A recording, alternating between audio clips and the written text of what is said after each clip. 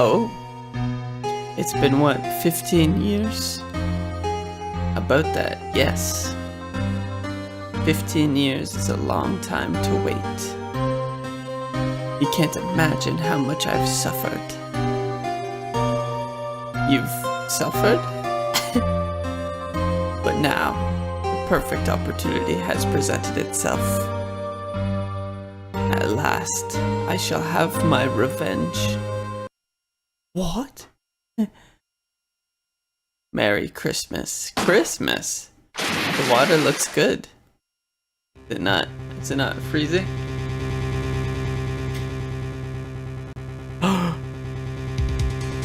Edgeworth. What? Edgeworth a killer? Hey Nick. Do you know if there's any good waterfalls around here? Duh, Nick, isn't it obvious? I need a waterfall to stand under, preferably a freezing one. Is that part of your spirit medium training? Why is that part of the training? I need to brave the elements and be forged anew under the rushing water springs. Sure. Gourd Lake is pretty close. Oh, where the murder happened? Sorry, but them's the breaks. Okay. Couldn't you just take a cold shower or something?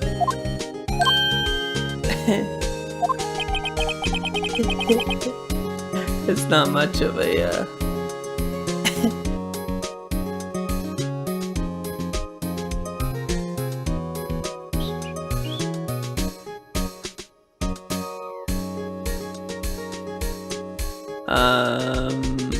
okay.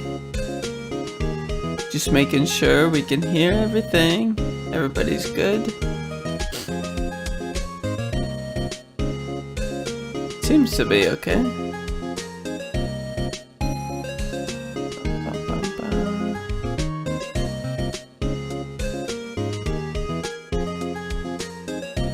Alright, that's why.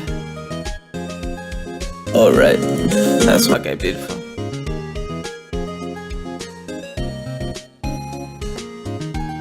Okay, let's continue on. Next in the news. A large, unidentified animal was sighted at Gourd Lake. The town is buzzing with excitement. The locals are calling it Gourdy, a tip of the hat to Nessie, the Loch Ness Monster. To its namesake, Nessie proved to be a hoax. Locals are confident their Gourdy is the real deal. Jeez, boring. Can't they show real news for a change? Water pressure's kinda low in that shower. Want more pressure, huh? Why don't you go down to the fire department and have them spray you with the hose? She came back from showering already? Hi Kathy Carr. How do I sound compared to the game? Does it sound good? We interrupt this program to bring you a special news bulletin. Strange occurrences continue at Gourd Lake, but this time it's murder. The body of a man was found in the lake early this morning. A suspect was apprehended. Sources inside the police department revealed. The suspect's name is Miles Edgeworth, age 24. Edgeworth was an up-and-coming prosecutor known for his skill and connections. He was guaranteed a long and rewarding career. Has he thrown it all away? Edgeworth? What is going on? Edgeworth would never do something like... Fireman yelled at me when I called him. We've got bigger things to worry about that. Yeah, just started playing Ace Attorney. I'm on episode 4. They arrested Edgeworth. What? You mean the prosecutor? He's a murderer. Let's go defend him. Let's go defend our boy, Edgeworth. You know, Nick, we've all been in here one time or another, haven't we? I guess it comes with the territory. I'm not sure it's something we should mention to too many people. You got that right? He's still in his barrister clothing. Or solicitor.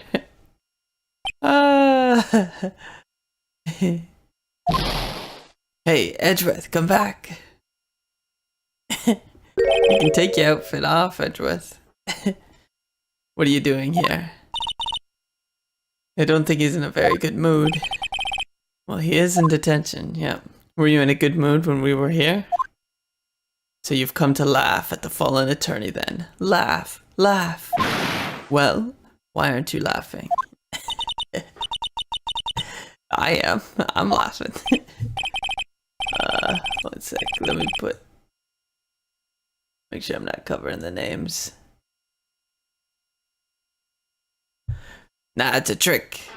Laugh and he'll get mad or burst into tears. Edgeworth.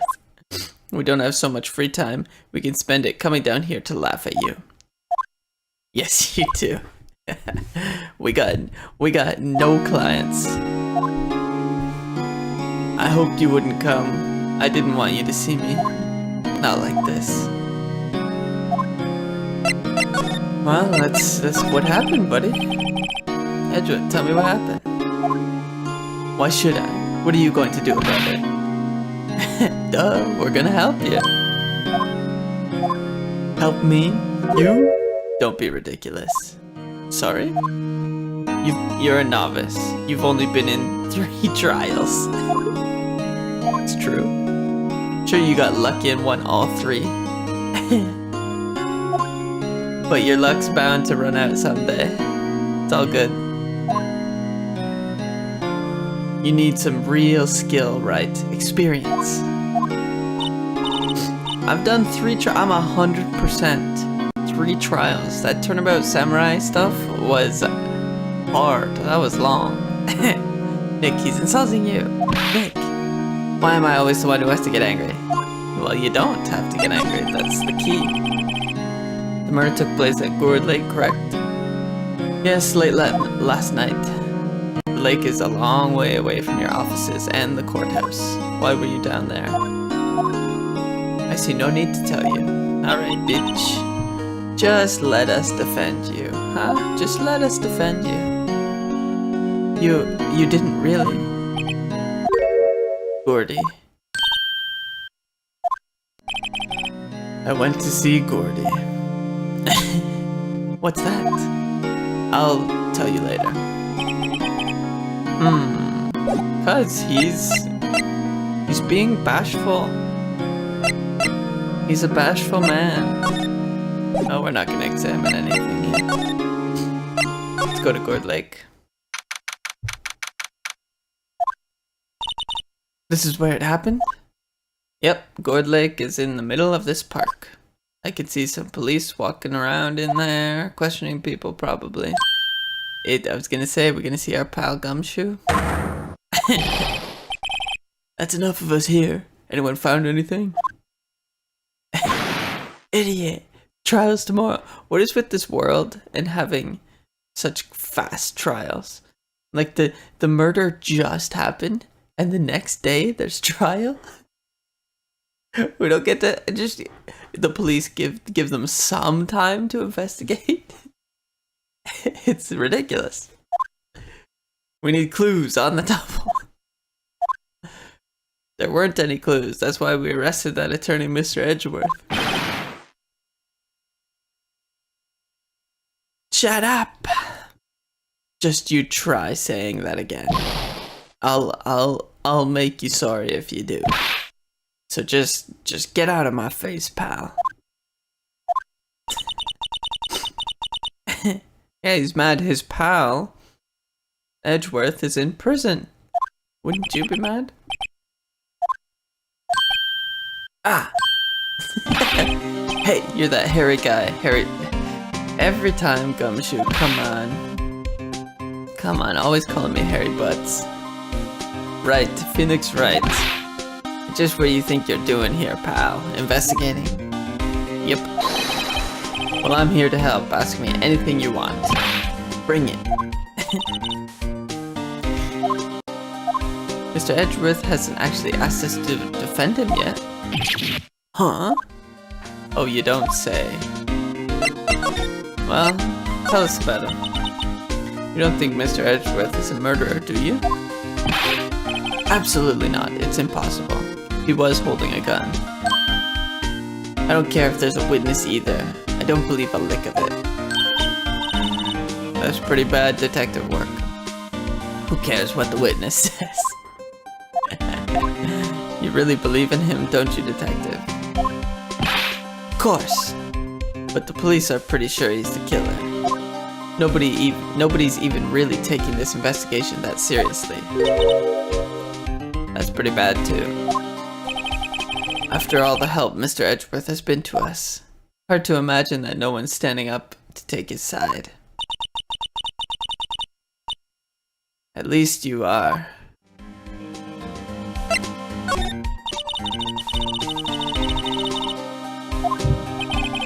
He hasn't got one yet. He'll defend himself, obviously. He's a lawyer. The trial is tomorrow, isn't it? Well, I don't know the whole story, but apparently no one he's been talking to will take his case. Oh, we will, baby, we will. Mr. Edgeworth won't tell me why. When you guys showed up, I figured he'd asked you to defend him. Unfortunately not. Well, pal, then you got a job to do. Help out Mr. Edgeworth. What? No, that's the opposite. I got nothing to do until he's paying me. Prove that badge you wear isn't just some fancy piece of metal. Prove it to me, pal. Show me you're an attorney. That doesn't mean I'm a detective. Detective Gumshoe? Do you know what happened here? Huh? You don't know, pal? Wow, okay. Mr. Head in the fluffy pink clouds lawyer. Never mind, I'll tell you. It happened last night about 15 minutes after midnight. There was a boat on Gourd Lake. In that boat were two men. One of those men shot the other with a pistol. And the shooter was Mr. Edgeworth. A cop who arrived on the scene arrested him. How did they get there so fast?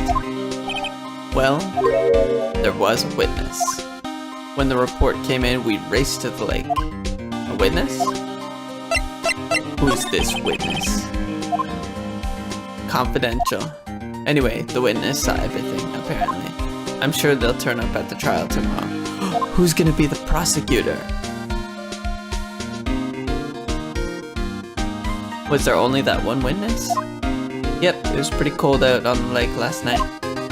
And it was Christmas Eve after all. Still, we're being thorough. You never know when you're gonna turn up another witness. That's why we're here today, checking things out. So far, we're coming up empty. Is there a body? It's Christmas! Merry Christmas, everybody! What are you getting me for Christmas, Nick? Yeah, fuck off, man. What do I even have? Nothing. Okay. Let's examine. The trees. Turns people into poets. My toes are starting to feel numb.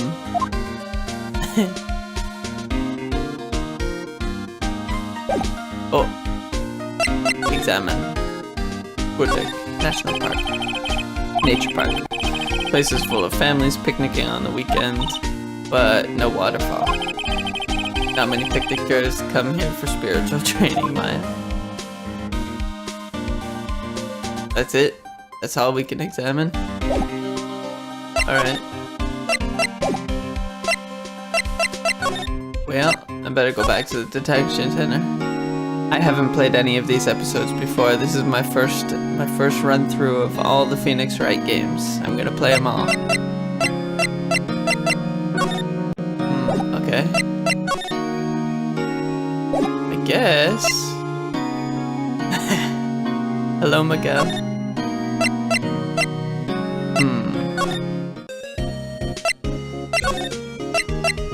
What to do? Well, what should we do? What do you mean? Let's investigate. We should talk to Mr. Edgeworth and check out the crime scene. You're right, we need more information. Save aimless and confusion for later. Well, got any good ideas? I do my best thinking when I'm standing underneath the waterfall. Okay. What great help. Seems like we had all the talks. We examined everything. Can I move down the boardwalk? No, nothing to examine. Nothing to examine. Move. I can only... I've already talked to him about everything. Present. Maybe I go to the detention center and present my detective badge, or my attorney's badge. Edgeworth, let me defend you. Hi, Thomas. Good one, right? But I'm not that hard up. Not yet.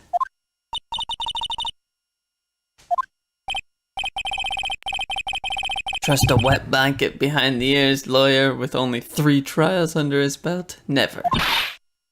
What? My case is near hopeless, right? Every defense attorney I've talked to has turned me down. Simply put, they were afraid they'd lose. It occurred to me that it might be my fault. That they lack confidence. After all, I did get every single one of their clients declared guilty. I don't believe it. Regardless, I don't want you involved in this. You in particular, I cannot ask to do this. Edgeworth, this is really hard for me to ask, but you didn't do it, right? Think what you will. I only have one request. Huh? Stay out of this case. But Nick is trying to help you. I know that. But I don't want your help, okay? Why not? Look, just go away and leave me alone. Ah, so bashful. Just go brood in a corner, Edgeworth. Jeez. Child. Mr. Edgeworth did it, didn't he? Maya, let's go investigate elsewhere. Okay. Go back to Gourd Lake. Defense request. Is it true no one will take Edgeworth's case? He's a bit of a celebrity. You defended him and lost, your reputation be sure to suffer. What's more, the case against him is, well, it's pretty solid. No, it's not.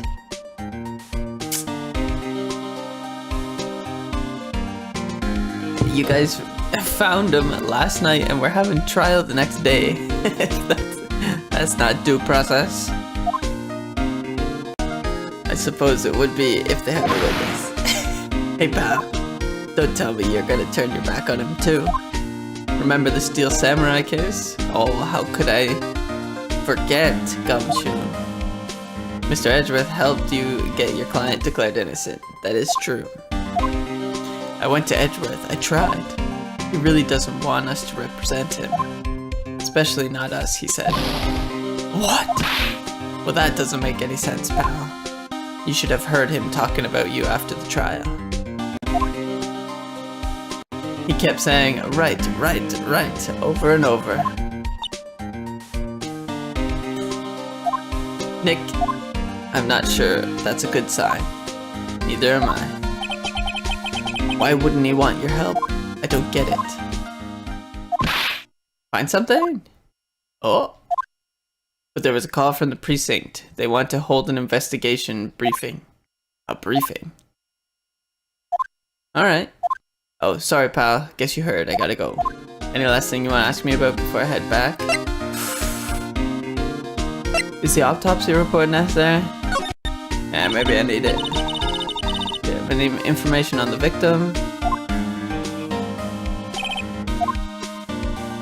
No autopsy report yet. Actually, Say if you get the time, drop by the precinct. We can talk more there. Okay. Probably not. So what should we do if we have something to talk to you about? Give me your cell phone. I'll show you how to get to the precinct. Come down and see me anytime. Alright, sure. Oh hey, Detective Gumshoe. We'd like to take a look around the park. Can we walk around? Yeah, no problem, pal. You got my permission. You know, Nick, I think there's something to be said for talking to people when they're busy. Yeah, they don't have time to think about not giving you information. Okay. Yeah, alright, that's fine. Yeah, let's go to Gourd Lake. Gourd Lake Public Beach. Wowzers, this is Gourd Lake? This is in the city that you live in, you should know. I'm not sure it warrants a wowzers, though. Probably not. See ya. But hey, look at that snack stand. Samurai dogs. I want a samurai dog, please. They're closed. With a name like Samurai Dog, how could they not be good? They're a little behind the times, though. Kids are all into the Pink Princess now. Oh, right. The new show. I mean, like, you know? Nope. Okay. What's the sign say? Hot dog stand, it's closed. The Christmas fringe looks a little half-baked. Well, it looks fine. So, he's such a hater, Phoenix. The banner reads Samurai Dogs. Somebody needs to redecorate.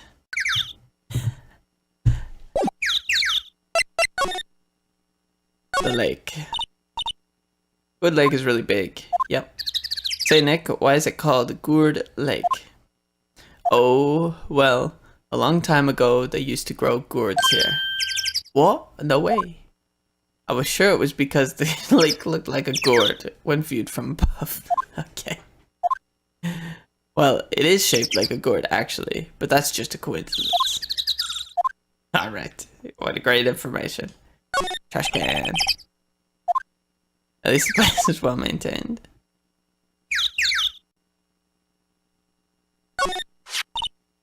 Huh. Someone left some poppers here. You know? You pull the string, and it goes pop. Yeah, I know the ones.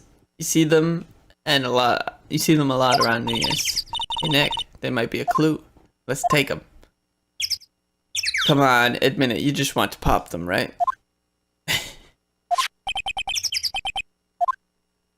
I'm taking them. I suppose it couldn't hurt. Okay. Thanks, Maya. Alright. Can I or not what? I don't know. I don't know what you're talking about. Guess we'll move to the boat rental shop. Nick, what is this place? A boat rental shop. Closed for Christmas, it seems. I guess a murder taking place on one of their boats won't be good for business either. Never ridden on a boat.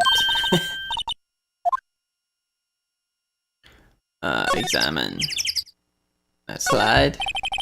There are some boats floating at the dock. Was one of these boats used in the murder, I wonder? Yeah, I bet. I changed my mind. I don't really want to go on a boat ride. Okay. Small boat rental shop. Doesn't look like anyone is around. They're probably closed because it's Christmas. Agreed. Agreed. There's more forest off that way. I doubt I'd find any helpful clues in there. Okay.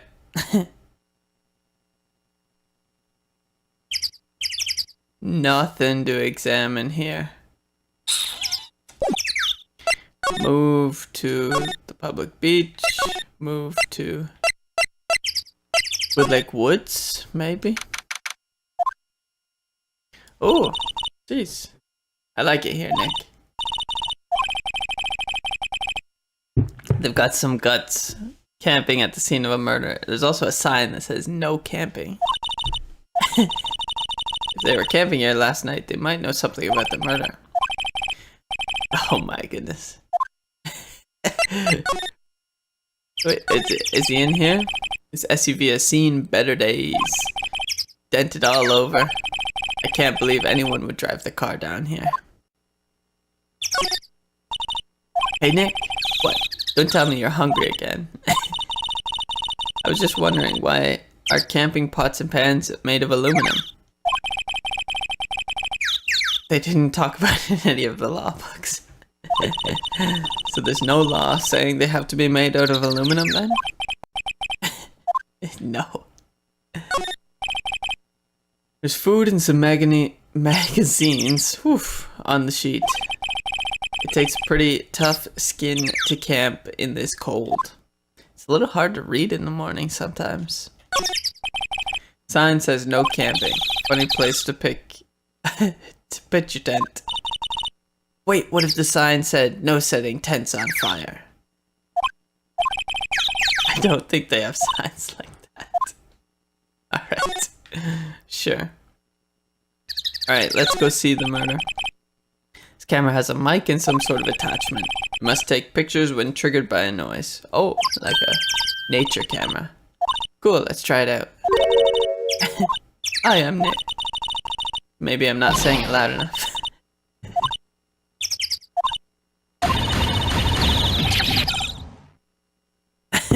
Will you stop that? Agreed. Yeah, maybe it's broken.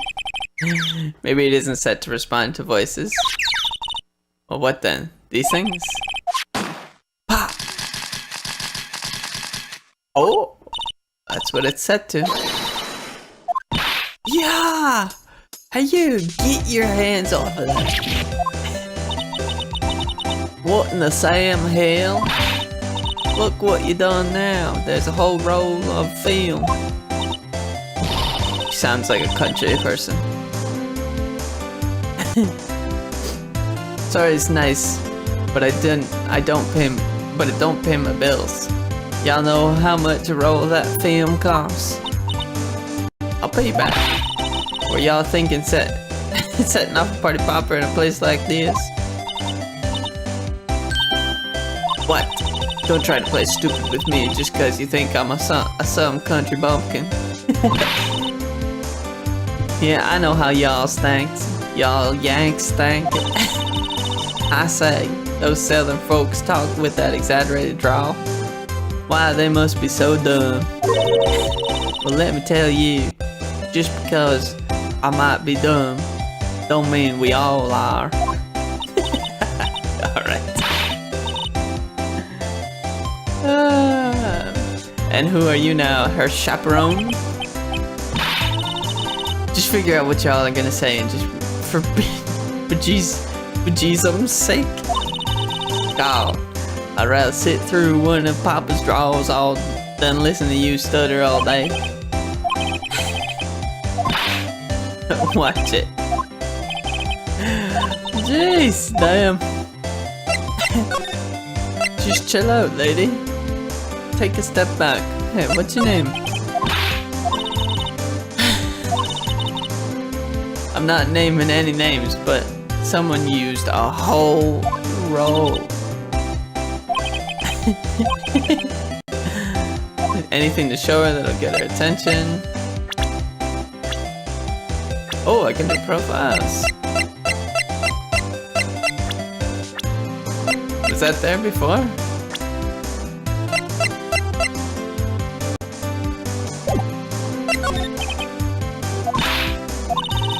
Can't you see I'm changing the film on my camera here? I gotta show her something? I got nothing to show her.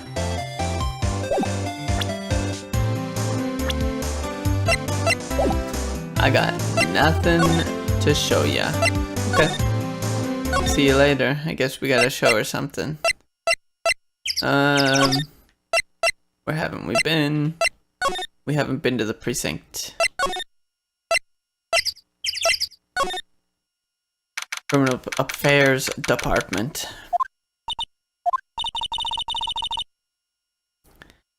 Looks like Detective Gumshoe isn't here. Something wrong, miss?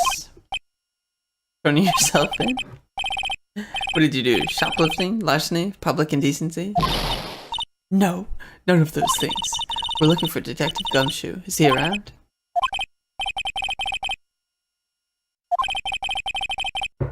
It's in a meeting. We'll come back. Going straight home and stay out of trouble. No more shoplifting. You got that? You do look like a criminal. Let's examine some stuff. Computer? Computers and files in each one. Funny, they're a lot tidier than I expected. True. Is that the chief? Must be the chief of detectives here. He's glued to his computer screen. Gord Lake. Gord decided. I don't believe it. Alright. He's a suspect. Hey, buddy. Detective. He's mumbling something to himself. Your mama could see. You know, she'd be crying. I'll break and spit it out, you low-life scumbag. Okay. Image training. What is this? Let me see that. Blue Badger. It was my idea. I made it. It's my mascot. That's great. Good luck, sir. Oh? A poster of a female police officer? That's the latest Babes in Uniform calendar. My bad. Alright, so nothing here. Let's go back to the detention center. Oh, never mind, he's not there. Yeah, let's go back to Gord Lake. We gotta figure out how to make What's Her Nuts talk. Country bumpkin. Nothing to grab here. Nothing to grab. Samurai dogs. Nothing to grab over here. Oh, at the bench. A lineup of plastic benches. Buy a dog that need it here. Except maybe she had a samurai dog. Alright, back. Move. Boat shop, rental. I'm in. Nothing.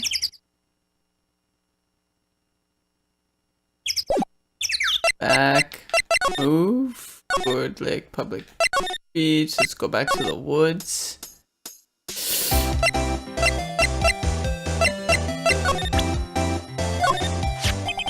This is my badge.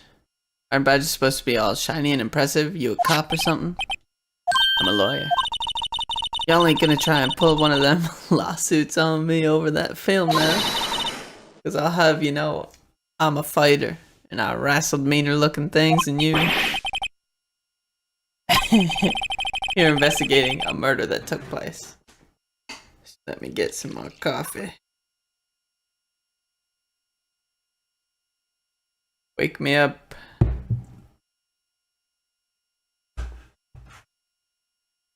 We'll put it. I'm back. A murder? Sounds cool. Why didn't you say that in the first place? Go ahead, ask me anything. Young, come out of hiding now. I won't bat hard. Maya hid. Feeling a little overwhelmed, the culture gap and all. Never you mind, honey. I can talk Yank for you if if it pleases you. Thanks, I think I'll be okay. Great then. I'm Lotta Hart. But you can call me Lotta. I'm here photographing meteor showers for a research project. Mighty pleasure. Pleased to meet ya. Jeez, didn't take that long. What happened? When was the murder anyways? I ain't seen much television lately. Late in the night on Christmas Eve. That's so, Christmas Eve. Man on a boat was shot. Did you see anything? Well, let me see. A boat, you say? I reckon I might have seen one. Not sure though. Y'all gotta remember, I've been watching this here lake for a good 3 days now. I seen enough boats to choke a mule. Kinda hard to remember which I seen when. But it's Christmas, nobody's on the lake. Lotta. So what is it you do, Lotta? Huh? Me? Y'all don't really want to know that, do you? Actually, I'm a researcher student at Country U. Country University? That's ridiculous. You're right in the heart of the heartland. Wow, this is research student at a university, Country U. When did you come up here? Let me see. I guess it was about 3 days ago. Were you photographing? Didn't I tell that already? Meteors. Yeah, meteor showers. She did already tell us. Quite a camera you got there. Y'all better know it. It's German made. Genuine Solingen. I don't know. So what's the device you have stuck to the camera? Device? Your camera went off all by itself when I fired my party popper. Oh, that? The mic triggers the shutter whenever it detects certain sounds. Programmed to pick up loud noises right now. Programmable camera? Neat. Oh, nice. That'll be some sort of objection in court. That's for sure. Okay. Let's examine it. The camera is rigged to respond to noise, but it only responds to loud noise like a party popper. Okay. Woods. The trees grow quite thick here. Further back, the trees fade into the shadow where the sunlight can't reach them. Yeah, sure. Okay, so I'm not sure what that accomplished for us.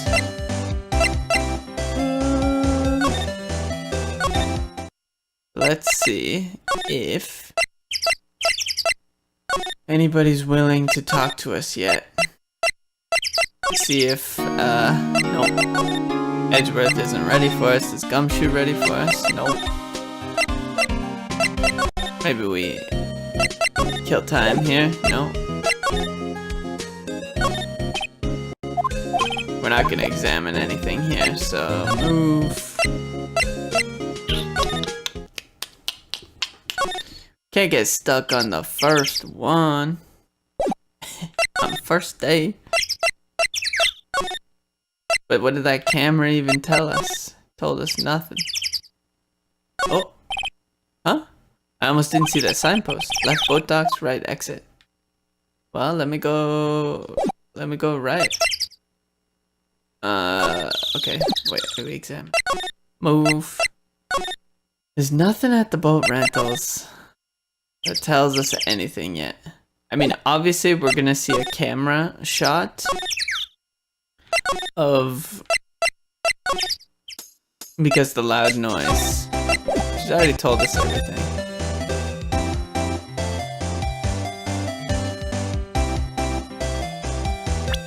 What the heck?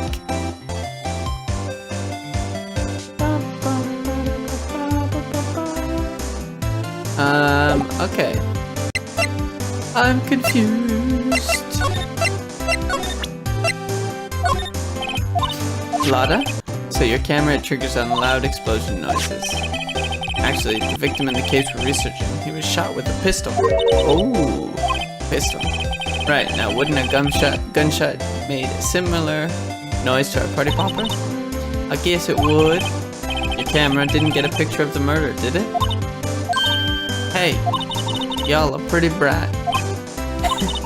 I see what you're saying. Tell you what, I'll have a look-see at my film. It would have been a photo taken late last night. I checked them once, don't remember if there was anything on them though. But what if I got something? I could be a witness to a genuine murder. Yeehaw! I'll go check that film. Y'all come back now, you hear? Alright, there we go. Now we got it. She went inside her SUV. Guess we should come back later. Now we can go somewhere else and there'll be something. There better be something. Move to see Edgeworth. Nope. Move to see Gumshoe. Thank you. Still in that meeting. Hey! Thanks for coming down, pal. We just finished the meeting, for better or for worse. Tell me about the meeting. You're a lawyer. That's true. True enough. You know, I don't know what to believe anymore. Sure, Mr. Edgeworth's human like you or me. Still, I get the feeling that if he'd done something wrong, he wouldn't be hiding it. Yeah, just the kind of guy he is. Why can't anyone else see that? So they think that Edgeworth did it. Well, the trial's starting tomorrow as scheduled, which is ridiculous. Hey, in the end, did you tell us about the meeting? You did tell us about the meeting. Don't go telling anyone else, pal. And do me a favor. Stand by Mr. Edgeworth. He needs help. You're the only ones to help him. I'm sure he's got some reasons why he won't talk to us. Alright. Thanks for a useless conversation. You know anything about the victim yet? Still can't ID him. Has Edgeworth said anything? Not a word, okay. Trusting Edgeworth. Why do you trust him? Well, I think that was obvious.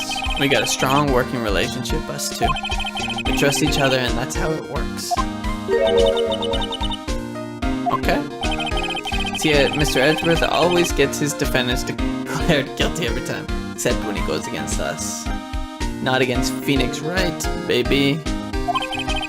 Yeah, his methods might be a little extreme at times, but there's a reason. He trusts our investigation, see? He trusts us to get the right man.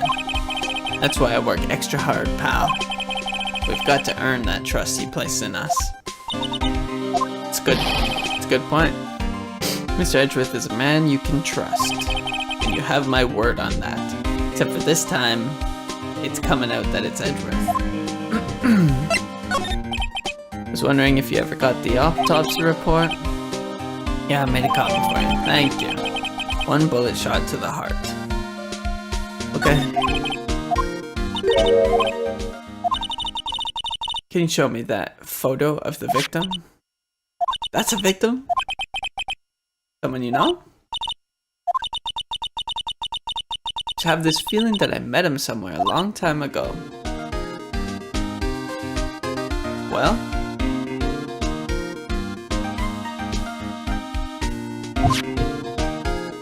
Okay, sure.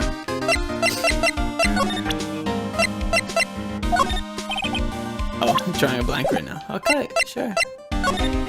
Examined everything, right? Okay. Let's move to the detention center. Edgeworth's bound to be here. Nope, okay. Edgeworth is gone forever. Gone forever. Let's go find this lady. She's gotta have the picture by now. Whoa! Hey y'all! Lana, wait up, sick. We got bingo. What? My automatic camera took 2 pictures last night. This is them. Take a look. Oh. What a fantastic picture you got. See? He's shooting them with that pistol. Looks like that, yes, but you can't really tell who that is shooting. Yeah, well, there wasn't enough fog out there last night to strangle a bullfrog. Oh, there was. But you know, seeing these photos reminded me of something. I saw the murder happen. I'm a witness. Oh my god. You didn't want to tell us that before, Lotta? You bitch. Are you serious? Of course. Yeah, how did you forget, Jason? Y'all reckon I should tell the cops? I reckon so, Lotta. I reckon So, what's that? Now don't y'all go trying to mock my accent. I'm a sensitive lady. Hey, so I'm off to talk to the cops. Y'all can have this photo. Later. Wait, Lotta. What? Can't y'all see I'm kinda busy? Tell us what you saw too, please. Nice try, honey, but I wasn't born yesterday. I'm a witness, and that means I'm on the side of justice. That means the cops. I'd sooner eat the south side of a northbound skunk than tell you. Lotta, don't let it get to your skivvies and you get your skivvies in a bunch. Friends today, enemies tomorrow. Or was that the other way around? No matter, I'm gone. Hey, maybe they'll let me do some testifying. Hot darn. All these characters are ridiculous in this game. Well, that's one more witness. What do we do now, Nick? Well, if she saw something, there's not much we can do about it. Question is, what exactly did she see? I guess we'll find out in the trial tomorrow. Like photo added to the court record. Slide to the left. Let's go. Looks like the police have given up on their interviewing. Hi! It's Santa Claus!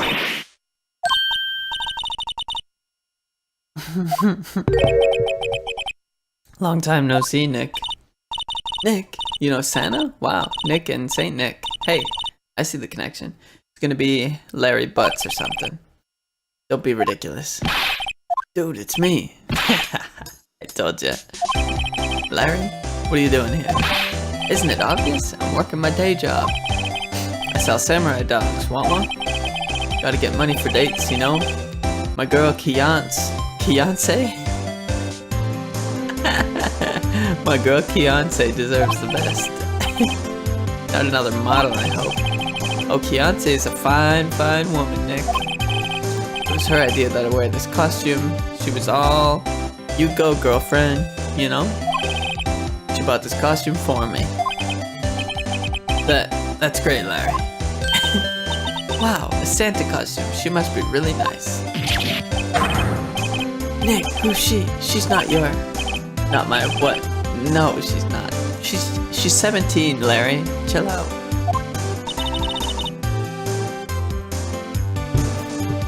Larry's trying to catch a case. I'm the little sister.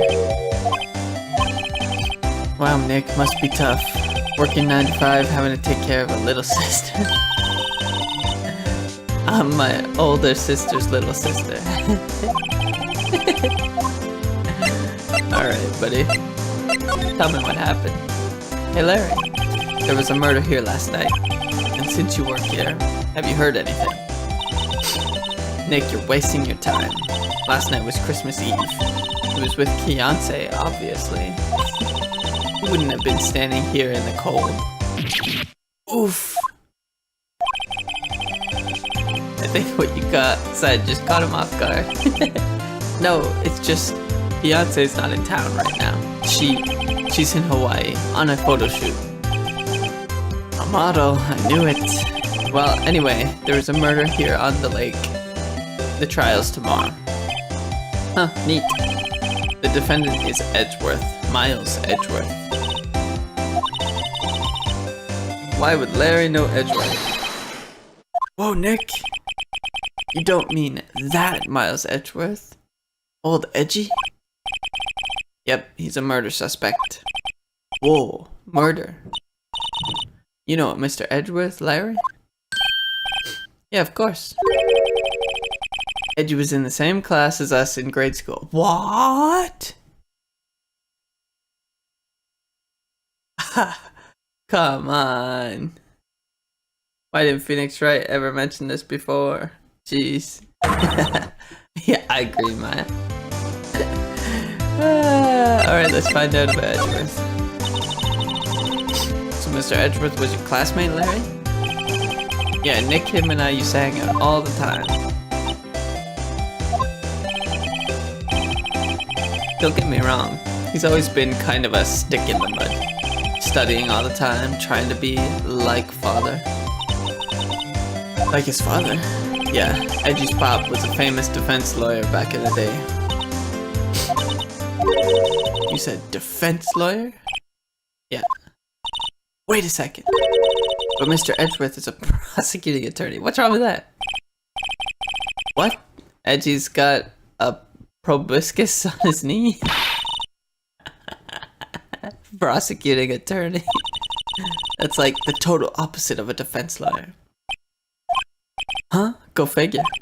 He always used to talk about defending the weak who were unable to defend themselves. Man, he used to go on and on about that about man's duty to society and all that. What a bore. I wonder what changed his mind though. Do you know, Nick? I must, but I don't. Phoenix Wright does. Tell me about the dogs. Huh? Oh, you mean the samurai dogs? Why are they samurai dogs? I mean, they kind of look gourd-shaped. Oh well, originally they were gourd dogs, you know? Like guard dogs. Okay. The samurai thing was Beyonce's idea. Oh, she's my woman, you know? She was all, change the name and you go, girlfriend. She made me that banner. Man, the kids can't get enough of those samurai dogs. Something about that just seems wrong. Oh, and guess what? We're getting a ton of customers here at the lake. What with the big news? Yeah, Gordy. Gordy. Ah, the sea monster, Maya, come on. What's Gordy? Huh? You mean you don't know? It's here, in this very lake. A giant, mysterious monster. Gordy. A monster? Yeah. Check it out. This is an article from yesterday's newspaper. There's a photo. Wow, it's really real. I doubt that... Nick, a monster. A real monster. Yeah. It's probably just a log or something, right? Hey, there's a quote here from the person who took the photo. It's gonna be Lotta. What's this? I set the camera to automatic, and when we got into the frame, I heard a loud bang. Like an explosion, followed by the sound of something slipping into the water. I wish I could have seen it. Why would there be a sound like an explosion? Larry, could I borrow this article from you? $1 million. I already got you out of prison, buddy. You'll be thankful enough. Okay, so I think Lotta is lying to us. I think she's trying to get a photo of Gordy. That's what I think. Let's go present the other. Oh wait, is she not here? Okay, never mind. Never mind then. Photo shop? Nothing here still. Okay, let's go back to the entrance. Nothing here. Let's go see if Edgeworth will talk to us yet. Nope. Okay. Go talk to Gumshoe. Not a Gumshoe in sight. If you're looking for Detective Gumshoe, he's in the questioning room. Apparently an important witness turned up. He'll be in there a while. It's Lotta. Lotta Hart. Has to be. Uh-oh. Can we watch? Can we watch? Wait, this guy wants to say more. That must be one of the detectives, mumbling something. Move in the crowd, wear drab clothes. Never enter the target's field of vision. Okay, image training for trailing. Alright, so I guess we move somewhere else. See if, nope, Edgeworth still doesn't want to talk to us. We gotta find something. Whoa. Let's see, Larry's gotta tell us more. No, present this photo. You know, my eyes have been getting pretty bad lately, Nick. Actually, the photo's blurry, Larry. It was taken last night. Last night? What's that? It's a camera. You take pictures with it. Huh? Larry, you mean you don't know what a camera is?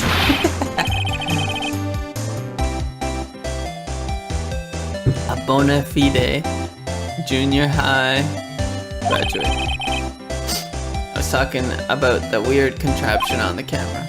Oh, that. Well, it's hard to explain. Just forget about that. Well, don't go showing it to me then. Jeez, I kind of agree. Hey, Larry, you know this guy? Who's this? I don't know. That's why I asked you. Who's this, Maya? Oh, wait. Maya said she'd seen him before. Alright, is there a place where I can talk to Maya? Maybe back at Wright & Co? Yeah. What is it? Oh? Nothing. Just something's been bothering me. Could you show me that autopsy report once more? Hey! I remember now. This guy. He's a lawyer that was at that office Mia worked at. I met him once when I went there to hang out with Sis. That office? Wait. You mean Grossberg's office? Right, that guy. Okay. Maybe we should go talk to him for old time's sake. Sure. Go to Grossberg.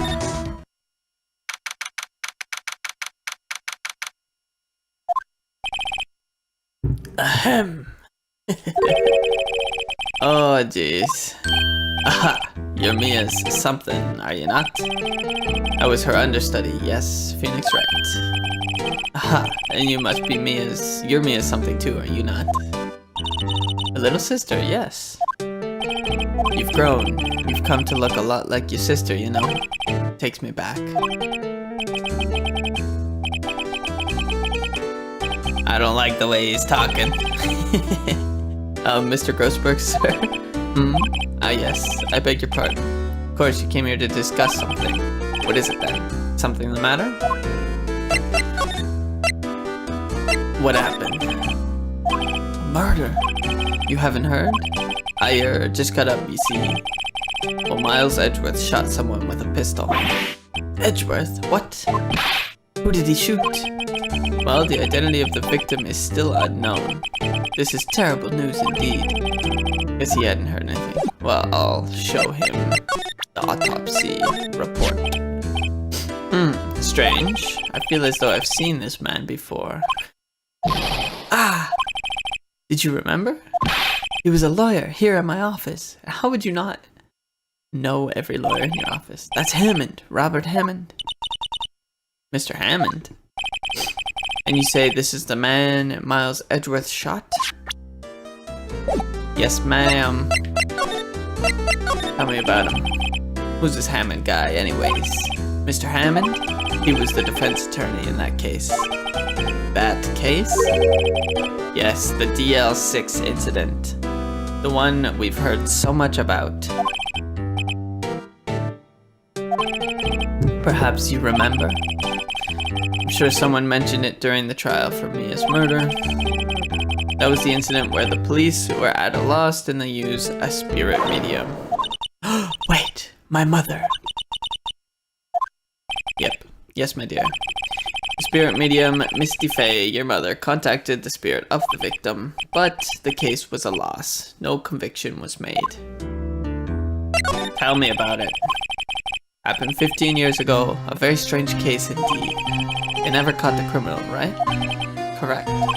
Misty Faye used her powers to talk to the spirit of the late victim. Her testimony led to charges being laid against one man. But Mr. Hammond won the case, and the suspect was declared innocent.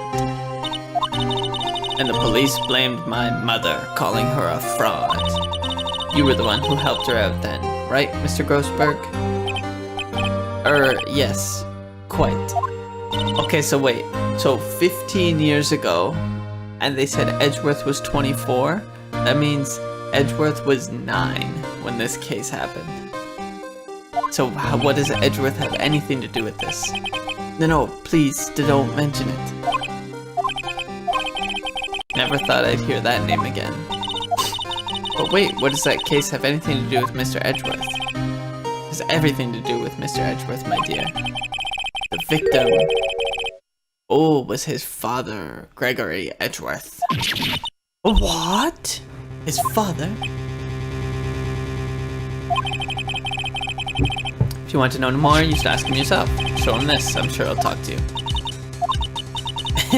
That's my mother. Finally, we'll get fucking Edgeworth to talk to us. The little bitch doesn't ever want to talk to us. What's this? I was hoping you'd gotten my message the first time. But being such an edgy boy.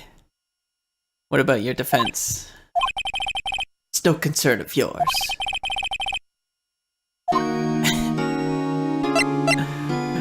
Edgeworth's favorite bands are My Chemical Romance, Blink-182, and Green Day. That's a fact. Edgeworth? It's only been a matter of hours since you last visited, yet you've made incredible progress with your investigation. I'll admit it, I'm impressed, Wright. You are always single-minded in your work, though. Once you start on something, you always see it through, don't you? About the DL6 incident. I didn't want you to find out about it. I already knew about it, man. That is why I refused your offer to defend me.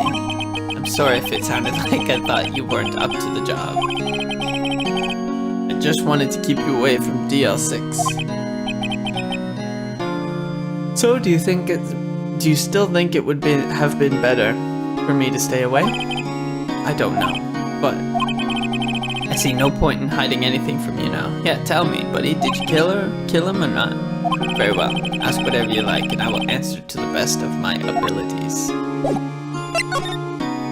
DL6 was when my father died. No! Right before my eyes, he was shot and killed, and I saw it all. My memories from that time are foggy. I suppose it's a self-defense mechanism. In any case, a suspect was arrested, a man. It's pretty clear he was the only one who could have killed my father. The spirit medium they used to talk to my late father said the same thing. It was an attorney by the name of Robert Hammond that cleared the suspect's name. And Hammond is the victim in the Gourd Lake murder? Correct. That spirit medium, that was my mom. What? You mean you're... It's strange. I thought that terrible incident was about to end, and now, this. About to end? The DL6 incident happened 15 years ago. 15 years ago, on December 28th. The statute of limitations on a case runs out in 3 days. Oh. What? Nick, what does that mean? When a case's statute of limitations runs out, legally the case never happened. 3 days from now, DL6 will be closed forever. I guess that's a way of explaining it. Yeah, it's just you can't bring a case forward anymore. Can't find anybody guilty of it, but you can still clear innocent people. Okay. Let's see, who's the suspect? What happened to the suspect, the one who got off innocent? I don't know. He disappeared. If he's still alive, he'd be about 50 years old now. It'd be hard to live a normal life, you're right. Impossible, actually. So was your father a lawyer? He was. Gregory Edgeworth. He was quite famous at the time, apparently. So he was sort of trying to follow in his footsteps. I'd rather not talk about it. This is a little personal. Come on, Maya. He's our client. Yeah, let's present this photo. What do you think? Who would have thought there'd be a photo? Edgeworth, did you shoot him? What do you think, Wright? I don't think you're the kind to point a gun at anyone, no. So you didn't shoot him?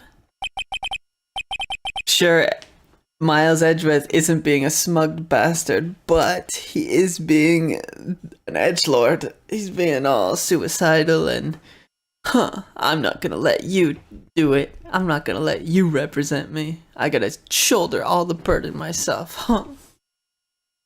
No, I didn't. It wasn't me. Huh? Right. It pains me to ask you this now. I know, you want us to defend you. Finally! Oh, imagine. I do just want to say no, fuck you, bitch. Who could have guessed this day would come? Not me. This is my chance to finally pay you back. Oh! Pay him back for what? Pay me back? For what? Miles Edgelord. I don't remember ever doing anything for you. Never mind. I guess you don't really need to know. My letter of request. Please give it to Detective Gumshoe.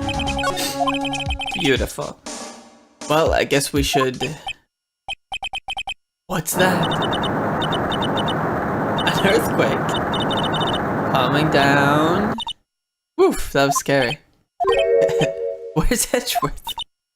What? He disappeared? Oh, he's... Okay. Curling up into a ball? Mr. Edgeworth doesn't seem like he's going to stand up anytime soon. Let's go, Nick. Right, we have to give Edgeworth's letter of request to Detective Gumshoe. But he's interrogating Lotta Hart. Holy jeez, what's going on here? What's wrong, detective? This wild lady comes in here just a while ago. Says she came to talk to y'all after hearing what Mr. Wright had to say. What's this all about, pal? Why are you going around finding more witnesses? You want to give Mr. Edgeworth the death sentence, pal? No, not at all. Just, I mean, she did see something. There's nothing I can do about that. I can't go around covering up evidence. You trying to say something about the way I do my job? No, sir. Let's present this. Look what I got. Hey, you did it, pal. Glad I waited till the last minute to file those papers. I'll rip them up and start new ones for you. Nice, detective. I'll see you in court tomorrow then. Good luck, pal. Thanks, Gumshoe. Love you, buddy. Hey, you guys feel that earthquake a little while back? I was worried. We're fine. I've lived out here my whole life. I'm pretty used to them by now. That earthquake's gotta mean something. Oh, I wasn't worried about you two. I was worried about Mr. Edgeworth. He curled up on a ball. Now that you mention it, yeah, well, I'm not surprised. It was a pretty big quake. I'm going to go check on him. What is... Oh, did Gumshoe, like, take in Mr. Edgeworth as, like, his son after his father died? That must be the case. Because he cares about him a little too much for just a working relationship. You two go eat and get your rest for tomorrow's trial. Later. I wonder what it is with Mr. Edgeworth and earthquakes.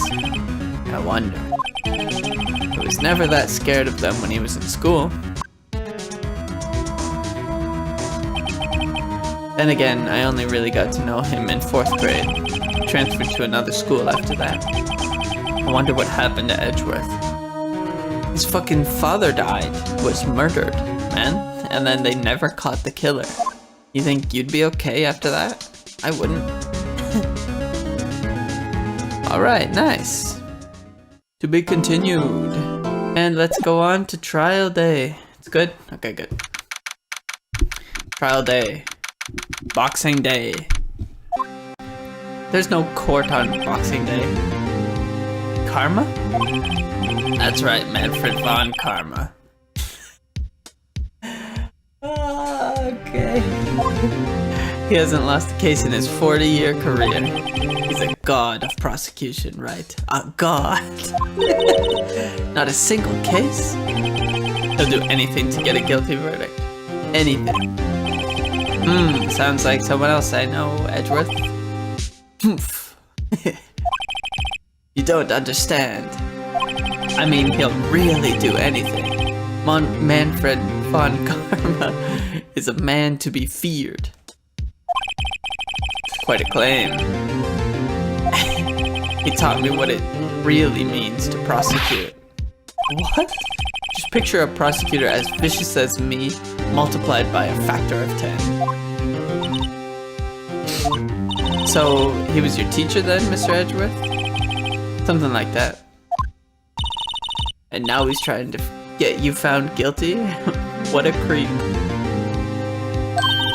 Oh wait, maybe he's planning on losing on purpose to help you out. Not a chance, I was gonna say. I'm willing to bet he's gonna lose to Mr. Phoenix Wright, Ace Attorney. He's as ruthless as me, times 20. Man, Edgeworth, why don't you just go brood in a corner or something? Let me do my job. Go pout in the corner. Like I said, he's a god among prosecutors. I guess that's something like Mia was to me. Speaking of Mia. Maya? Uh-huh. We could really be using Mia's help right now, don't you think? I can't. Sorry. I tried. I really tried, but I couldn't reach. Couldn't reach? I think it's because I haven't been training. My powers are weak again. Oh man, what bad timing. I'm really sorry. I'll try my best. I hope so. Oh, it's nothing. Well, it's time. Let's head in. And go see this useless judge once again. Can we get a different judge for once? Nope. Court is now in session for the trial of Mr. Miles Edgeworth. The defense is ready, Your Honor. Oh! This is so extravagant. Mr. Von Karma? It's not even Mr. Karma, it's Mr. Von Karma. Fool. You seriously think that I would stand here were I not completely prepared? You can't talk to the judge like that. That's ridiculous. Very well, your opening statement, please. Decisive evidence, a decisive witness. What else could possibly be required? Nothing, of course. That should be fine. Hey, what about our opening statement? Is he royalty or something? How am I supposed to fight against this? I call the Detective Dick Gumshoe. Okay, let's see how Gumshoe gives it.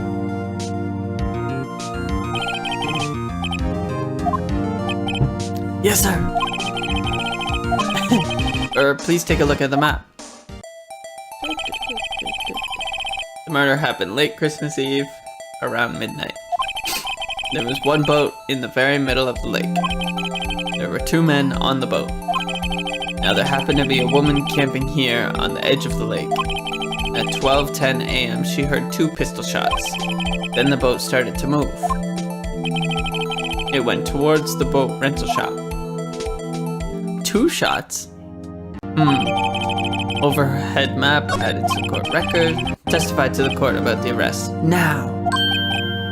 Wait, Mr. Von Karma. Actually, I'm the one who's supposed to be handling these proceedings. Wrong, there's only one thing you need to do here. You must slam down your gavel and say the word guilty. That is your role. What the heck? New judge, please? I move to strike his pleadings. A man called into the station around 30 minutes after midnight. We headed to the scene of the crime as fast as we could. That's where we found Mr. Edgeworth. No, I didn't suspect him of anything at all. But the next morning a body was found in the lake. So we had to arrest Mr. Edgeworth. I see, very well. Begin your cross-examination, attorney. Now. Bum, bum. Around 30 minutes after midnight, you received a call from a man? Yep. But you said there was a woman camping there. She was the one who heard the 2 gunshots, right? Objection! That woman and the man who called in the report are 2 different people, obviously. Different people? There were 2 witnesses. Okay. Their testimonies were quite similar, however. Today, I've summoned the woman who was camping. What happened next, detective? We headed to the scene of the crime as fast as we could. How long was it in between receiving the report and your arrival at the lake? 3 minutes? Damn! That's fast! Let's get there quick. Detective, you will refrain from casually revealing department secrets. Objection! I look forward to your next year's salary review. So much to look forward to these days. No time for dejected daydreaming. Continue. This is ridiculous. That's where we found Mr. Edgeworth. What was Mr. Edgeworth like when you saw him there? Well, from what I saw, he looked pretty relaxed. Not like a murderer at all, really. Objection. Detective, the court requires the facts, not your opinion. Alright, well... we kinda need his opinion too. If I ask him about his opinion, you don't get to decide my questions. How many years have you been on the force? What is he, slapping him from across the room? Facts only, detective. Hard, cold, objective facts. Yes, sir.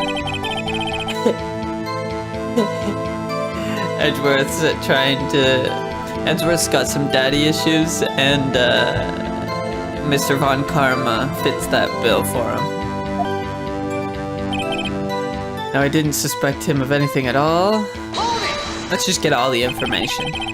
Why didn't you think he was suspicious? You should know. We have a deep, trusting relationship with the prosecutor. Not this guy. Court isn't interested in your musings. Deep, trusting poppycock. His face is ridiculous. I've never heard so many flippant comments from an active detective on the force. Continue, now. But the next morning a body was found in the lake. Okay. Did you find any clues on the body? A single bullet. Okay. It was shot through the heart fatally. Judge, here's the bullet. It didn't strike bone, so its shape is preserved. Okay.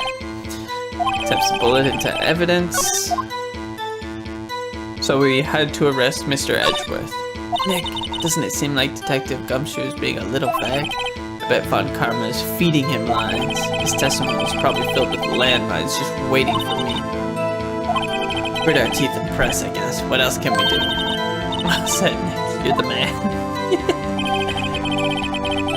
Alright, let's look at what we got.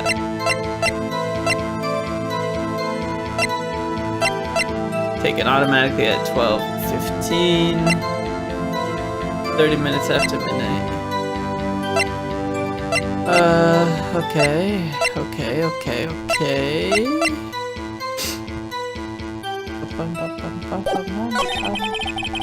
We headed to the scene of the crime as fast as we could. That's where we found Mr. Edgeworth.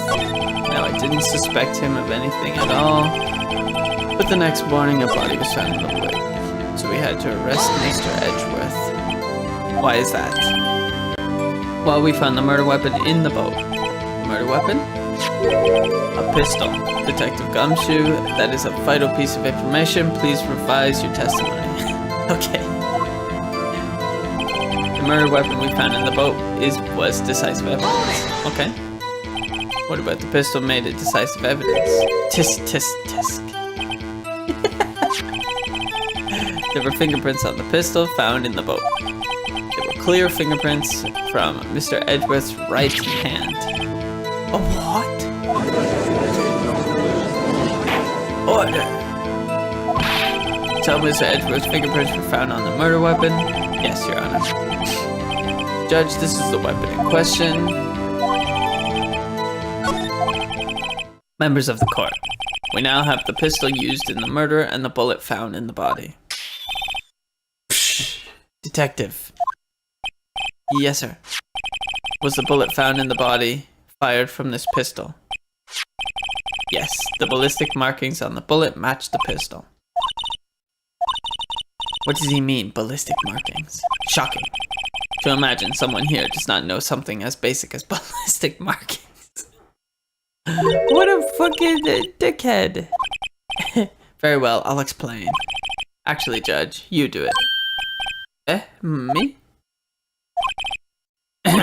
Ballistic markings are like the fingerprints of a gun. The barrel leaves distinct marks on each bullet it fires. You can examine these ballistic fingerprints to see which gun fired the shot. It's quite accurate. Indeed. This leads to one inevitable conclusion. The bullet found in the victim's heart was without a doubt fired from this pistol.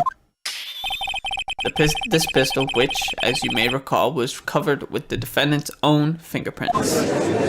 There must be an explanation. Day one of trial always ends badly. Then we find more evidence in day two. I'd say it's almost decisive, yes. Honestly, I could declare a verdict at this point. However, you wish to hear the witness speak, no doubt. Very well. I'm somewhat fatigued, and so I will take a brief break. I will call my witness after the recess, which will last 10 minutes. Judge? Yes. What are you doing? A 10-minute recess, now. Just bang your flimsy gavel and get on with it, man. What a crazy man. This court will take a 10-minute recess. Crazy. Edgeworth, what's going on here? Your fingerprints were on the murder weapon. And that foggy photo makes one thing clear. The only one who could have shot that man was the person in the photo. True? Was that you in the boat? What? Yes, it was me. What? But you must believe me, I didn't shoot him. Then who did? I don't know. Don't know? Weren't you right there? I heard a gunshot from very close by. Then the other man fell from the boat. I can't say why, but I thought at the time that he had shot himself. You mean it was a suicide? That's the only explanation I can come up with. Huh? How am I going to convince anyone of that? Say, Maya. Any progress with Mia? It's no good. I know. I'm no good for anything, am I, Nick?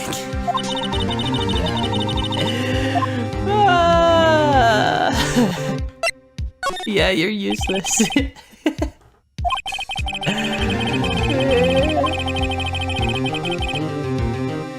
Why not? I'd say it. It's okay, Nick. You don't have to say anything. Your face said it for you. No, of course. I'm sorry. It's okay, Nick. I don't know anything about trials or defense. What's more, I'm a spirit medium who can't even contact spirits. Everyone has their off days. I mean, I've just been getting lucky lately. But you never know when my luck is going to run out. Really? Whoa, right. Don't jinx this case more than it already is. It's bad for my heart. Sorry. What the fuck? Court is back in session. Mr. Von Karma, call your witness. Oh yes, the country bumpkin. Hart, you are a research student at university. That I am. Good. Begin by telling us what you saw the night of the incident. And don't add anything trivial or subjective. Understand? Y'all need to learn some manners. Not in court, lady. Understand? Yeah, I understand. I understand. Very well, your testimony, please. It was Christmas Eve, just after midnight, I reckon. I was in my car. I heard this bang come up from the lake. When I looked out the window, I saw two gents in a boat. Then there was another bang. There wasn't nary a thing on the lake but that boat. Oh, that was quick. Enough. Huh? Judge? She happened to take a photo of the incident. This is that photo, accepted as evidence. This looks like the very moment of the murder. Order, order. I will remove people from this courtroom if I do not have order immediately. As the witness testified, she looked at the lake when she heard the shot. There were no other boats on that lake. So the man in the boat with the victim must have been the one who shot him. Yes, it was the defendant, Miles Edgeworth. Seems pretty clear. Order, order, order. I will have order. Well, Judge, the evidence is decisive. I have very little doubt about this case. Very well. This court finds the defendant. Let me cross-examine. Objection. Cross-examination. We have photographic proof. What question could there possibly be? This photo is worth 1,000 words, and they all read guilty. You lose. Or do you claim to have found a contradiction in her testimony? Very well. If you have to, you may begin your cross-examination of the witness. You will only flounder and ask meaningless questions. You will fail to find anything. And then I will have you held in contempt of court. That's not how contempt of court works. Contempt of court is purposefully going against court rules. We're just doing our cross-examination. I think there was. I'm impressed, Nick. I didn't notice anything. Right, let's take him on. Yeah, I got a bad feeling about this. I will cross-examine the witness. Very well. Crazy. It was Christmas Eve, just after midnight, I reckon. Hold it! Just after midnight, you say, in other words, it was no longer Christmas Eve, but Christmas Day.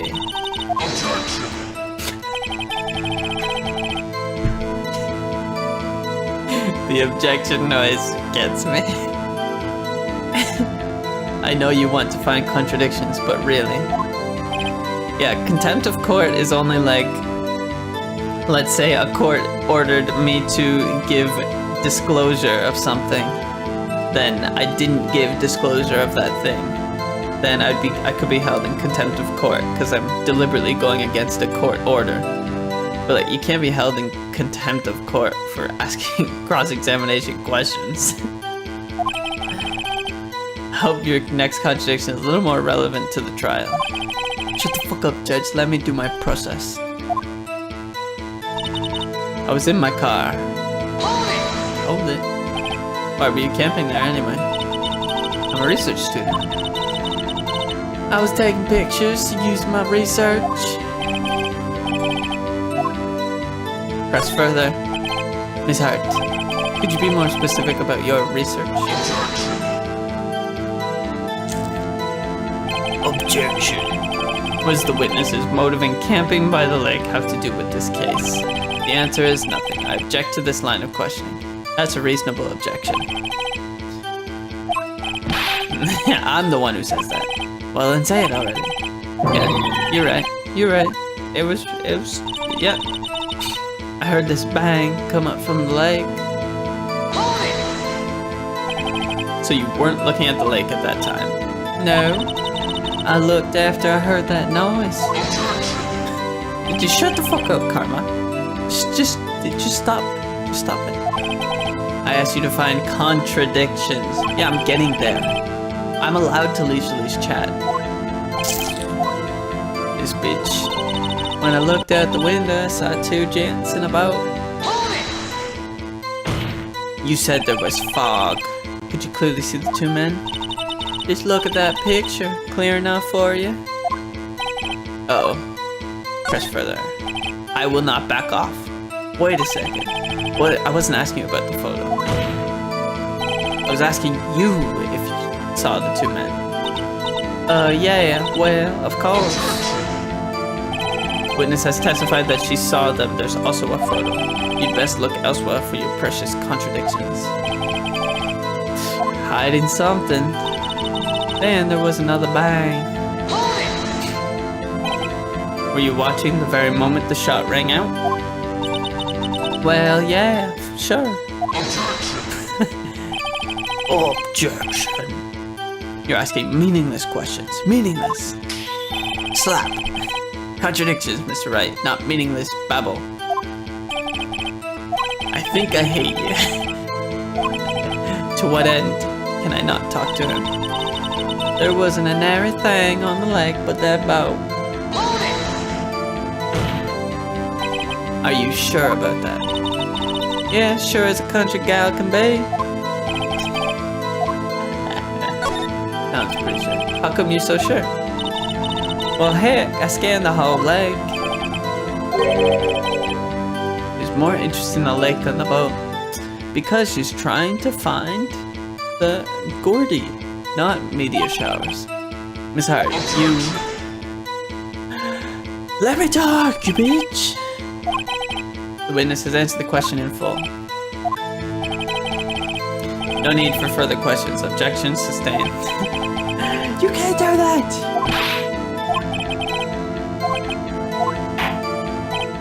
Enough. I think we've heard all we need to hear, Mr. Wright. It seems you are unable to find a contradiction in the testimony worth nothing. But, Your Honor. Slap. Keep your promise. Mr. Wright, I'm afraid that I will have to penalize any further outbursts by holding you. That's not how it works. And if it happens, you'll have to leave the courtroom immediately. Understood? Uh-huh. Lotta's testimony is fishy, Nick. Real fishy. I'm not breaking any court rules. I know what you mean, but if I can't say anything, what can I do? I believe we've covered the evidence sufficiently to make a decision. Pass your judgment. Very well, Mr. Miles Edgeworth, please take to the stand. Hold it! It was me. Oh, she can't talk. Do you need to use the facilities? Lotta Hart, your testimony stinks. It's unclear whether you were actually looking at the lake. It's highly doubtful that you actually saw Mr. Edgeworth. Tell us the truth. This is a matter of life or death. Lotta, did you really clearly see Mr. Edgeworth that night? Did you see him fire that pistol? You will stand down. The court does not acknowledge the defense's outburst. Answer me, Lotta. What's the big idea? Treating me like some kind of criminal? I saw him, I swear. I saw Edgeworth. Enough, Judge. Declare the defense in contempt of court. Yes, of course. I'm sorry, but you were warned. Guard, escort Mr. Wright out of the courtroom. He's in What? Phoenix didn't do anything. Wait. I was the one who made the outburst, Your Honor. Nick is innocent. What's the difference? All that remains is for the guilty verdict to be declared. Isn't that right, Mr. Phoenix Wright? Wrong. What? Did you hear what Miss Hart just said? She said clearly she saw Mr. Edgeworth. That was not in the testimony. That changes her testimony. I have a right to cross-examine her again. Yeah. You're in contempt of court. It's too late for wild claims. Judge, sustain my objection. Stand up for yourself, Judge. Grow some balls. I cannot. Ms. Lotta Hart has made a new testimony. The defense does have a right to cross-examine her again. But he is in contempt of court. No, I am. You're going to arrest someone, arrest me. I mean, she was kind of in contempt of court. Kind of, a little bit. Just by an outburst out of can't really do that. It's not contempt of court. She would just get kicked out of the courtroom. Maya Fey, you will leave the courtroom immediately. See, yeah, so. I did what I could. You have to do the rest. Good luck. Maya. Maya, no. Peh. I care not for this melodrama. Listen well, Mr. Wright. I do not tolerate badgering of my witnesses. Oof, better find a contradiction. Maybe I could show the photo to see that she clearly did not see. I saw it clear as day. The man on the boat was Mr. Edgeworth. Objection! Objection! Got you. Got you, Miss Hart. Really? What? You got what? Look at this photograph. Look at this photograph. Photo I took. Very same. There's something I want you to see in this photo. It's quite clearly visible. The fog, Miss Hart. So, this picture was taken with a professional, high-quality film, correct?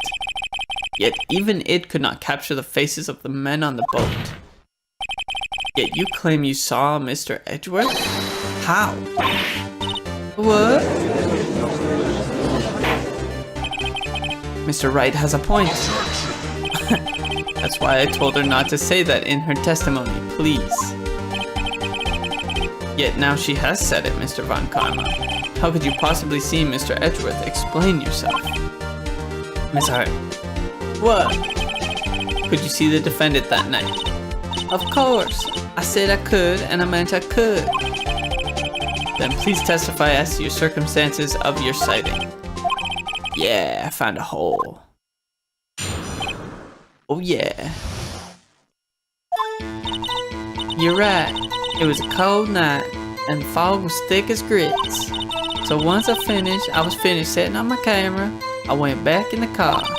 Still, I brought my binoculars with me. When I heard that noise out on the lake, I looked with my binoculars. Say, no problem. I doubt it. Binoculars doesn't clear up the fog. Yeah, she just has amazing eyesight. Just amazing. You're right, it was a cold night. The mist was thick as grits. Let's just press everything and see. How could you see Mr. Edgeworth? Now just hold your horses for a second. You hasty Yankee types never find a guy where I'm from. Oh, jeez. Let's leave poor Phoenix alone. So once I was finished setting up my camera, I got back in the car. Oh.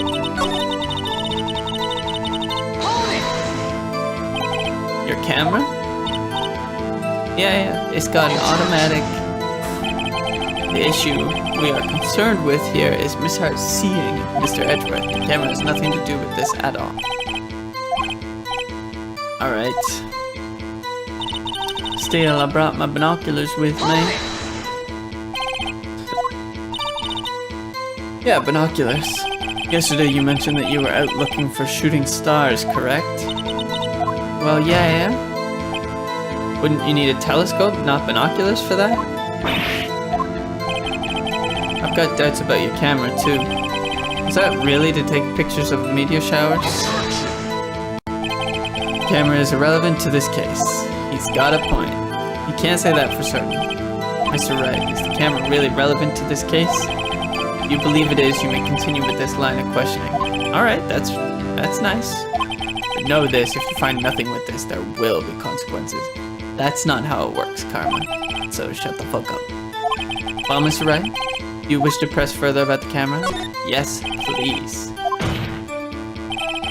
The camera is of utmost importance, Your Honor. It is perhaps the key to this entire case. Therefore, I will continue my line of questioning. Very well, Miss Hart. You will testify to the court about the camera. Yeah, I hear you. The camera was set up to take pictures of a meteor shower. Miss Hart, what made you choose the lake to photograph meteors? You know, the fog is thick on that lake. It's not very suited to stargazing. Yeah, well, You see, I guess I wasn't thinking too straight. Hard. Mr. Wright, I will not have you badgering my witness because of her challenged intellect. Now wait just a darn minute. Continuing your testimony, you were saying that how it was that you saw Edgeworth. No unnecessary comments, please. When I heard that noise out on the lake, I looked with my binoculars. There was a heavy fog. How would binoculars change that? I agree. What do you mean? Even binoculars can't see through fog. But you say you clearly saw him? I did, yeah. Enough! There is no room for doubt in her testimony.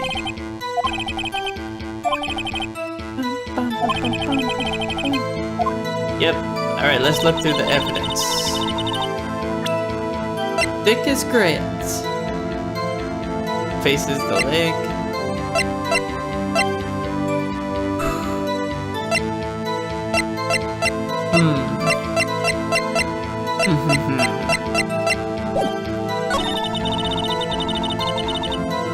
Got back in the car. Camera was set up to take pictures of a meteor shower.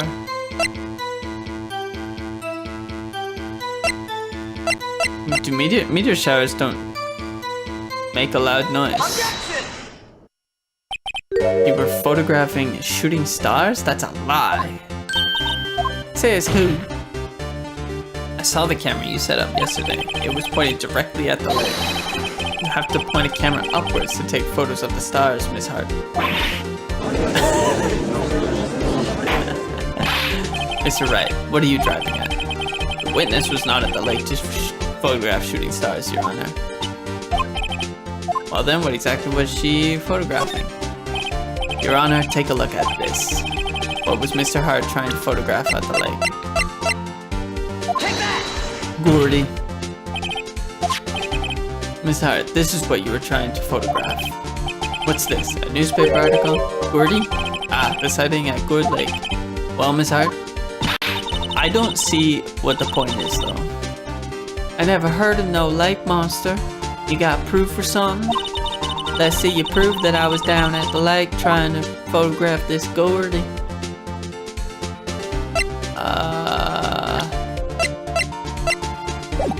I have proof. I have it. Proof. Very well, let's see it. And no joking around this team. What's the proof that... It's the camera. That there's loud noises. The proof, Miss Hart, is in your own camera. She's so... no. Your camera was set to take photos in response to loud noises, correct? Thus the photograph here taken when a gun fired on the lake. And here, this article about Gordy. According to this article, Gordy made a loud noise when it emerged. Well, you were trying to photograph Gordy, weren't you? That's why you had set your camera to respond to loud noises. Once again, I don't understand what the point is, but I too thought it was a little strange. Well, Miss Hart, you were camping there to try and take a photo of Gordy, weren't you? Yeah, not bad. Are all you lawyers that smart? So smart, boy. I was down there trying to take a photograph to photograph Gordy. You got me. So what? Exactly, so what? That don't change what I saw, does it? What you just used several precious minutes of our time to prove is nothing more than the witness is an idiot who thinks monsters exist. Hey! But as she so succinctly said, so what? It changes nothing. I finally got to string together 2 sentences, at least, without objection. But what could it have been? Whatever it is, I'm getting to the bottom of this. Miss Hart, why did you hide the fact that you were searching for Gordy from the court? Please revise your testimony. Right, fine. I'll testify. It won't change nothing, though. Something will change. It has to. I'm going to spot it.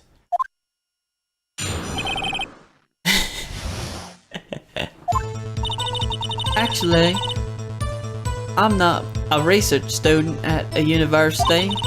I'm an investigative photographer. Imagine what a scoop it'd be if I got a picture of that monster. That's why I was camping out by the lake. But that's all I was hiding.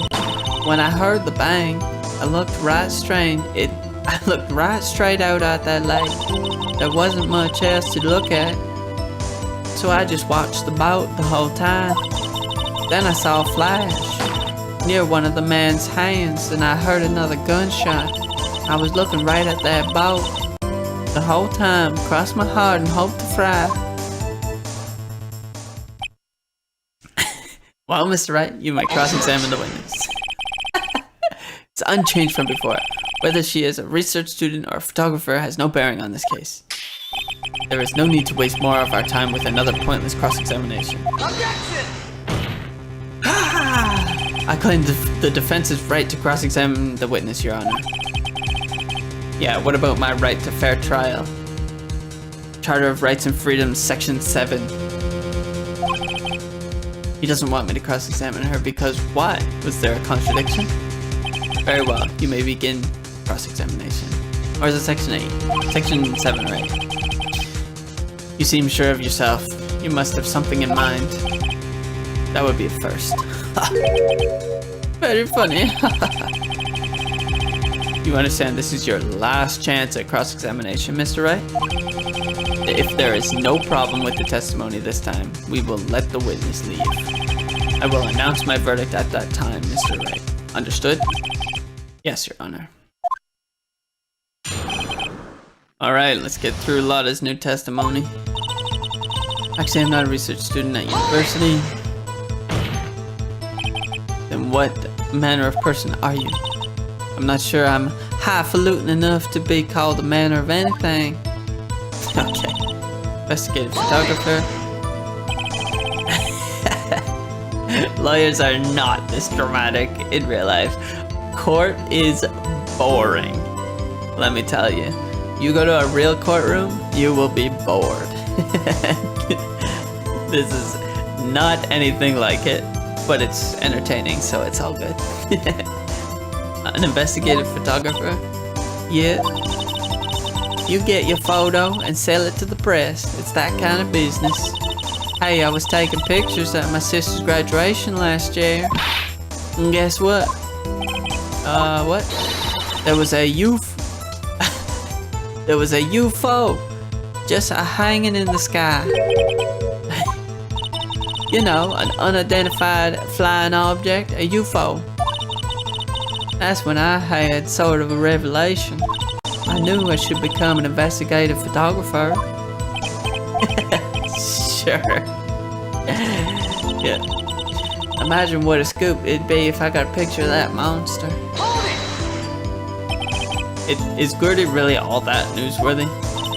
Heck yeah. They even had him up on TV.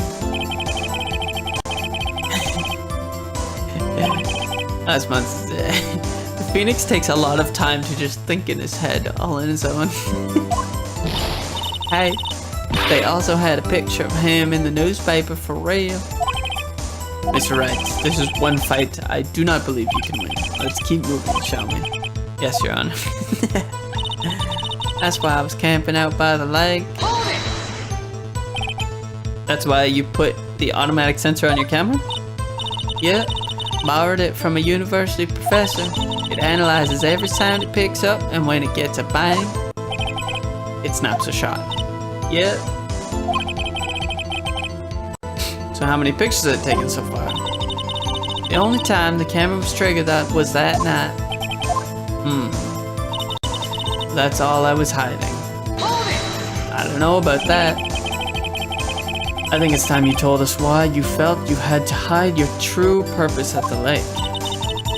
Heck, if word got out what I was up to, the lake would be swarming with competitors. Competitors? Yeah, second-rate shutterbugs trying to steal my scoop. Is that the only reason you're hiding the truth? Well, actually... Objection. I'll not have you asking questions with no relevance to this case. Whatever you say, Von Karma. I know you told her to keep quiet. When I heard the loud bang, I looked right straight out at the lake. Exactly what sort of sound was it? Well, I never heard one before, so I can't say for sure, but it sounded like a gunshot. It was a lot sharper a sound than I would have expected. There wasn't much else to look at, so I just watched the boat the whole time. There wasn't much else to look at. Yeah. Don't know if she heard a bang and thought Gordy was out there. Kind of doubt she'd waste any time looking at a boat. Ah, good point. What did I do now? What are you giving me that look for? Definitely suspicious. Maybe it's time for some evidence. Witness, continue. Hold your hush puppies, Pops. I'm getting there.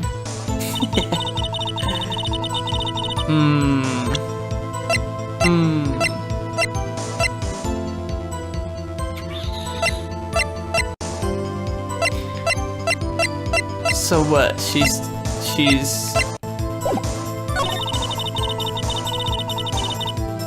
Maybe just present this and see. Objection! Miss Hart, were you really looking at that boat?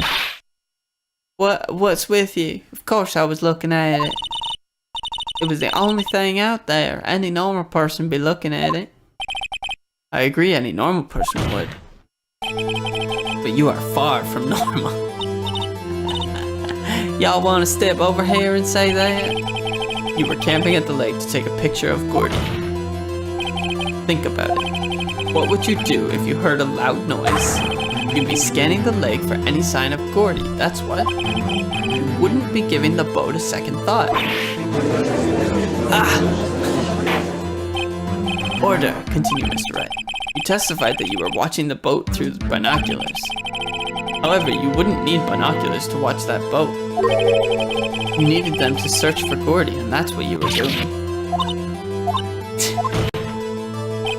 Well, now that y'all mention it, I did sort of take my binoculars and kind of scan the lake a bit. I mean, Gordy might be out there and all. She's changing everything. Sorry, y'all. I wasn't fibbing, really. I thought, you know, I could be a witness to a murder and all. I kind of got excited. I was sure I was watching that boat till now. That's crazy. But hey, you got the photograph, you got proof. Still, we can't see who is shooting who in this photo. Right. That's why I took this photo and... Witness, that's enough. You've had a long day. Shut your pie hole. Shut my what? What was she going to say? She took a photo and what? Wait a second. There was a second photo. She even had a photograph to prove it. But you really can't tell from the photo who is shooting. That's why she said she's going to enlarge the photo. She said it'll drop the quality and might, but it should let us see who's who. She enlarged that photo. Why won't Von Karma let her show it? I've got a hunch. I bet that enlarged photo shows something bad for Von Karma. Oh, really, Phoenix? This is my chance. If I'm wrong, though, it'll mean prison for Edgeworth. Or worse. What should I do? Make her show the enlargement. Ms. Hart, look at this photograph. You enlarged this photograph, did you not? Yeah, I did. Why has that enlargement not been presented to the court? Because it does not exist. What are y'all talking about? You were the one who told me not to show it in court in the first place, you old fool. What is the meaning of this, Mr. Von Karma? Maybe we'll hold you in contempt of court, you bitch. Miss Hart. Show the photo to the court. Show us the enlargement. The prosecution objects to the submission of this evidence. Objection denied. The witness will show the enlargement to the court. Here it is. That does nothing. We still cannot see who's firing. It could be the defendant, or maybe it's not. Regardless, I'll accept this as evidence.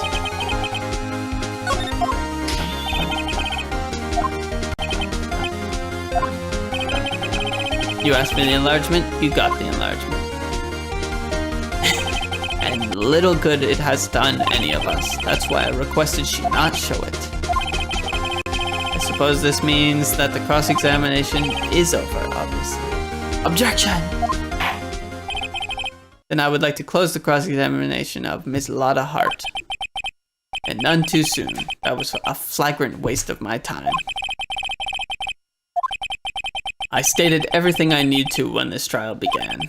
Decisive evidence, a decisive witness. What else could possibly be required? Nothing, of course. Then, I believe it is time for me to declare my verdict. There has to be a clue in this photo somewhere. This is bad, real bad. What should I do?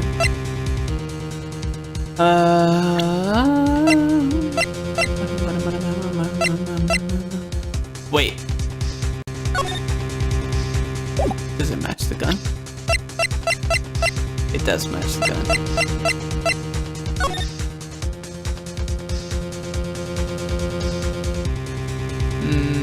Fingers, anything? What's the autopsy report say? 1 bullet shot to the heart.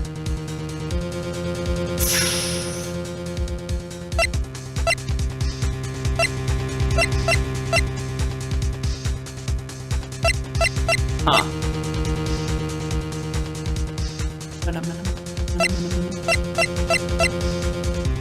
Fired 3 times. Show other evidence. Wait, Your Honor, this evidence. I believe we have spent enough time talking about evidence. Indeed, we've heard opinions on every piece of evidence but this enlargement. I see no point in retracting our steps. Okay, fine. I object to the enlargement. Decidedly strange with this enlargement. What might that be? You will show the court what you mean. What about this photo is strange? Okay. I don't know. I mean, it's probably just right here. Here, Your Honor. Where? That's right, I understand you're in a tight spot. However, you have nothing to gain by making baseless claims of faulty evidence. Your Honor, never mind. It's somewhere on this?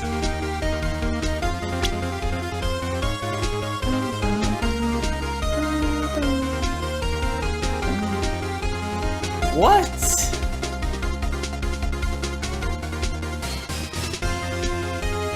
His finger is not pressing the trigger? Take that! Here, Your Honor. The shooter? I'm not sure I understand. What's strange about the shooter? The hand? That hand directly contradicts another piece of evidence. This man's left hand does what? Let me show you.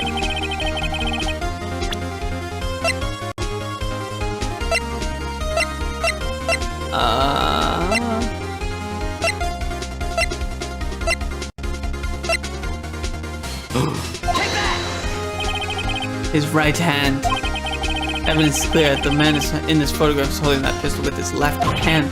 However, the prints on the murder weapon were from Edgeworth's right hand. I don't know how they know that, but they know it regardless. Ergo, the man shooting the pistol in this photograph is not Mr. Edgeworth.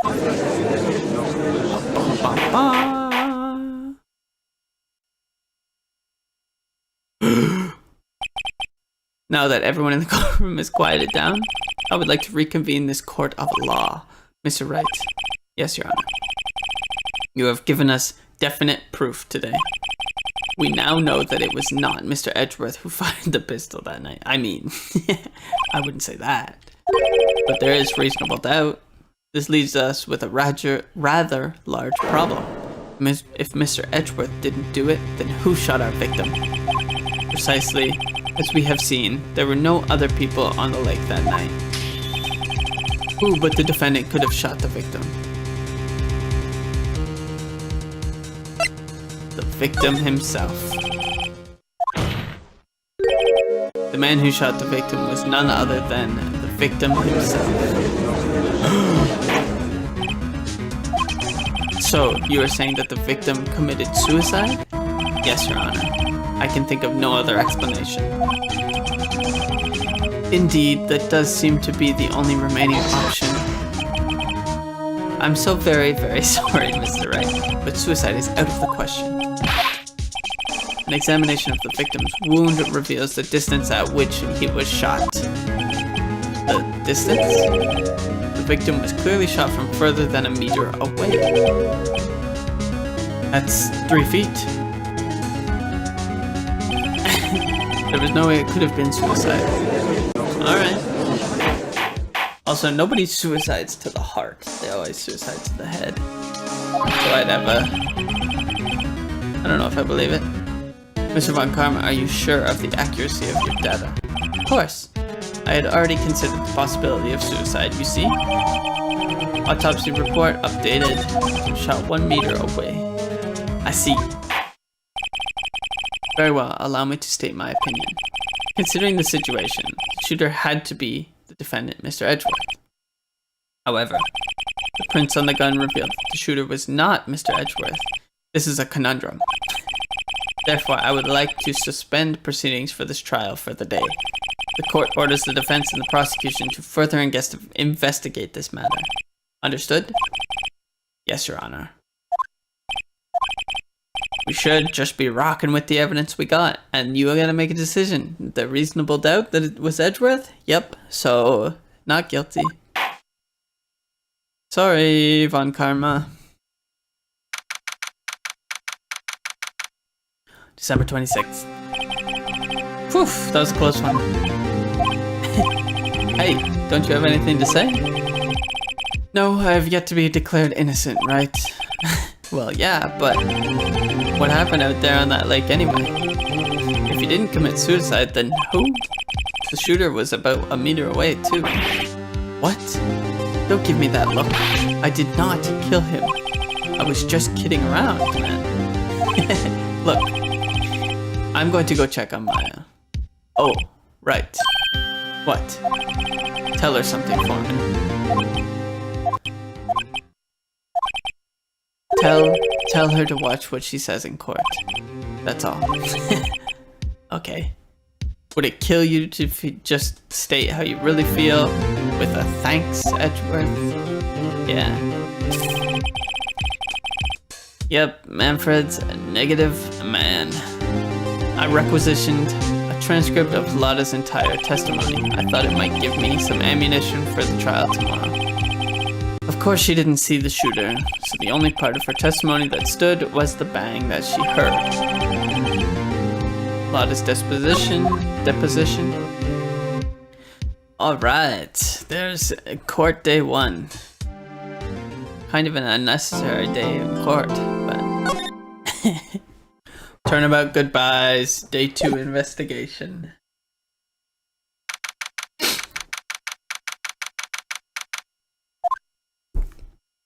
Detention center. What? Why is she in the detention center? Oh right, contempt of court. I'm glad Mr. Edgeworth made it through the day okay. It's a relief. Hey, why'd you do all that anyway? I just knew I had to do something. I know I'm not the lawyer, my sister was. I'm sorry. Well, you did save the trial. Just behave from now on, okay?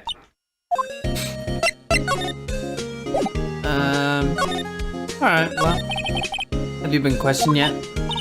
No, not yet. Detective Gumshoe was here just now.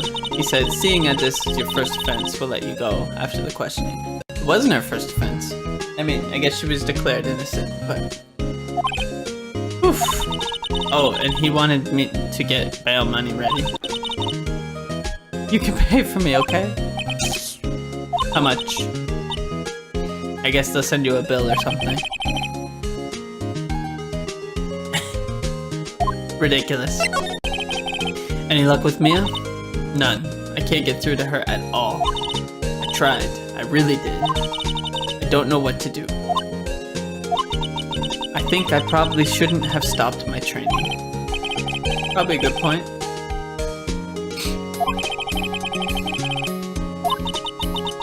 I wonder if I'll ever see my sister again. Alright, well, I don't need to talk to you anymore. What about... Yeah, let's just go to Gourd Lake and see what's here. There were fewer than there were yesterday, but cops are still around in the park. Wonder if Detective Gumshoe is here today. Let's see.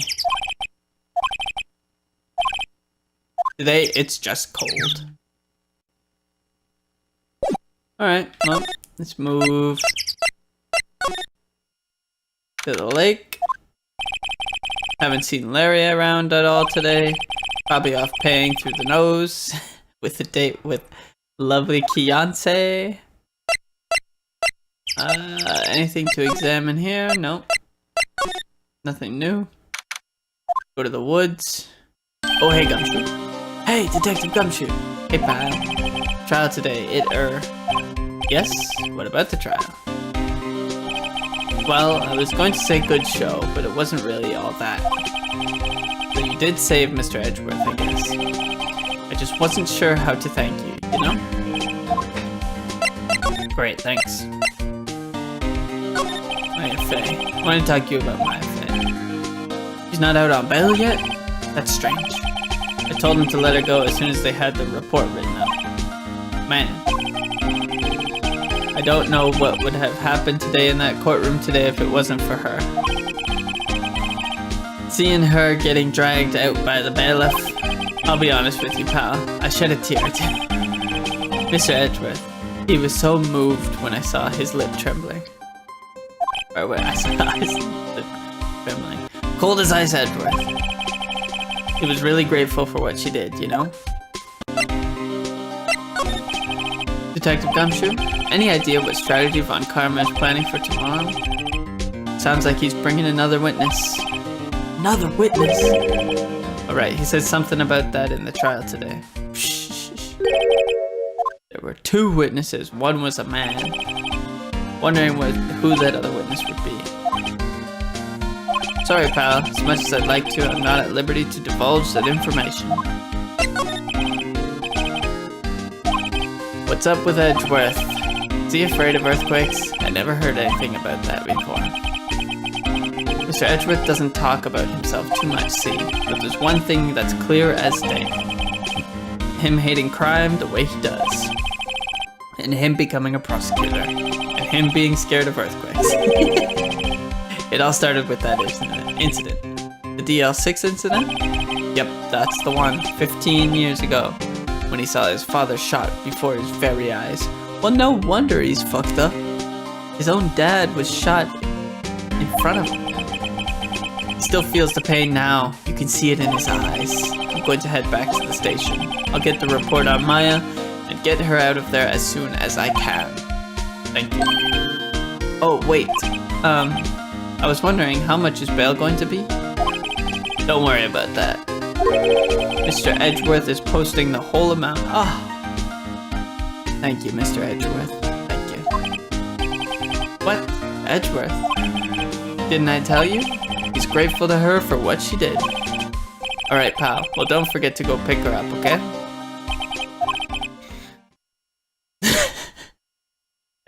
Yeah, we're representing him, Phoenix. It's called having a client. And having customers. Come on. See if we can examine, like, I don't know. Turn at the lake as usual, even a novice can leave it out here to get stolen. I don't think Lotta takes very good care of her SUV. It's covered with dents. There's a convenience store right up the street. I guess she wanted to get into the outdoor spirit. There's food and some magazines. Yep, that's pretty impressive to camp like that in the cold. Let's go back to the beach. Let's go to the rental shop. There's got to be something here. Oh, rental shop is closed today too. Examine. Small boat. Probably closed because of the murder. The woods. More forest that way. I doubt I'd find any helpful clues here. Boats. There's some boats floating at the dock. Murder took place. Boat from this dock. There's more space for one more boat at the dock. I don't see it. Okay, so the police took the boat, so maybe...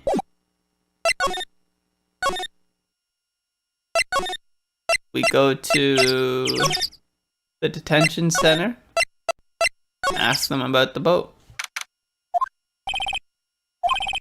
Gumshoe's at the scene again today. Huh? Oh, really? He's a live wire, that one. Got into a fight with the chief for not following protocol.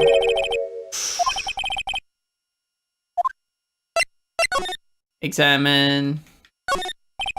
This must be the chief of detectives here. He's glued to his computer screen. Rook to bishop 7. Checkmate? I don't believe it. He's playing chess. The only thing to do at work. That must be one of the detectives. He's mumbling to himself. Don't do anything rash. Why jump?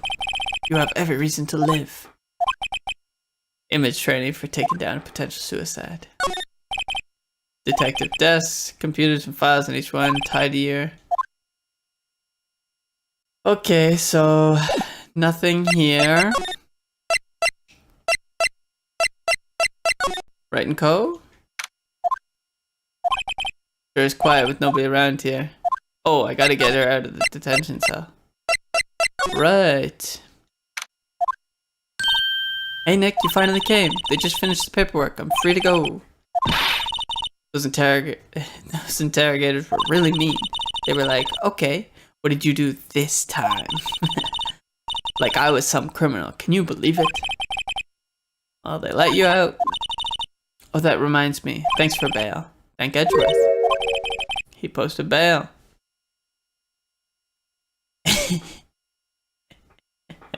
Yep. Wright making points in this one is great. Although we do have to hear the objection every once in a while.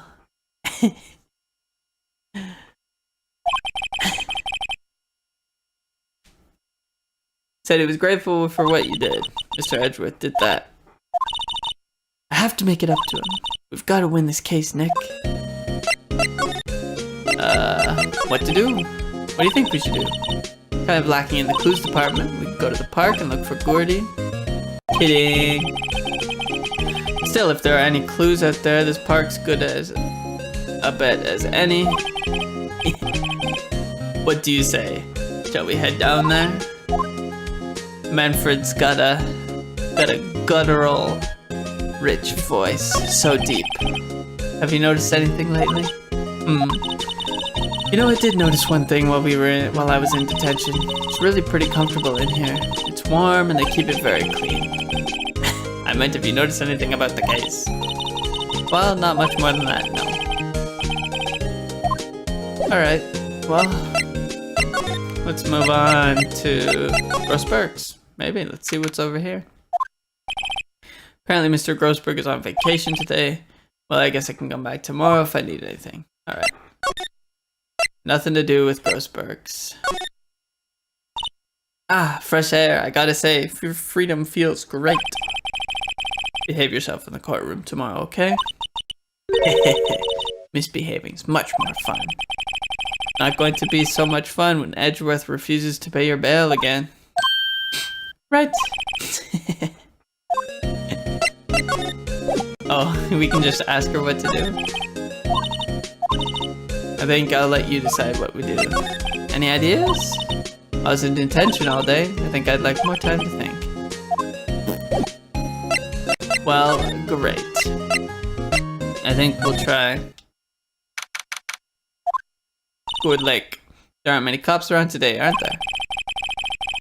I'll be back at the precinct working for the case against Edgeworth. Hey y'all! Hey, it's Lotta. Y'all really did it today. What did we do now? Nah, I'm not complaining. See, I did a little thinking, a little self-reflection, you might say. I realized that being a witness is a mighty big responsibility. But I just went up there and started blabbing any old thing that came to mind. Lotta, so you see, I want to make it up to y'all.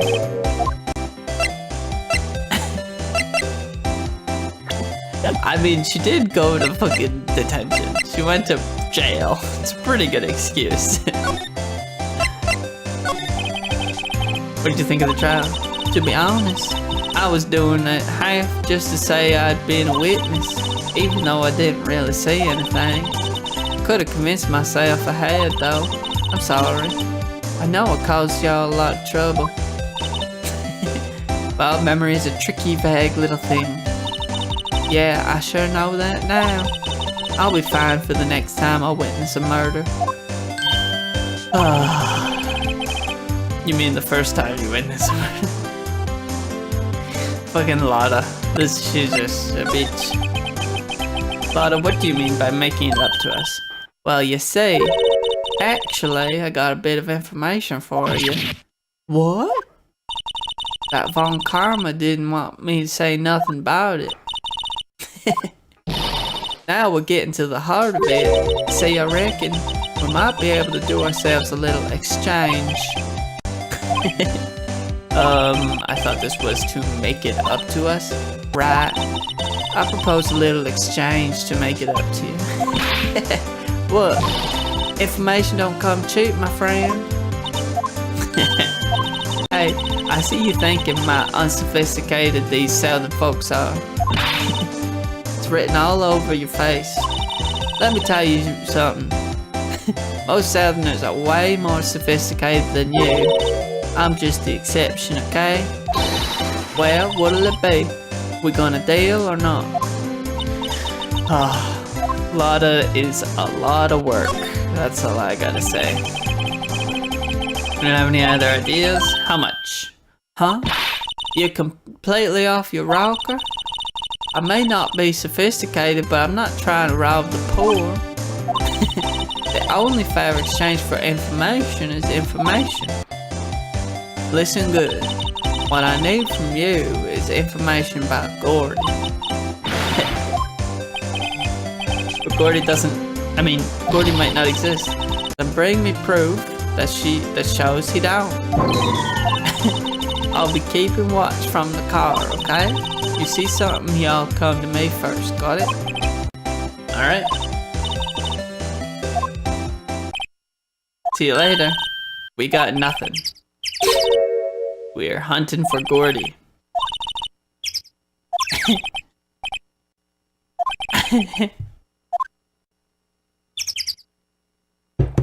How exactly do we hunt for Gordy? Maybe this. Oh! Is that the Steel Samurai? What's that? The Steel Samurai, Nick! Yo, Maya! Larry, what the heck is this? My girl Keontae's idea. She was all, if you like, put this here. It would be like really cool. Dude, she gave it to me along with the banner. Wow, that's really impressive. She could find this for you. Well, she knows a lot of people. And that show's finished now, so she's got them for free. Right. Sure. Hey Larry, when did you get that big thing?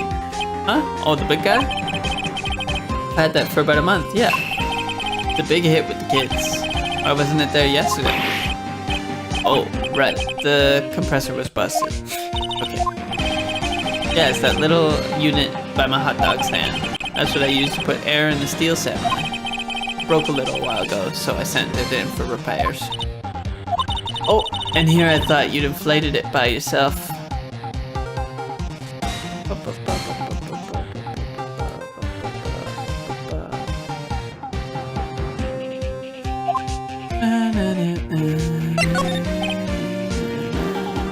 Yo, Nick, what happened with Edgy? Well, we made it through the first day in court, alright. I don't know how good our prospects are from here on, though. Hey Larry, did you know Mr. Edgeworth's secret weakness? He's terrified of earthquakes. I don't know if that's much of a weakness. You can't exactly make that happen. Huh? That's weird. I don't think he was ever like that in school. No? Really? Well, we were only in the same class for a little bit. Transferred schools pretty quickly. Yep, when the DL6 incident happened, he transferred.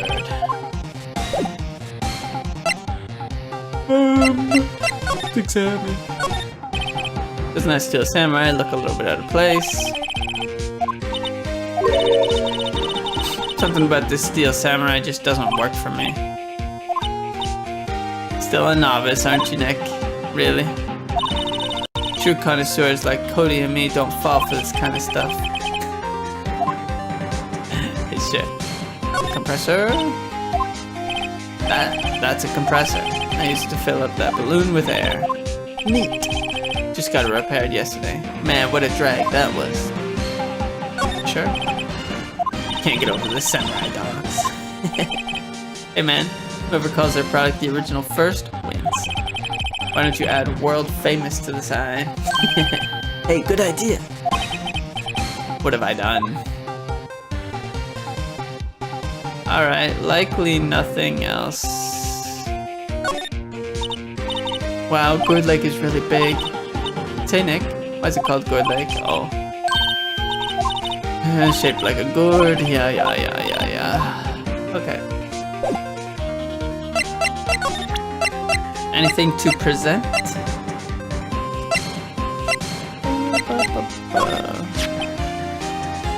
That's the guy that's selling my dogs faster than I can cook them. Think Gordy really exists? Nah, I think somebody probably just thought they saw something that they thought was Gordy. But I'll keep selling samurai dogs until the truth's out.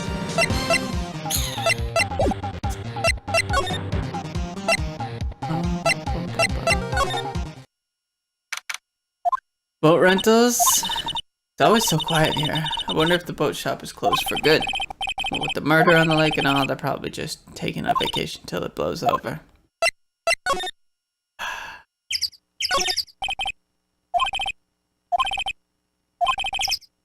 Yeah, there's space for one more boat. I want to see it. Alright, nothing here. We don't have anything for her yet, but let's see. Hey y'all, well, y'all find anything about Gordy? No, nothing. Well, keep moving, it gets cold out here at night time. I think I have to sneeze. Whoa, no you don't. No sneezing. Use another roll, Maya.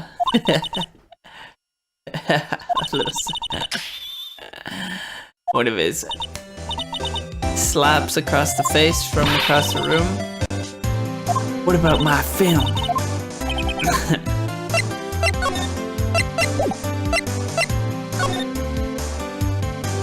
Think we need...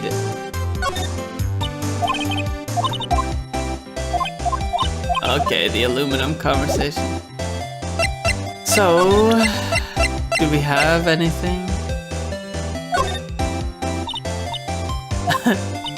Yeah? What if you get a picture of Gordy? A blurred picture like this doesn't make a hit story. I need a picture that screams, I am Gordy, hear me roar. I can't turn something like this into the paper. What kind of fool do y'all think I am?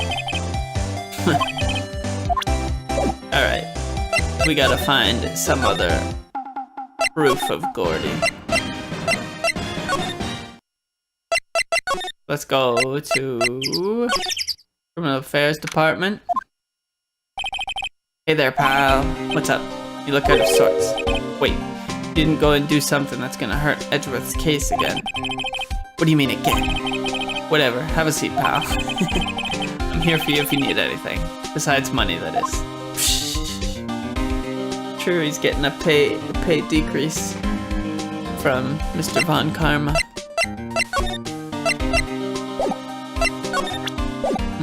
was talking about Gordy. Let's see. Do you know Gordy? The monster down in Gourd Lake? Not personally, no. Well, we're looking for it. Huh? Are you out of your minds? Got no time to go wild monster hunting. How about doing a little questioning for me then?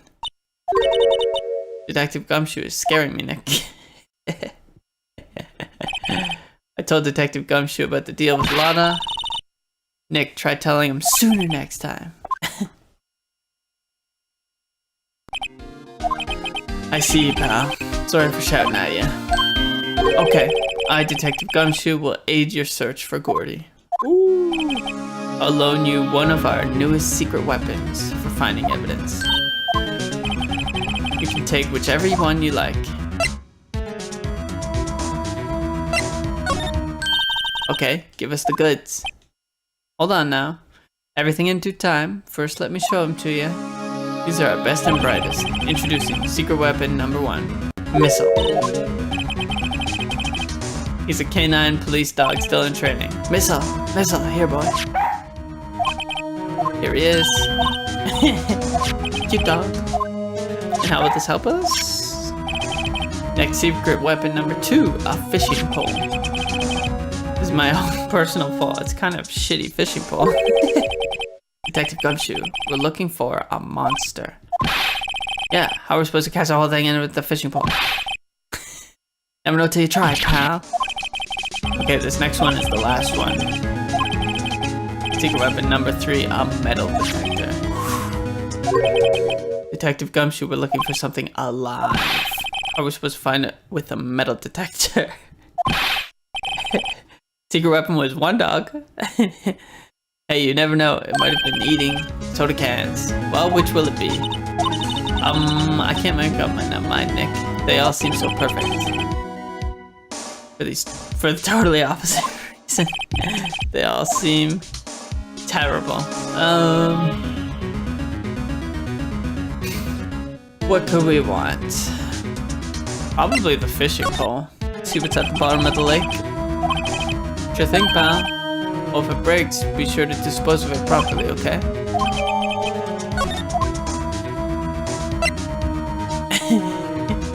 A bit right. We got our fishing pole. That's all we need. Investigation's not going well. Another meeting. Edgeworth's motive.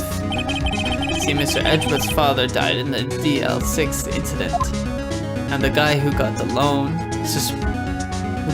suspect declared innocent was the victim in this case, Robert Hammond. They're saying that's why Mr. Edgeworth shot him.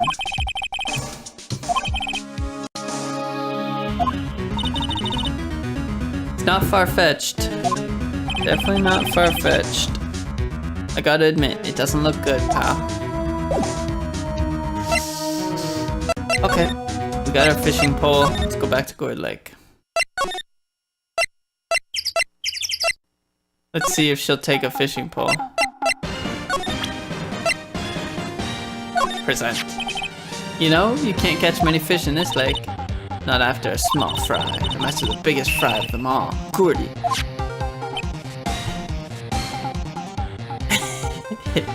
He knows he'll break. Yep, he'll break. You really gonna try to fish out a monster? To save Edgeworth? Yes. Brings a tear to my eye in more ways than one. Alright, well. See you later. Go to the woods. Okay, Nick, this looks like a good spot. Time to do some fishing. What are you going to use for bait? Oh, yeah. Oh, We should have brought Missile along with us too. At least then we'd have bait. What the fuck? Some jokes are better left untold. True. Just try not to reel in any empty cans or boots, okay? Ah, my leg! Hey, what are y'all doing? Sorry, Lana. Don't tell me y'all are on some film company's payroll. Nick, pay her. Jeez. Here's a fishing rod. Wait. Fishing pole? Are you out of your doggone mind? Yes, yes, fishing pole. Huh? I never thought of that. Good luck. Thanks. I don't believe it. So what? Just... I guess, talk to me about Gordy. I'll quit being an investigative photographer.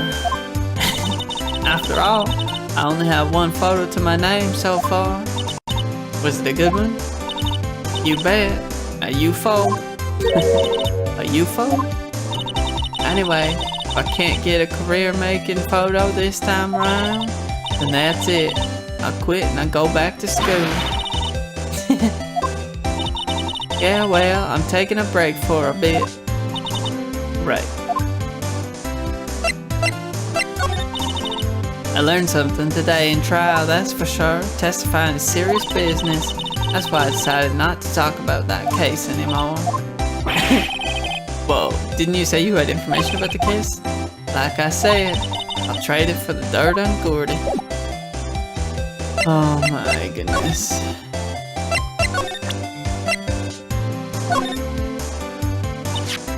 Oh. Okay. So the fishing pole does shit off. What about at the boat rental spot? Can't examine here, or can't present. Maybe we gotta go back to detention center, not detention center, but criminal affairs, and trade them. You like fishing? Never gone. I just wanted what's so bad I went out and bought it. Can we get more secret weapons? Borrow one of the other things? Yeah, sure, pal. But I have to take back the last one I lent you. Okay. I don't know. Let's get Missile. Let's bring the dog. Should think about be good to him. The police are just giving us their dog. It's crazy.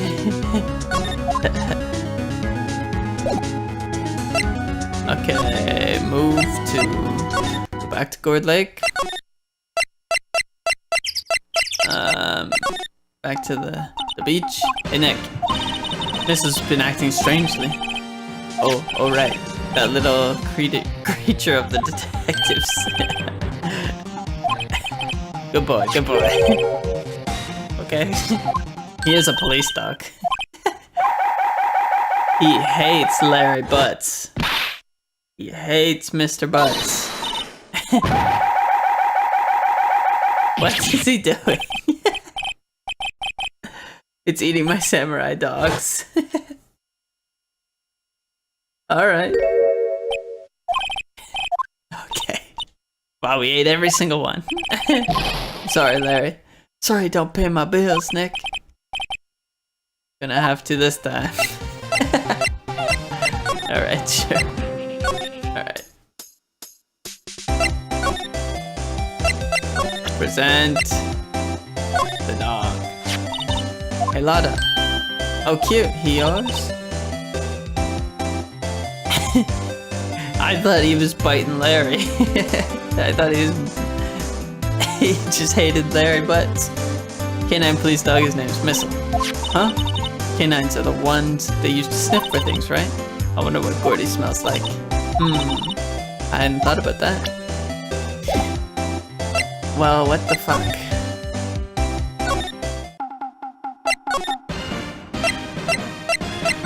Go to the boat rentals? Nope, that's nothing.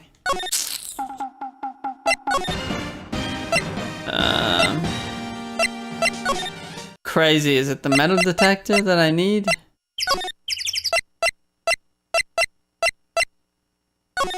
The detention center? Anything here? Looks like Edgeworth is in questioning. Let's come back later. Guess so. Alright, fine. Fuck off. Criminal Affairs Department. Give us the other secret weapon.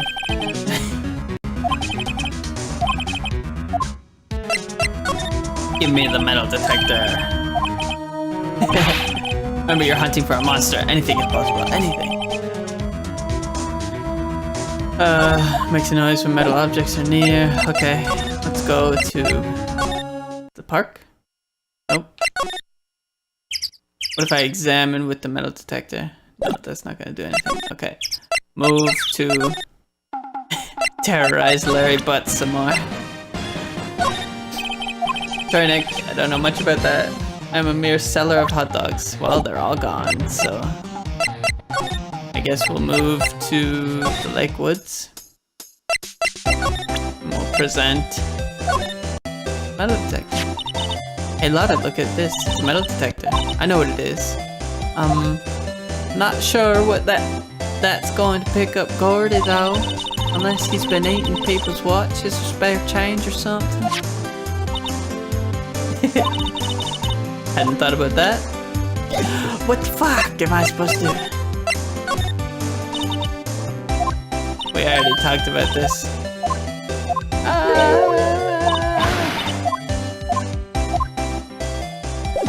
Ah, jeez. Wait, just examine?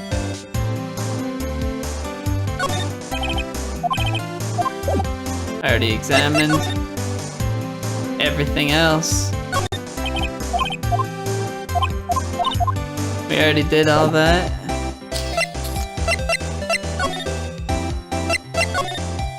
We examined this.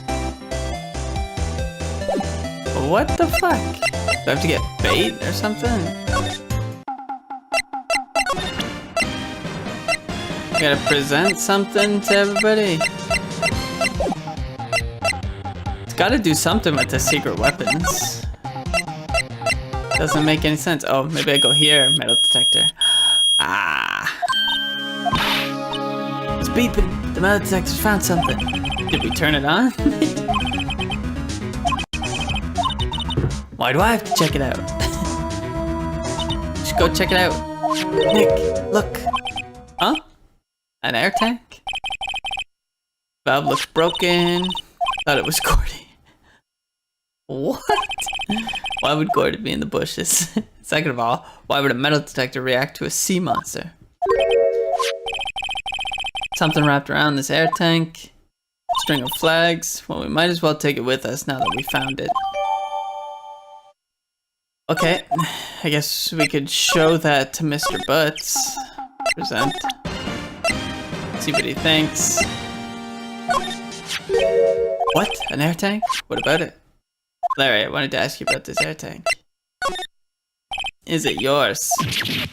Why would I have a thing like that? Look, see how there's a string of flags wrapped around it?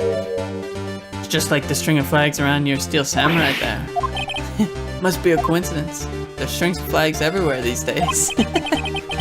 Like elementary schools. And car dealerships. Look, why would I need an air tank anyways? To go diving. You used this to go diving in the lake, didn't you? What? Why the heck would I go diving in the lake? Wait. You're not saying I had something to do with that murder. No, not at all. Just, hey, you watch it, buddy. I'm not saying anything until my lawyer gets here. I'm his lawyer. Well, Larry, she's right. Bah! Anyway, I've never seen that air tank, okay? Larry's hiding something. I can tell. Talk to me. Oh, okay. Maybe I'll try the other line of questioning. Have you seen it before? No, never. Who the heck would go diving in the middle of winter? Nobody said anything about diving. What?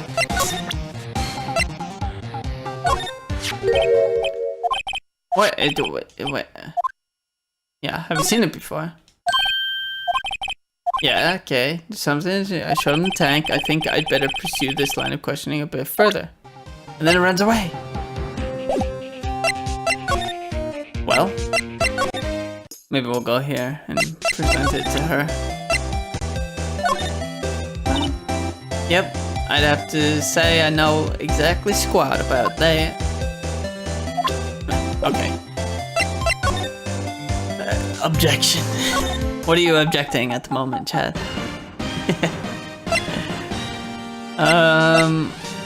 What the fuck? I can't talk to him.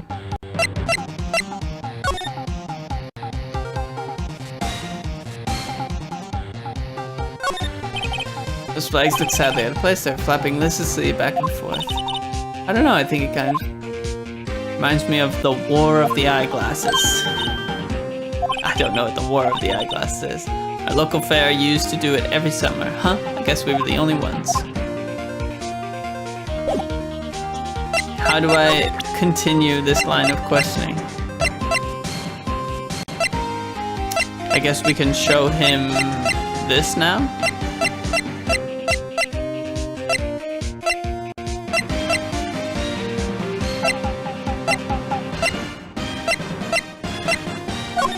See if he... Oh no, I already did.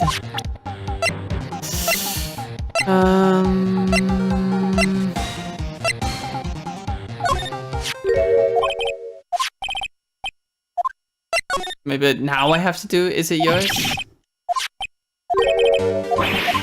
Must be a coincidence. To inflate something? You used this to inflate that, didn't you? That big puffy steel samurai. Now why would you go asking me a question like that? Looks like I hit the nail on the head. Right. Actually, see, the compressor I always used was on the fritz, so I tried using the tank to inflate it just once, and it didn't go so well.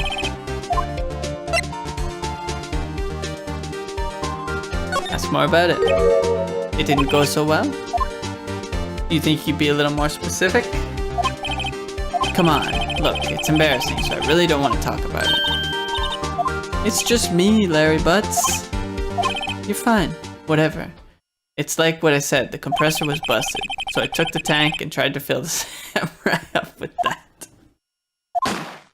And then, blam! The valve busted open and made this incredible noise. And that tank there took off like a rocket. And it took my poor deflated steel samurai with it. What? Off into Gourd Lake? Sure scared me out of my gourd, that's for sure. And this is... That's what's his nuts? That's Gordy.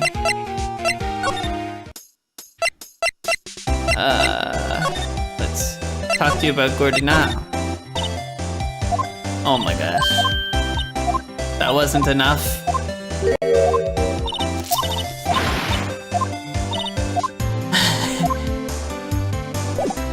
Alright, we'll go back to Mr. Butts. Ah, there we go. It flew away. What happened next? Well, all that happened on the 20th or so. Now, as far as I could see, the tank went flying out into the lake. So I went out every night in a boat looking for it. I mean, Kianse gave me that steel samurai after all. And when did you find it? Just the night before last. It flew way out there. It took me 4 whole days to find it. The night before last was the night of the murder. Sorry for not telling you, Nick. Actually, I was here on the night of the murder. But you see, I went home before midnight. Oh, Mr. Butts. That's too bad. It's not all bad. We've solved one mystery at least. A mystery? Maybe we should go tell her.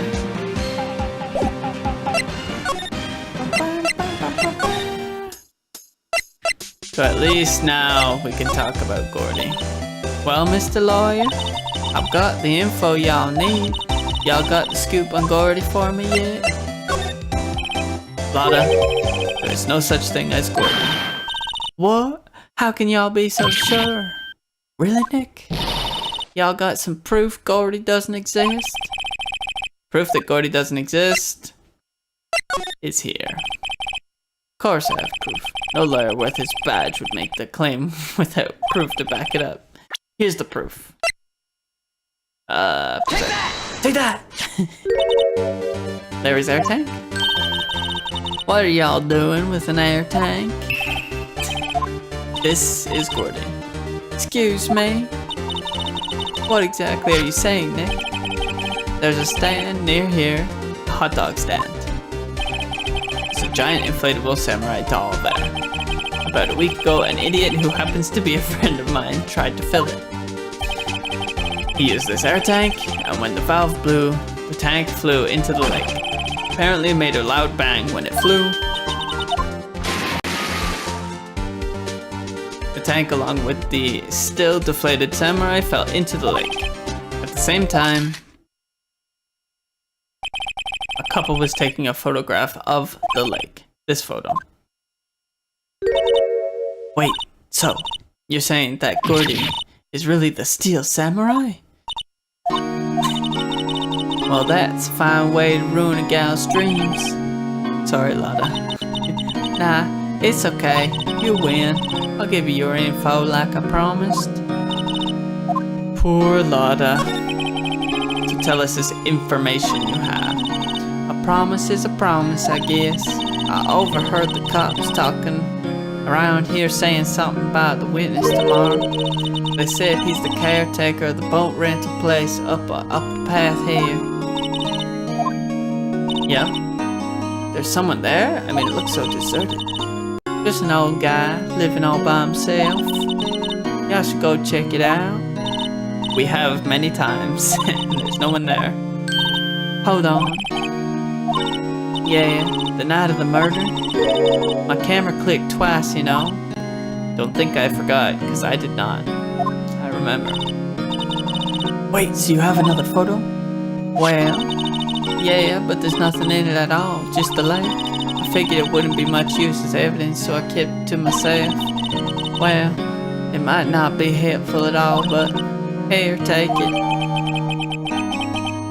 Let me see the empty lake at 11:50 though. That may be important. Time for me to pack up and leave. Alright, see ya. Poor Lotta. It's all Larry's fault. The legend still lives on, I guess. The legend? Yeah, the legend of Larry, familiar to all who know him for any length of time. When something smells, it's usually the butts. Someone should whip that butts into shape. Okay. Alright. See ya, butts. Hey Nick, this is the boat shop that Lotta was talking about. Doesn't seem to be anyone around at all. Let's go into the boat shop. Yeah. Oh, there's food on the table. Meg, is that you? Hey, there's a parrot. Hey, is that Keith with you? Where have you two been? I've been worried sick. Oh, that old saying. If it stinks, it's the butts. I think I'll leave this one up to you. Larry's the best. Harry Butts. Finally made up your mind, have you? My mind? You'll run the pasta shop when I'm gone? What is this guy, drunk? On drugs? Something? Glad to hear it, glad to hear it. You make your old man proud. When you kids left the house, I didn't know what to think. How am I supposed to keep this place running? An old man like me? Polly. Kids are home.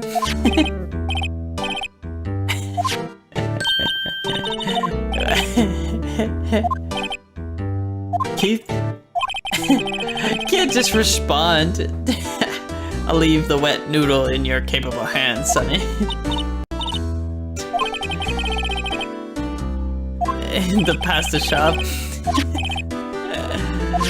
This guy is drunk.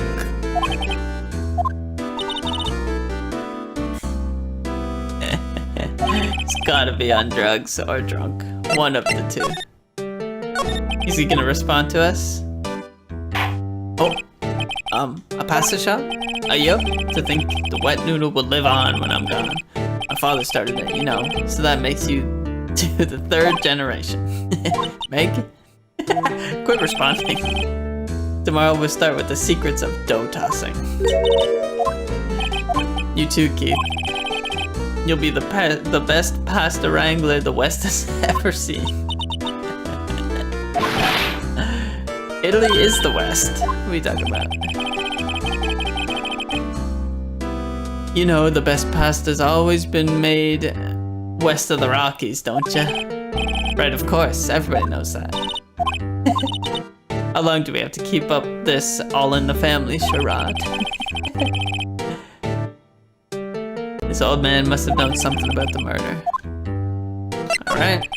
How about the shop? What this building actually is? This is a boat rental shop, right? What are you talking about? This here's the Palace of Pasta, the wet noodle. But now that you mention it, we haven't got many orders for spaghetti lately. All the kids come up and say, "Yo dude, we want to ride in one of your boats." That's why I keep them boats out there. Youngsters these days. Darned if I understand them. What, want to go out on boats? What's wrong with that? There's a lake outside. I'm pretty confused myself. It's true. Keep going west, you'll get anywhere you want. Nick, this isn't going anywhere. But this old man is the witness tomorrow, right? We've got to find some way of getting information out of him. Okay. Let's examine. Sink. Kitchen unit, pretty clean. You're forgetting, Nick. He's running a pasta shop here. That's a pretty amazing parrot. Hello? It ignored me. What? You forgot Meg? You gotta call her name first. Her name? Polly, how you been? Hello, hello. See? Parrot's name is Polly. That's gonna be evidence somehow. Har har har. Old Polly can say lots of things. You just need to know the secret words. What are they? Polly, Polly, what's your name? Polly. Cute. Shh. Food? Look, Nick, he has made an electric blanket on his table. Looks warm. That's a great idea. We should do that at the office. We can sit down with our clients, snug and warm, and drink hot cocoa. And what? Talk about murders? True. Oh, Nick, you're a party pooper. TV. Wow, he has television in here too. He's got it all. This fishing pole looks expensive. What about all this shit? A lot of various fish in Gourd Lake, aren't there? Something's funny, Nick. All these fish are saltwater fish. Psh. Yeah, that doesn't make sense, does it? Alright, so examining was a waste of time. Polly. Okay, so Polly's the key, apparently. Ack, my memory's gotten worse of late. That's why I just tell everything important to old Polly here. Everything important? Polly, what's the numbers to the safe? 1, 2, 2, 8. Hey, Polly, watch it, will you? See, Nick, all it takes is a little clever thinking. Yeah, we have to talk to our clients in jail. That's the only time that we get to talk to them. We never go to the office, ever.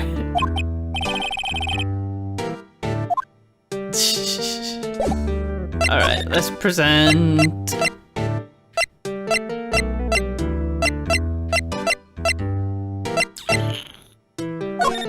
Sure. Now listen here, Keith. Remember that tricolor pasta we were talking about? A rainboccioli? Boccioli? Rainboccioli. No, rainbolioli. Alright. I figured out the last color we should use. Indigo blue. That didn't seem to work the way I thought it might. Okay. What is this guy gonna want to see? Let's try this. Touch report. Do we have to watch this animation every time? Oh, okay.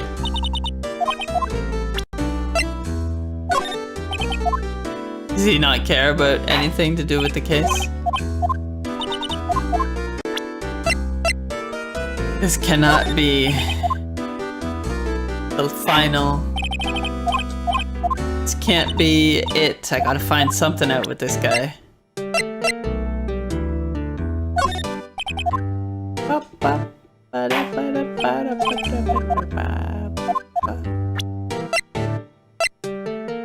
I love how we just have a pistol. We're just walking around with the murder weapon.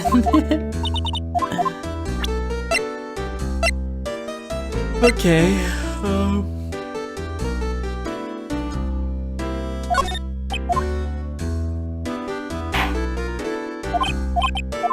No, it's still indigo blue. What about the metal detector? You like the metal detector? Nope.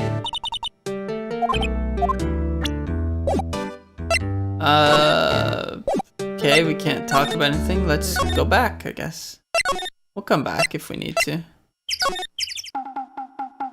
Anything to talk about? No. What about the woods? Is she still here? No. Okay, so I think that spot is tapped out. Let's move. We didn't really find anything out.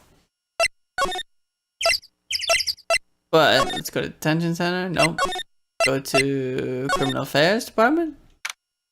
Anything new here? Now that you mention it, he didn't say. Didn't he say at a meeting? Right, meeting. Come back later. Okay. We went to the detention center. Go to Grossberg's. No, he's on vacation. No Grossberg's. No, not here. So we've tried all the spots. So it has to be a Gourd Lake. Gotta be at Gourd Lake. Present the parrot to him. Okay, he doesn't know anything about that.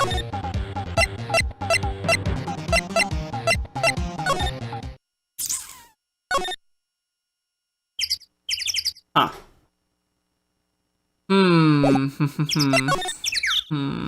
I don't know.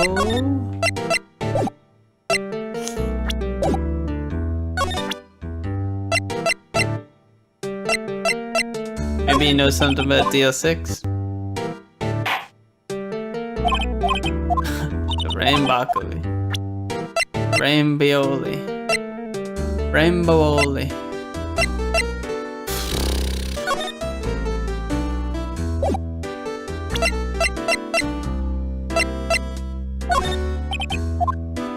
This guy's just waking up.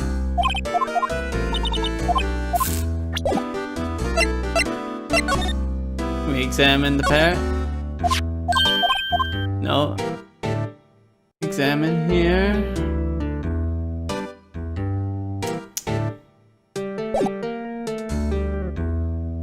What the fuck?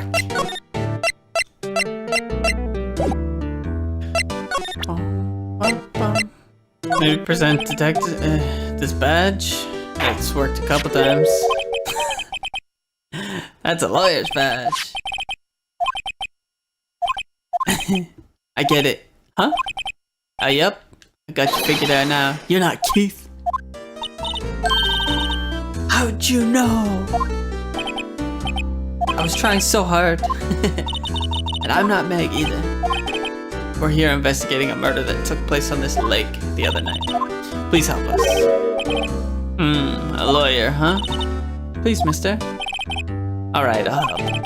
But on one condition. When this case is over and done, you'll run the wet noodle.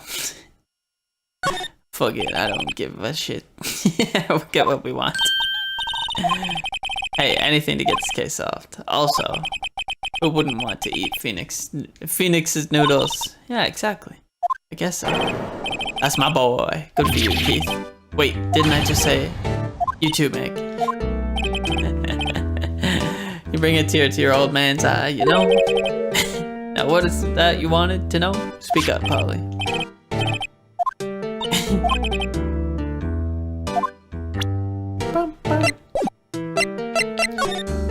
What? That doesn't make any sense. So I can't talk about it, but he's woken up, so that's... Yep, I seen this. You know something about this? It's okay, you can call me Dad. Dad, you know something about this? I know all about it. About that. I seen it. Tell us what you saw. Well, I suppose, since you're taking over the shop and all. Tell us what you saw. I forget the time, but it was pretty dark outside, probably night. Yep. It was after midnight, but okay. Then I heard this bang, so I looked outside. Then I heard another one, bang.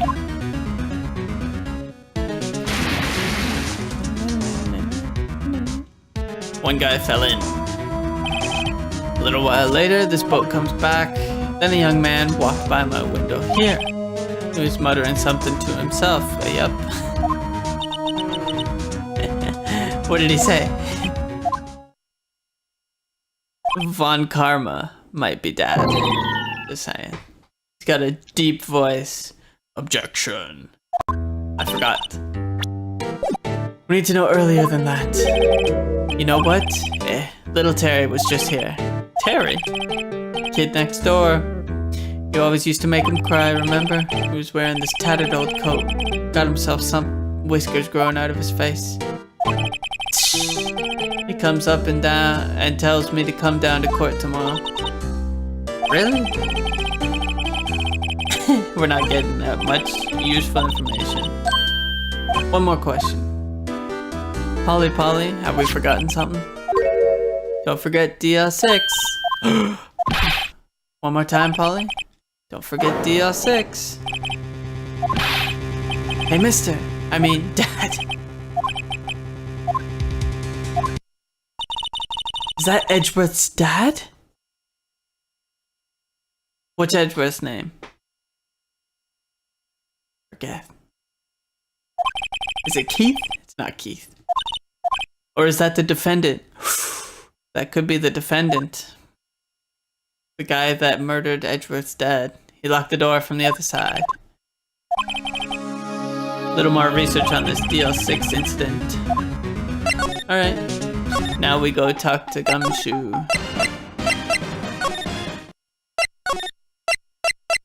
Gumshoe's ready for us, I bet. Hey pal, long time no see. You don't look so happy. What's wrong this time? Actually, we wanted to ask you something. Yeah? Detective Gumshoe, please help us. Huh? We need to know about the DL6 incident. That was when Edgeworth's father died. I can't help but think that it has something to do with this current case. To tell the truth, I don't know much about DL6 either. Mr. Edgeworth forbade us from reading the file. That's ridiculous. So I'm afraid I can't show them to you either, pal. What? However, you can convince me somehow that the DL6 incident is related to this case, well, I guess I'd consider opening up the file. Okay. You know the boat rental shop down at Gourd Lake? Oh yeah, the old man who runs it is appearing as witness in court tomorrow, right? Huh? How'd you... That was supposed to be top secret. Do you know who that old man is, detective? Actually, I don't. He's a bit of an odd bird. I haven't been able to get a straight answer out of him. I decided first that he wasn't persuasive enough to stand and testify as a witness. That's why we called Ms. Lotta Hart yesterday.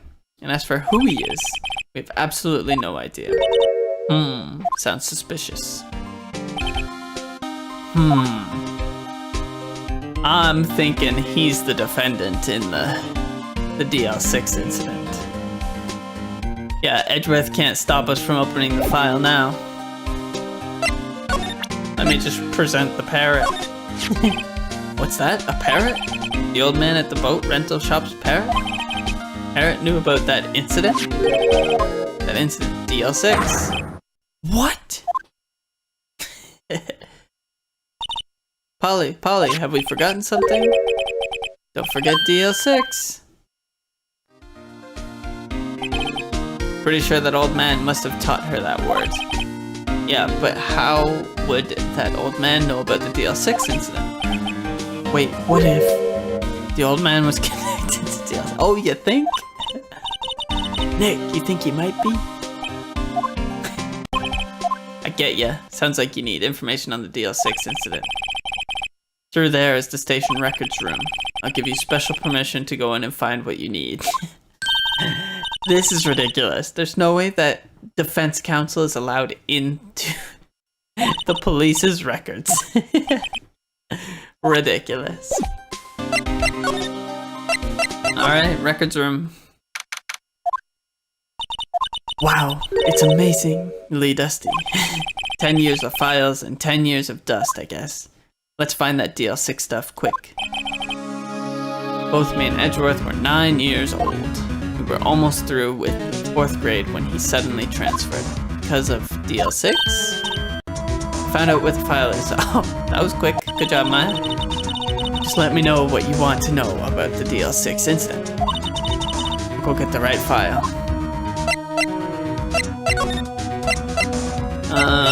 Give me the summary. Well, first I have to get a handle on the main facts. Here you go. December 28, 2001. It's exactly 15 years ago from the day after tomorrow. So in 2 days, the case is closed. The incident took place in the elevator of the district courthouse. There's a murder there? Elevator of the courthouse. There was a large earthquake at 2 p.m. on that day. That's why he's afraid. Part of the court building collapsed and all the lights went out. Bum, bum, bum. Wow, that was some earthquake. At the time, 3 people were trapped in the elevator. It took 5 hours for them to be rescued. 5 hours. That would be scary, like that, in the dark. There was a lack of oxygen in the elevator, and the survivors were unconscious. Survivors? One of the 3 in the elevator had been shot in the heart. That was Mr. Edgeworth's father, wasn't it? He said that his father was shot before his very eyes, so Miles Edgeworth was one of the other passengers in that elevator. Do you have data on the victim? Victim, here. Gregory Edgeworth. 35, defense attorney. If he were still alive, he'd be 50. He had lost that day's case in court and got in the elevator with his son, Miles. Miles? Miles Edgeworth, of course. So he was in the elevator with his father? Yeah, we knew that. From the angle of the bullet and other evidence, it could not have been a suicide. Shot through the heart. Yet, the murder weapon, a pistol, was found in the elevator. The pistol had been fired 2 times. Where have I heard that before? Sounds like the current case. What is going on? Suspects. Hold on, this is it. Yanni Yogi. He was a clerk in the court, apparently. So he must have been the 3rd person in the elevator. Well then, he had to have done it. But he was found innocent thanks to his defense lawyer, Robert Hammond. Hammond, the victim in our case. Right. Suspect, Mr. Yogi, was oxygen deprived, so much so he had brain damage. He lost all memory of being in the elevator. After he was declared innocent, he disappeared. Where could Yogi have gone to, I wonder? He may be closer than we think. Almost like the guy with the parrot. Yanni Yogi. I guess I know generally what happened in DL6 now. I still don't know what sort of impact the whole thing had on Edgeworth. Nick, are we going to take the whole file? There's too much. We'll never get to court. You're right. How about we just take what we think we'll need? Okay. Good plan. Right, that's probably all we'll be able to find here. Now all that's left is the trial tomorrow. I wonder how Dad will do testifying in court. He's gonna be the defendant. I'm telling ya. Okay, cool. Let's just continue on. Let's do one day. We'll do the full day of trial, and then that'll be it for today. But we're gonna do all of trial. Day 3 trial. Courtroom number 3. Oh, we have to deal with this fucker again. Court is now in session for the trial of Mr. Miles Edgeworth. The defense is ready, Your Honor. Why would I show up if I'm not ready? Apparently the prosecution is also ready. Mr. Von Karma, your opening statement. No opening statements, so. Objection. Not your. I was taking a meaningful pause before speaking. Right, of course. A prediction.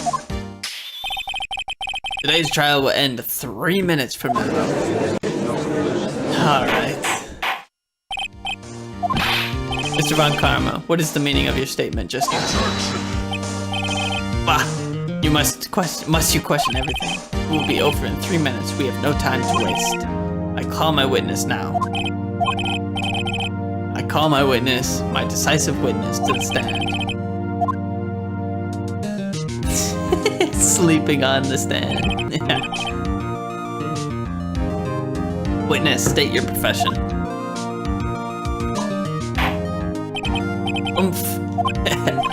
I am the proprietor of the restaurant, The Wet Noodle at Gourd Lake. And I also rent boats. Court speedrun. Yeah, I'm gonna be running a few of those. Karma's the best at the court speedrun. Guilty. The night of the incident, you were in the boat rental shop, correct? Yup, I was. Please testify. Wait a second. Still haven't heard who this old guy is. Objection.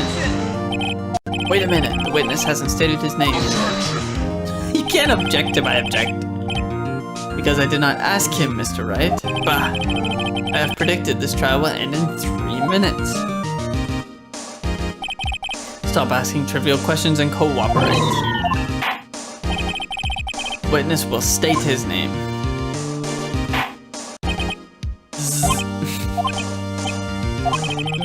I'm not really sure. Yup. What do you mean? My memory. Your Honor, the witness does not remember anything beyond the last several years.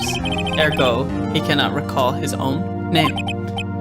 I can't recall, or he can't recall, you say. Yes, but the incident in question took place 3 days ago. He can testify. Very well. Let's hear his testimony then, shall we, witness? How about what do we call him? It was the night of the 24th, just after midnight, yup. I was in the restaurant, where I rent boats, as usual. Then I heard a bang, yup. When I looked out at the window, I saw a boat just floating on the lake. Then I heard another bang. Just about then, the boat comes back to shore, and a man walks by my window. Very well. I'd like to begin the cross-examination. There is nothing to question in my witness's testimony. Ergo, no need for cross-examination. You can't do that. Besides, there are only 10 seconds before our 3 minutes are up. Judge, your verdict now.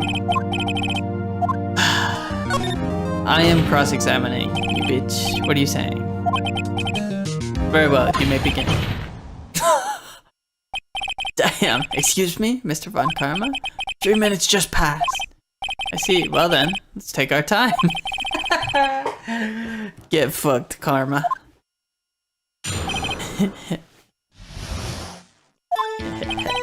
It was the night of 24th, just after midnight. Just after midnight, you say? Yep, just around then. Are you sure? Pretty sure, yep. When I talked to you yesterday, you were rather vague at the time. Manfred is the worst.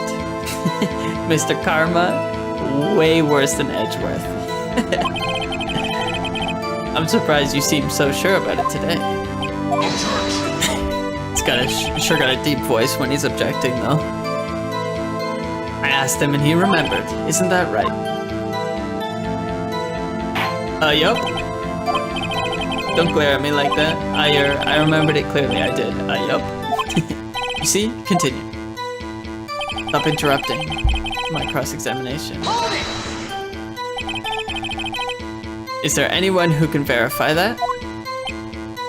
Well, I guess Polly could.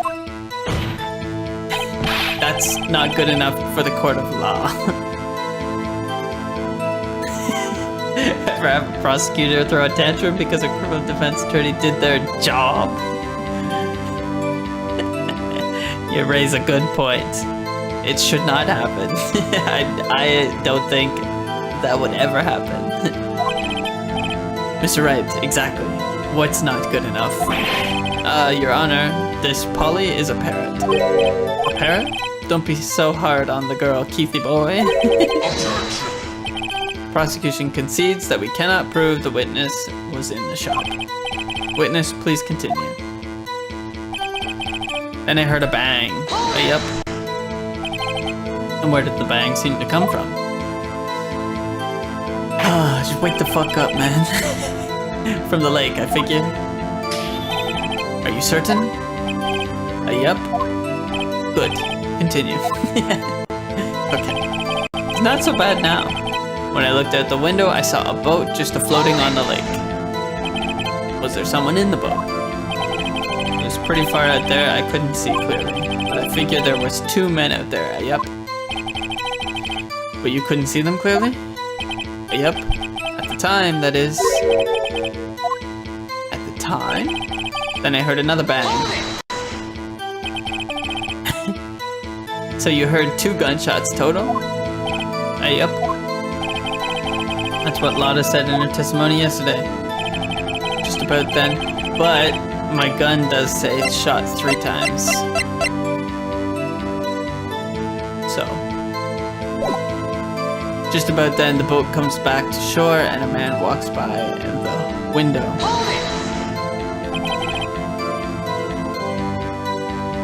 By your window? Yep, by my window. Right outside the window of my little shack. And could you see the man's face? Well, the fog was pretty darn thick, but he was right there in front of me. I saw him. This is a rather important detail. Please add it to your testimony. Tisk, tisk, tisk. That man was the defendant. He was saying, I can't believe he's dead. Are you sure? Uh-oh. Dad? We can't call him Dad. Dead certain, Keith. He said, I can't believe he's dead as he was walking by, too. Pretty damning. Witness, are you sure the person you saw was Miles Edgeworth? It was him, that Edgeworth boy.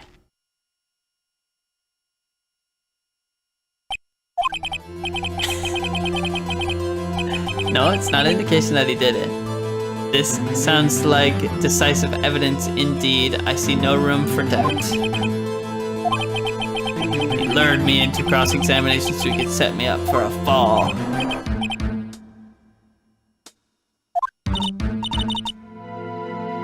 Oh, I'll find a way.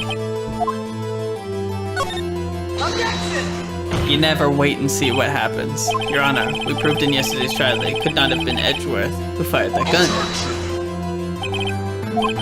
Mr. Wright, are you referring to the fingerprints from Edgeworth's right hand found on the gun? And the photograph showing a man firing with his left hand? Exactly.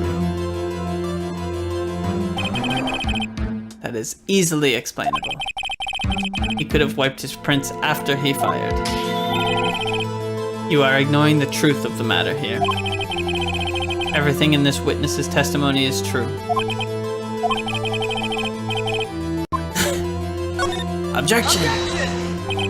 Your Honor, this witness claims that Edgeworth said, "I can't believe he's dead," but his words is all we have. If he were telling a lie... Shut the fuck up! Mr. Wright, in a court of law, the evidence tells all. Apparently, you have yet to realize even this basic fact. If you say his testimony is a lie, show us proof. We have evidence? To be honest, I don't know what to do anymore. Can you hear me, sis? Please, we need your help. Nick needs you. Tisk, tisk, tisk. 3 minutes was perhaps too high an expectation. However, 15 minutes isn't bad. This must be a new record. New speed run. A PB? Personal best? Enough. The witness may leave the stand. Peace. This court sees no reason to further prolong the trial, nor is there any need for more time to decide the case against the defendant. This case is extremely clear. I see no room for misinterpretation of the facts. What? No. Court finds the defendant, Mr. Miles Edgeworth. What? Did I fail? To be held pending trial at a higher court within a month from today's trial. That is all. This court is adjourned. What? Did I lose? Wait.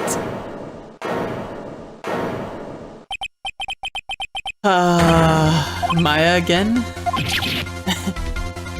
Oh, Larry Butts. I was gonna say, I was like, what the fuck did I do? I wasn't given an opportunity. What are you doing here? Surprise witness. Listen, you gotta listen to me. I was there in the park the night of the murder. I wasn't sure about it until just yesterday, but today I remembered it. Remembered what? The gunshot. I heard it too. But he left before midnight. What is the meaning of this? The verdict has been decided. I call for adjournment. One moment, Mr. Von Karma. So you say you heard a gunshot? Yeah, I did. A gunshot that night. I was sitting here in the audience listening to the testimony. Then I realized something he said was different from what I remember. Anyhow, I can't just sit here and let you call Edgy a murderer. It's just not right. I'll testify. Let me testify. Let's go, Harry Butts. Order, order. Well, this is the first time something has happened like this in my courtroom. I'm not quite sure how to proceed. Judge, you've already given your decision. The trial is over. This is it. Larry's given us this one final chance. If only it wasn't Larry. Hey, come on. Larry's good. Him and Keontae, he can make things even worse. Mr. Edgeworth was just declared guilty, Nick. It doesn't get any worse. Got a good point. Good point. Your Honor, if there's another witness, it is our duty to hear him speak. Right here, right now. A waste of time. The verdict cannot be overturned. Fuck you, Karma. Allow me to speak my opinion. In all court proceedings, it is our duty to prevent an inaccurate verdict. In order to make sure no mistake has been made, every witness should be heard. What is this? I withdraw my previous verdict of guilty. Oh boy. Mr. Von Karma, I order you to call this new witness to testify. Now. What? The court will adjourn for a 5-minute recess. After that, we will hear this new witness, Mr. Larry Butts. Court is adjourned.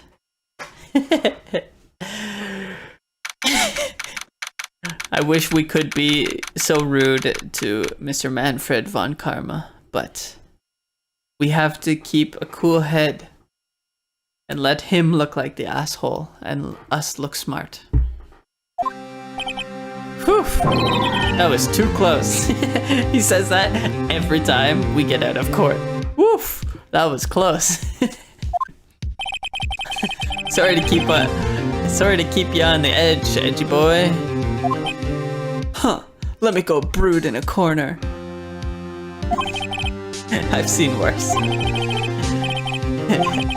I just wonder what Larry plans to say in there. Larry was at the lake that night. Yes. He said he went looking for the steel samurai balloon that flew into the lake. Oh, right. And he found the balloon in the air tank that night. Yep. Hey, edgy boy. Huh? You say something, right? Yeah, a lot of things. You seem out of it. What's wrong? It's nothing. If Edgeworth would just tell us what happened that night, we'd have a lot more information, but it seems like he doesn't want to tell us shit all. Mr. Edgeworth, there's been something I've been meaning to ask you. Why are your fingerprints on the murder weapon? Oh.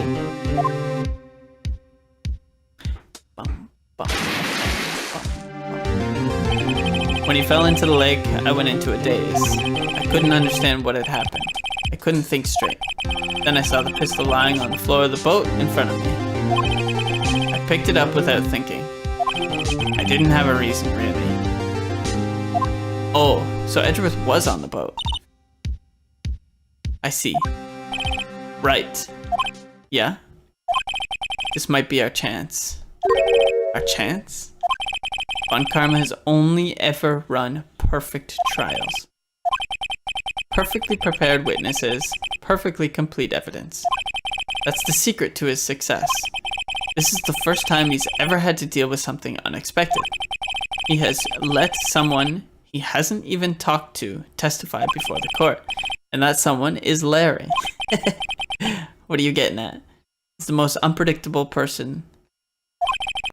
It's likely his testimony will be full of holes, right? That's right, Nick. No 10-minute trial this time. We'll milk this one for all it's worth.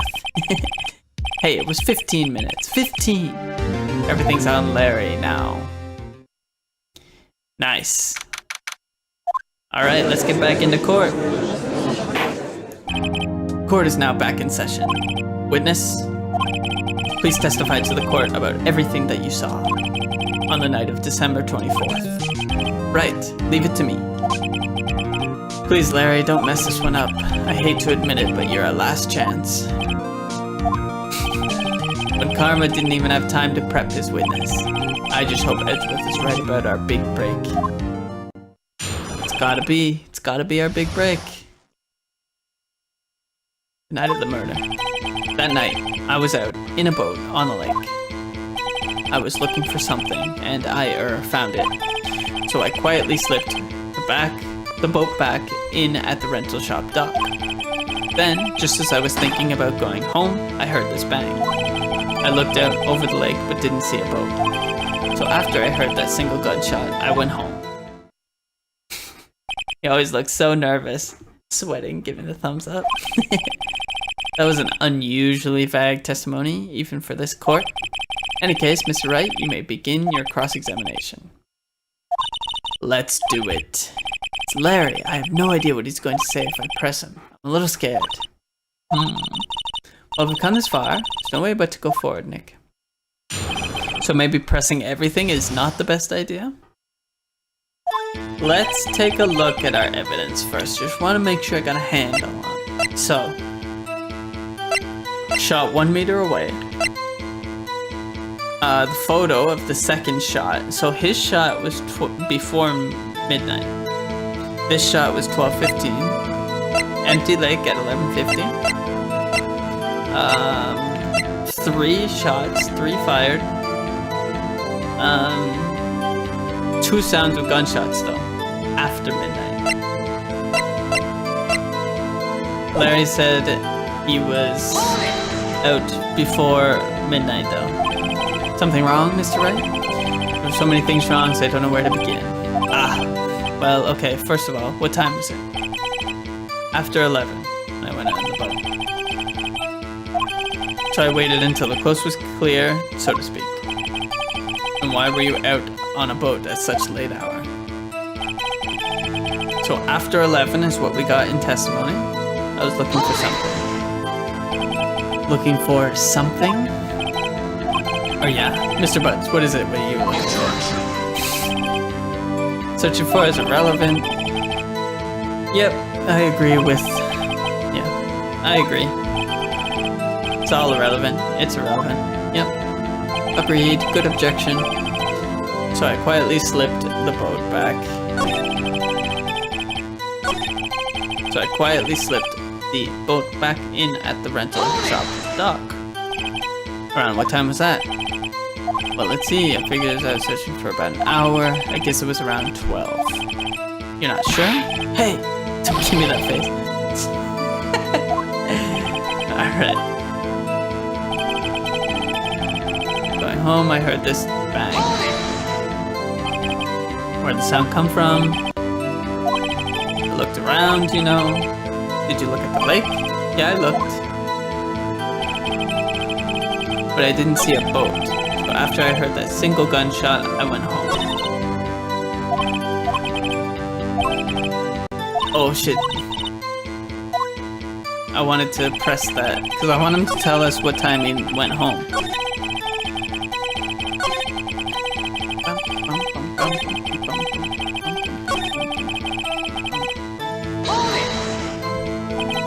So you only heard one bang, correct? Yeah. Huh. Well, Nick? Pretty wishful. Whoa! Okay, fine context. On a boat on the lake.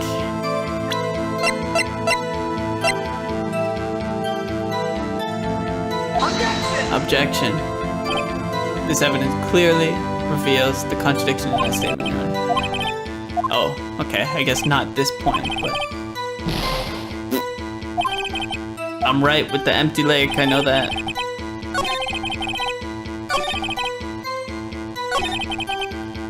Oh, well...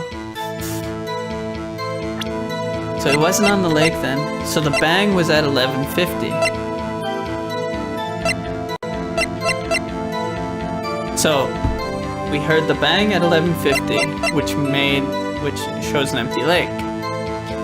Then this photo is at 12:15, but I don't know how to present that to his testimony.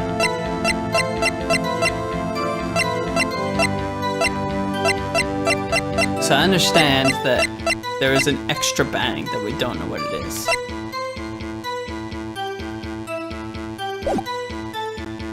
I guess we can just present this and see. Okay, no contradiction. Can't lose all our health.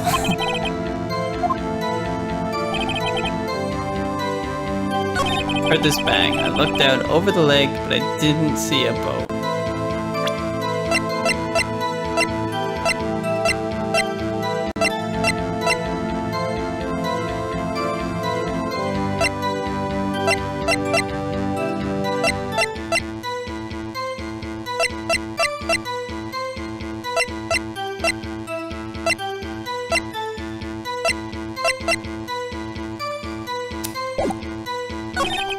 After I heard that single gunshot, I went home.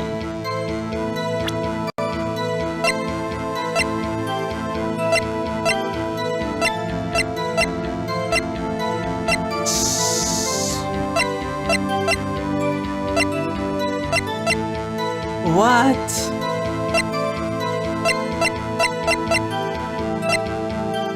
Two gunshots just after midnight.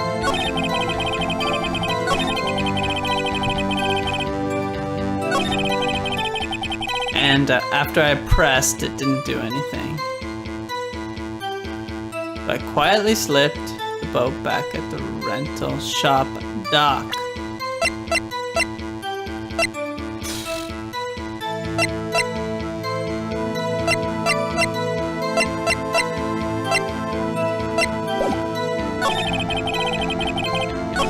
Let's press the bang, I guess, and see. I forget what he said.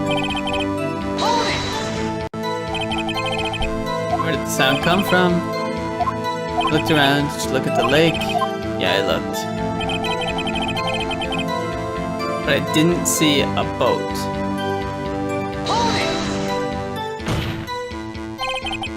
Wasn't there a boat? I swear I pressed that. Order. Well, Mr. Butts? Whoa. Everybody just calm down, okay? I mean, it was real foggy that night. I mean, I'm not sure whether there was a boat out there or not.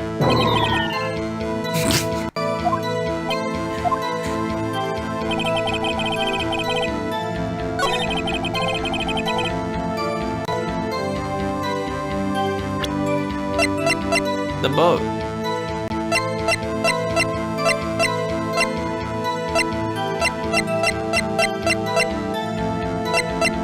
The testimony?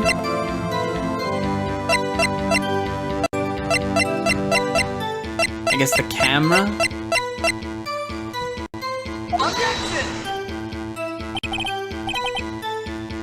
What do you think of the witness's statement? Clearly a contradiction, I thought.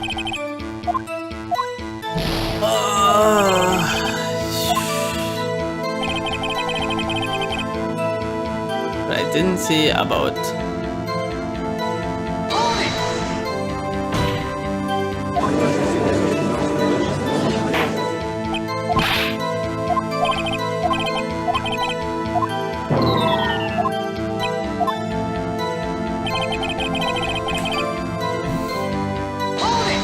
Did ya?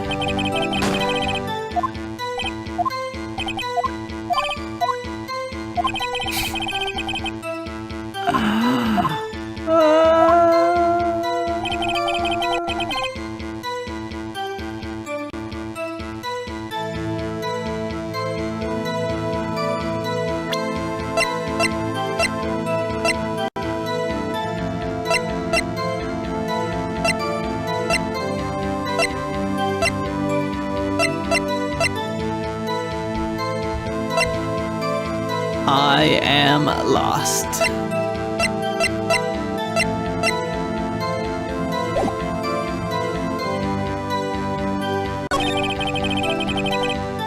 I was looking for something and I found it. Shows the empty lake.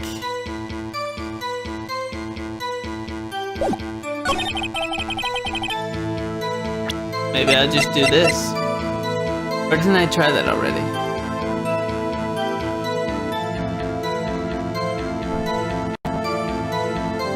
But he also says that he came back in and then the bang.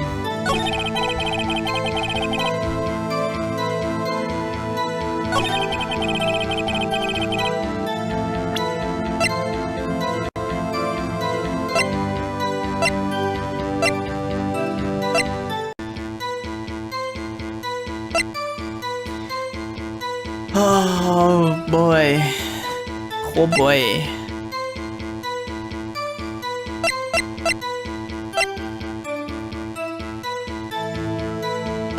I need a contradiction, not something interesting. Empty lake. An old photograph. Nope.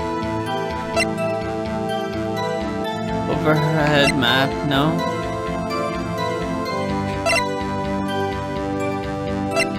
Nothing on DL6 yet.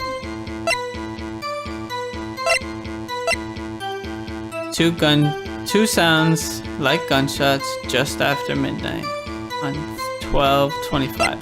That matches fired 3 times.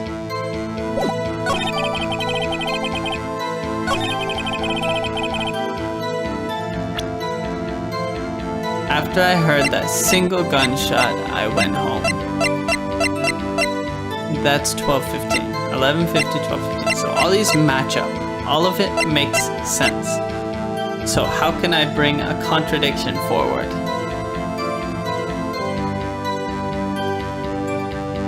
How do I say that he didn't go home?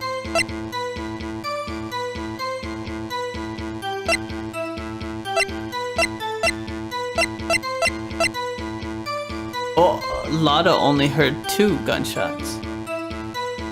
she didn't hear the one before. But we don't know that there was 3 gunshots.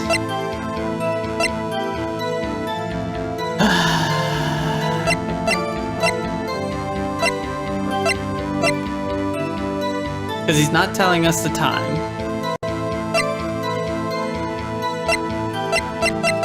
Well, these are the 2, actually.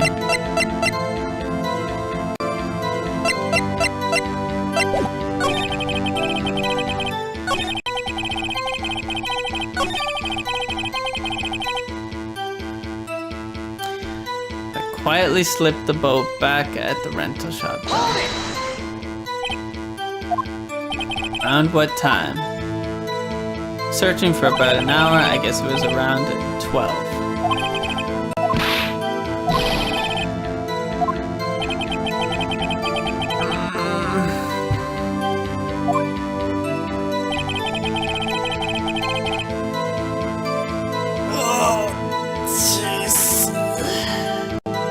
So he says 12, around 12.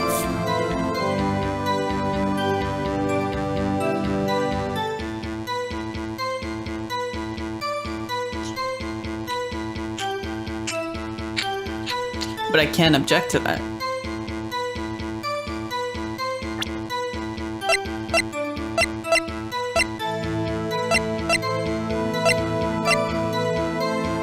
Tried the camera. We already know about the camera.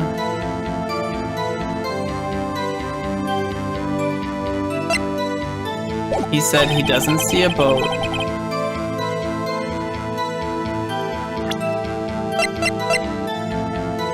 Like, do I just show that, yeah, there was a boat out there, but he didn't see a boat, and that this is correct. It matches. So this is, what is contradictory about that? After he heard the one... Well, after I heard that single gunshot, I went home. Only heard one bang, correct?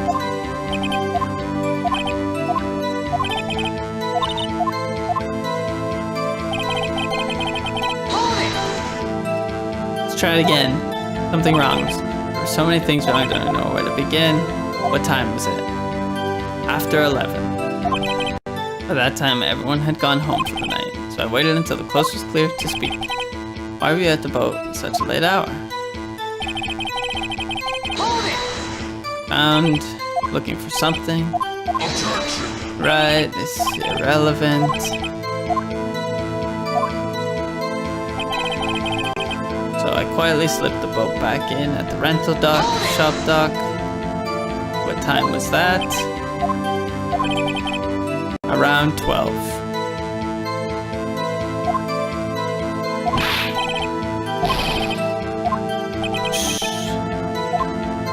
Okay, around 12, then just I was thinking about going home, I heard a bang. Where did the sound come from? Did you look at the lake? Yeah, I looked. I looked at it. Didn't see a boat. Wasn't there a boat on the lake? Well, Mr. Butts, whoa. Everybody just calm down, okay? I mean, it was real foggy that night. I'm not sure whether there was a boat out there or not. After I heard the single gunshot, I went home. And he says yes. So my idea is that he said 12. No, I didn't mean to do that. Yeah, what time? I quietly slipped the boat back and that was at 12.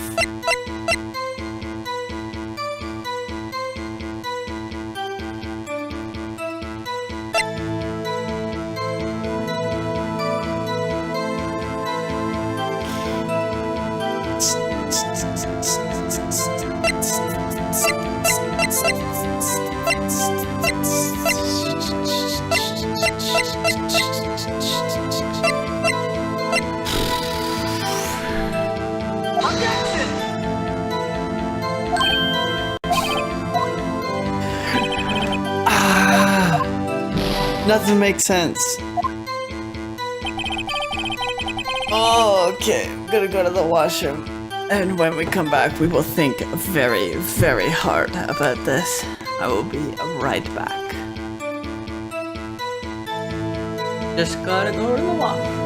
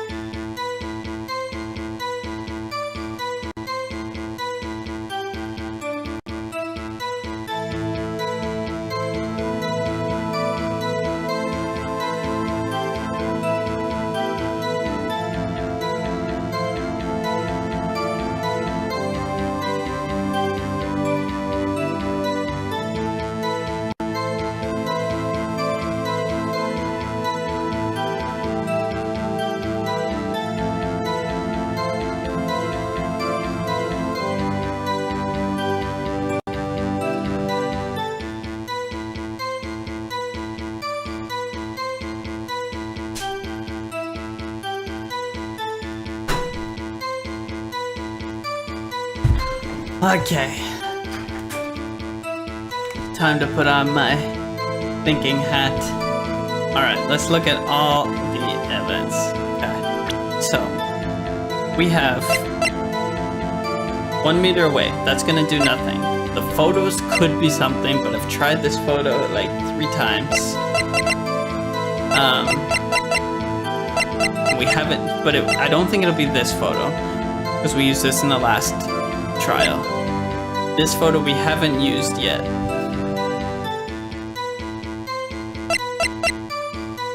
It won't be this. It won't be the pistol or the bullet. A lot as a deposition.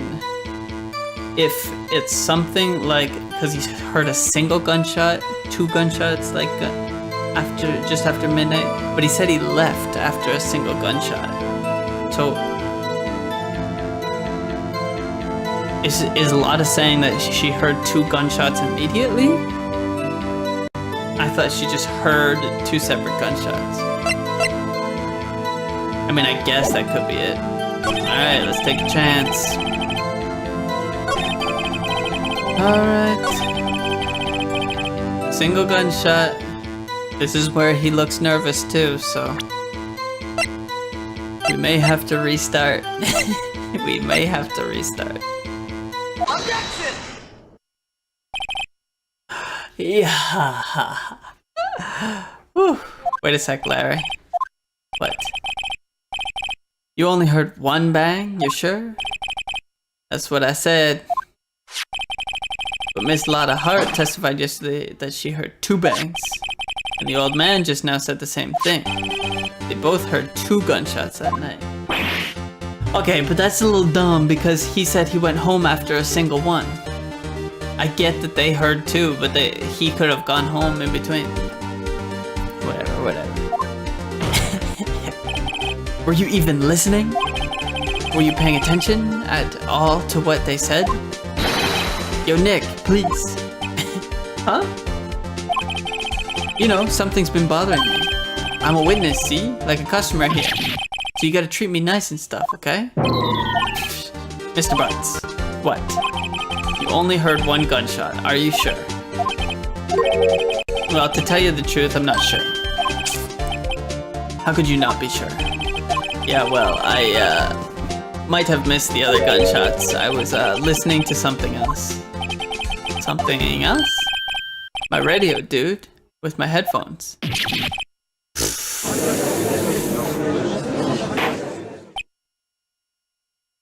And stop that booing. Mr. Butts, you were listening to the radio with your headphones?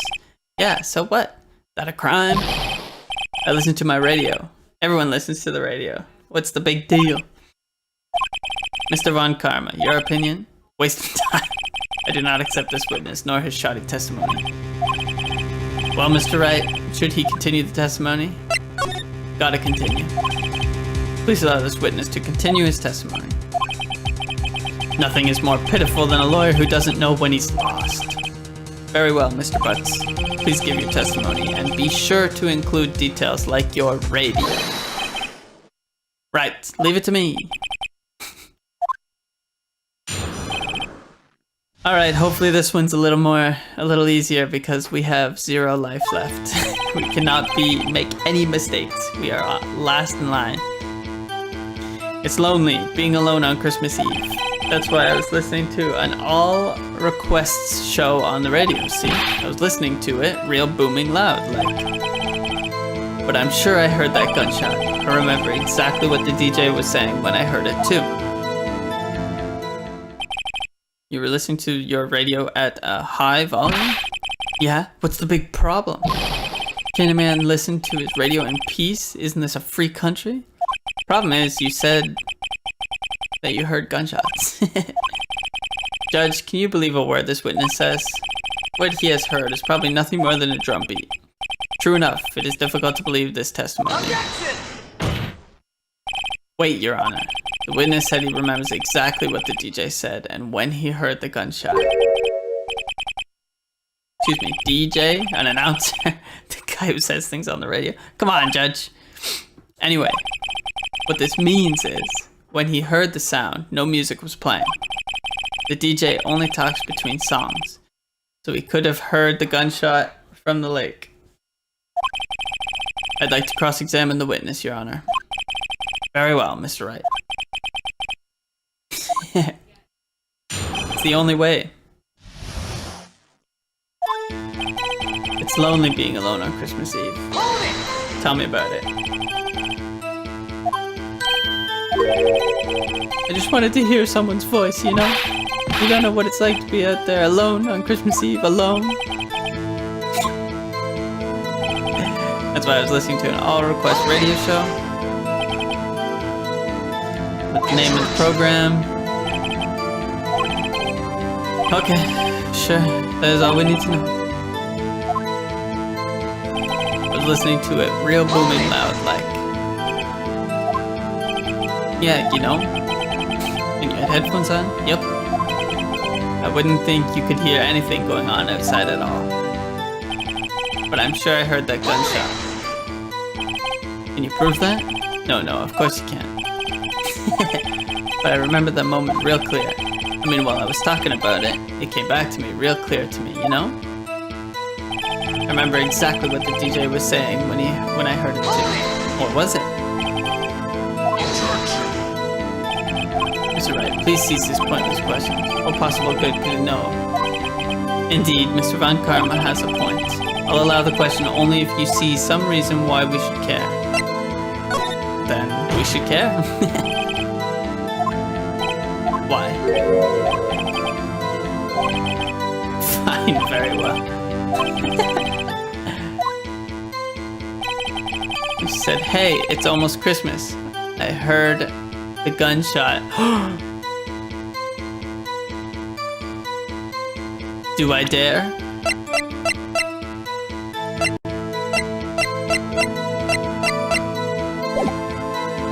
I'm gonna press first. Are you sure? Of course I am. She had this real sexy voice.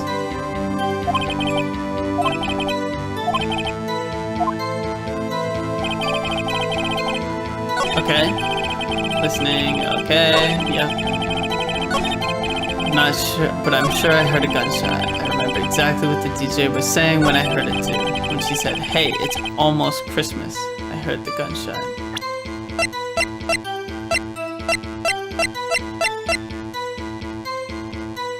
But the deposition says after midnight. Objection!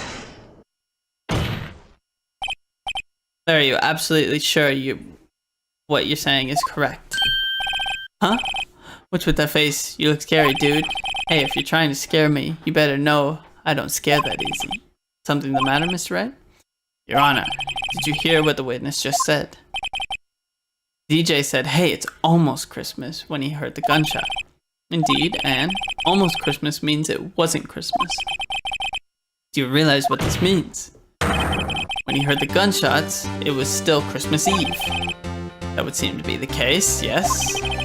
But that contradicts the two testimonies we have heard so far, Your Honor. Both Miss Hart and the old man said it was after midnight when they heard the shots. In other words, when they heard the gunshots, it was already Christmas. This is a clear contradiction, Your Honor. Order. What does this mean? The two prior witnesses heard gunshots after midnight. However, this witness says he heard a gunshot before midnight. Judge, the answer is simple. The current witness is plainly mistaken. Just look at him. Suspicious. It is kind of true. Mr. Wright, what do you think about Mr. Butt's claim that he heard the gunshot before midnight? Larry's right. He heard that gunshot before midnight. Intriguing. I'm assuming you have evidence for this wild claim. Show me evidence there was a gunshot before. Now we use the empty picture. Look at this photograph. It was taken by our witness yesterday with Miss Lotta Hart with her automatic camera. The timestamp on the photo reads December 24, 11:50 p.m. Oh? But there's nothing on the lake in this picture. Your Honor, the real issue here is not why nothing is shown in this photograph. It is why this photograph exists at all. What do you mean? Your Honor, this photograph was taken by an automatic camera. That camera was set to go off in response to loud noises. Aha, correct. There was a loud noise on the lake at 11:50. That is why this photograph was taken. In other words, when Larry heard that gunshot, it was most definitely still Christmas Eve. Indeed, it would seem that this is the case. Then where does that leave us? Ms. Hart testified that she heard the gunshots after midnight. Are you claiming she was mistaken? Not at all, Your Honor. It is a fact that the camera also triggered at 15 minutes after midnight. Your Honor, that night there were two sets of gunshots with a 25-minute pause in between them. Almost like exactly what I said. It's just, for some reason, we had to catch him in the contradiction that wasn't actually a contradiction. Because I already said all this. Why would this be? Don't be fooled, Judge. That camera was set to respond to loud noises. Yes? There's no proof that the loud noise at 11:50 was a gunshot. Why the witness could have sneezed, triggering the camera. Hey, my nose was clear that night, man. Clear. Well, Mr. Wright, there's no turning back now. Can you prove that the loud noise at 11:50 was indeed a gunshot? Please show to the court evidence. Fired 3 times, baby. This is my evidence. The murder weapon? Something about this pistol was bothering me, Your Honor. Both of the witnesses who testified yesterday heard 2 gunshots. However, the murder weapon was fired 3 times. When then was the last shot fired? Only now have I realized the truth. The 3rd shot was the shot Larry heard just before midnight. Order. That would make sense of the evidence we've seen so far. However, this leaves me wondering exactly what did happen that night on the lake. Exactly. This is true, there were 2 sets of gunshots separated by 25 minutes. One at 11:50, another at 15 minutes after midnight. Why, I ask you? Why? Uh-oh. Wait a second. Gunshot separated by 25 minutes. Ah! What's wrong, Nick? I have it! I have it! Remember the case with the steel samurai? Huh? Yeah, of course I remember. The murderer in this case had the same idea as the murderer in that case. What do you mean? Maya? Yes? If we don't figure this out now, we'll never overturn Edgeworth's guilty verdict. I've got a hunch. I'm gonna run with it. Right. I mean, is it safe? Safe. We've already gotten a guilty verdict. We have nothing to lose. You just watch and let me know if I say anything that sounds fishy, okay? They're just having sidebars in the middle of court. Testimony just now has cleared up this entire case. What do you mean? So you finally realized the truth. There can be no other murderer than Miles Edgeworth himself. Wrong, Von Karma. A man was shot that night, but it wasn't Edgeworth who did the shooting. Listen, rookie. Take a deep breath and consider the facts. At the time of the murder, one boat was on the lake. This was shown by the witness's photograph. The defendant Edgeworth and the victim Robert Hammond were on that boat.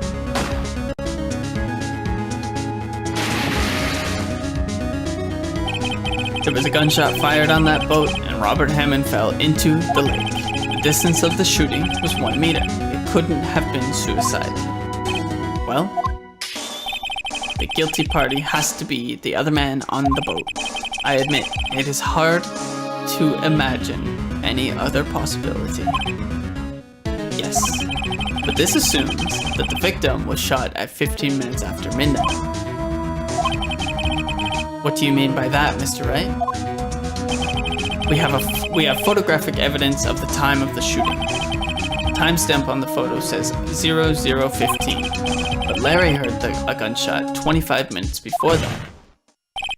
Robert Hammond was killed then, 25 minutes before the shot on the lake. That's the only way that Edgeworth could be innocent. Mr. Wright, are you quite mad? Explain who the two men on the boat are.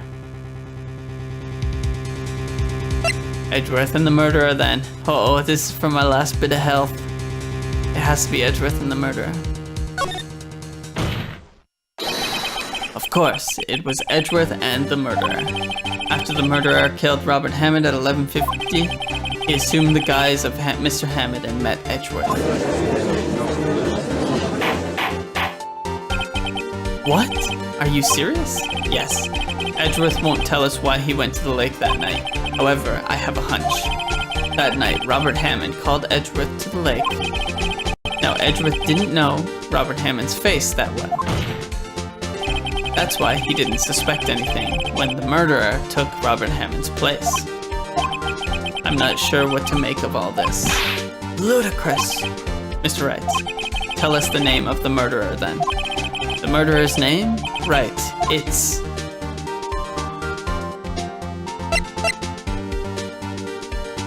I don't know. Actually, I don't know the murderer's name. Bah! Again, you waste my time. I don't know because he's never told us. The murderer is the caretaker of the boat shop, that old man. I told you. At 11:50, he was the one who killed Robert Hammond. The caretaker of the boat shop? Where did he do this? There weren't any boats on the lake then. Why would he have to go all the way out on the lake just to shoot someone? May I suggest that the real scene of this crime was not on a boat? What? Well then where did the murder take place?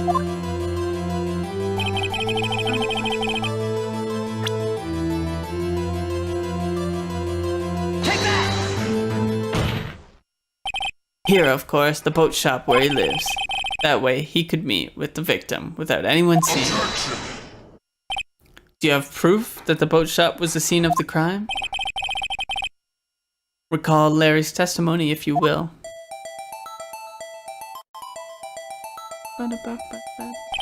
That night, he was out on the lake in a boat searching for something.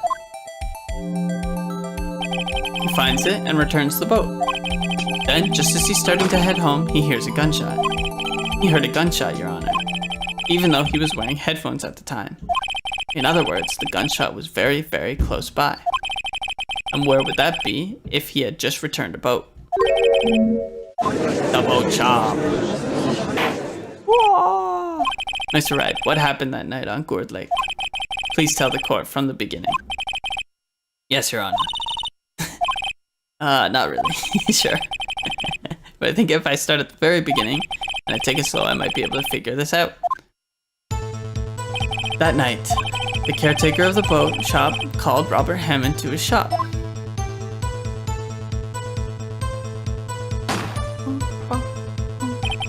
This was around 11:50. That was when the gunshot that Larry heard was fired.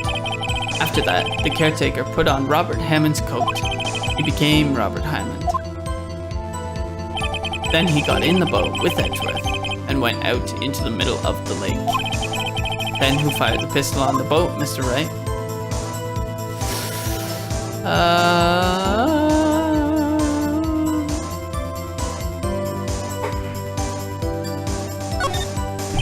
It was Miles Edgeworth. Yeah, good thing. Oh shit. Of course, it was the murderer who shot the pistol. He shot twice. Both missed Edgeworth on purpose. Wait a minute. Why would he shoot twice if he didn't mean to hit anyone? He's trying to set him up. The moment you run out of explanation is the moment you lose. Tell us why the murderer had to fire twice. To create a witness? I believe he shot twice to create a witness, Your Honor. The murderer lifts his pistol and fires one shot. That ensures that anyone who heard the shot would look at the lake. Indeed, Miss Hart did exactly that after hearing the first gunshot. Next, the murderer waits a bit and he fires again. Then,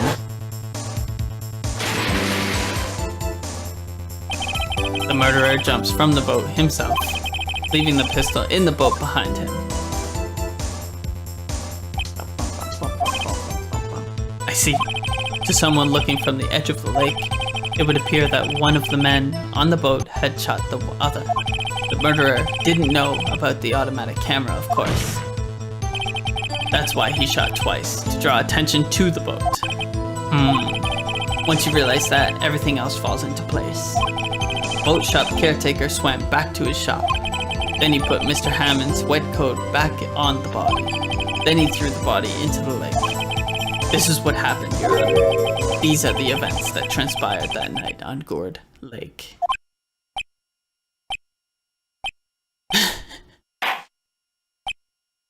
Okay. Bailiff, bring out the witness from before. Boat shop caretaker, quickly.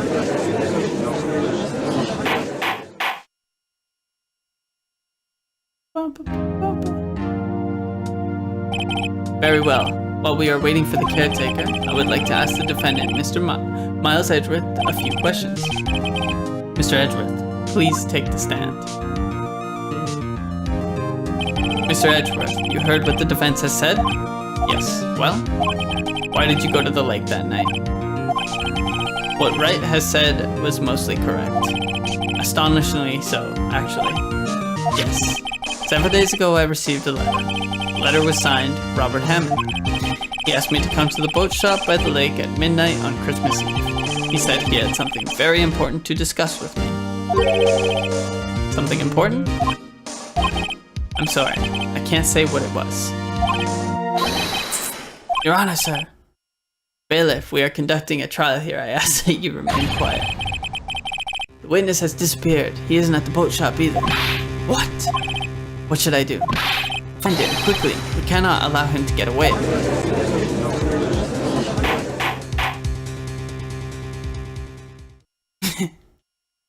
Mr. Von Karma, your witness has disappeared. A search warrant has already been issued.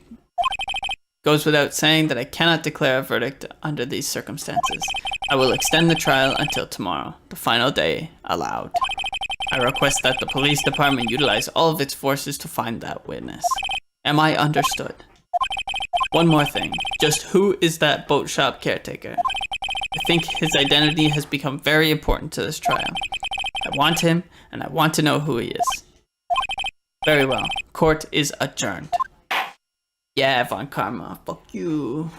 So we managed to survive with 1 health left.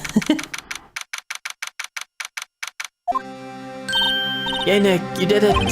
Yeah. Well, at least we got out from under that guilty verdict. What about Larry? That was something else. Even Von Karma didn't know what to do with his testimony. Larry really helped us out.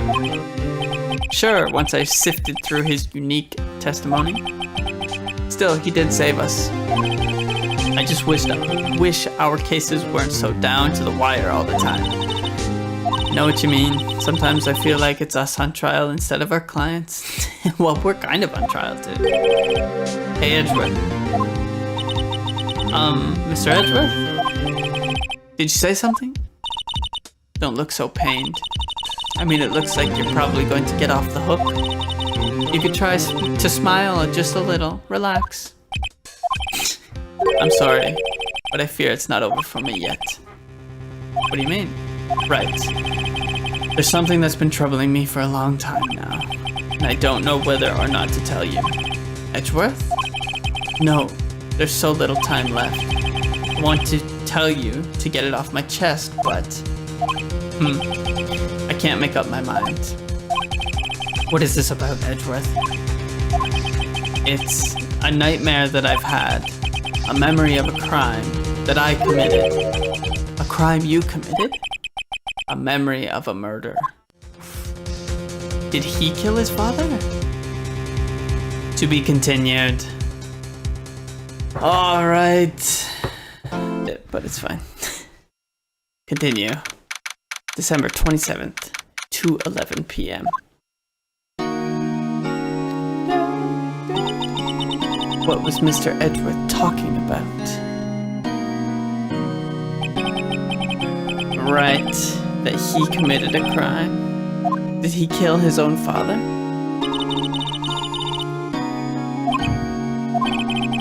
I don't believe it, not Edgeworth. Some painful memory has been troubling him recently. But he'd never take someone's life. Never. Nick. Come on, Harry Butts. Yo, how's everybody doing? What do you think of my performance today? I had him swooning in the aisles, huh, Maya?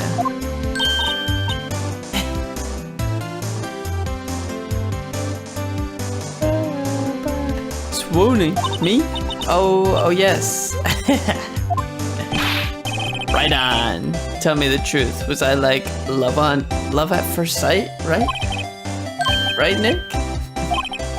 Well, maybe my heart skipped a beat or two. They're all playing on the same joke. I think you can do better than that. Come on, I saved Edgeworth out there. Dude, edgy. You guys should be bowing before me. Yeah, bow before your hero. Alright, man. Talk to me. Larry, you really helped out in the trial today. You did, and if you weren't there, I'm sure Mr. Edgeworth would have been found guilty. But seriously, Nick, that boat shop caretaker guy is pretty suspicious. I agree. But Edgy ain't off the hook yet.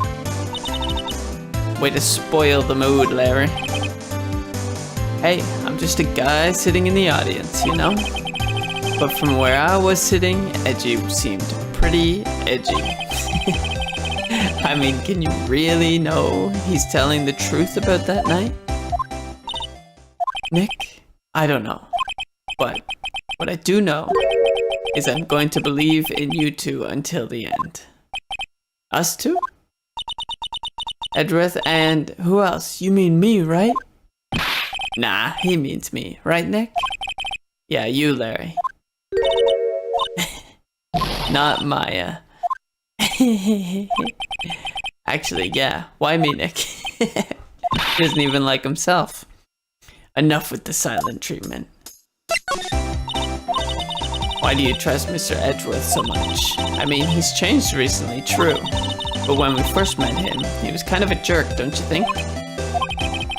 You didn't know him back then. Back when he wanted to become a defense attorney. Was that when you two were classmates? Yep, in grade school. They saved me. Miles and Larry. They saved me, and I'll never forget it. That's why I became a defense attorney, you know? What? Hey, Larry, what's he talking about? What? How you forget? Out with it. I'm going to hear this story today, and that's final. I agree, Maya. We've been dancing around this story for way too long. Kind of a long story, so hang in there. It was the very end of 3rd grade. I was on trial. A class trial. What? You remember, Larry? Spring, end of 3rd grade? A kid in our class got his lunch money stolen. Our school was really small. Every month, kids would bring in an envelope with money for lunch from school. From home.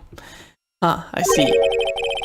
Anyway, this kid's envelope disappeared with $38 inside. Oof. Now that you mention it, I do remember that. I can see why you'd forget though. You were out of school that day. Anyway, the envelope had been stolen during PE class. I was coming down with a cold, so I'd skip PE that day. I was the only one not in class.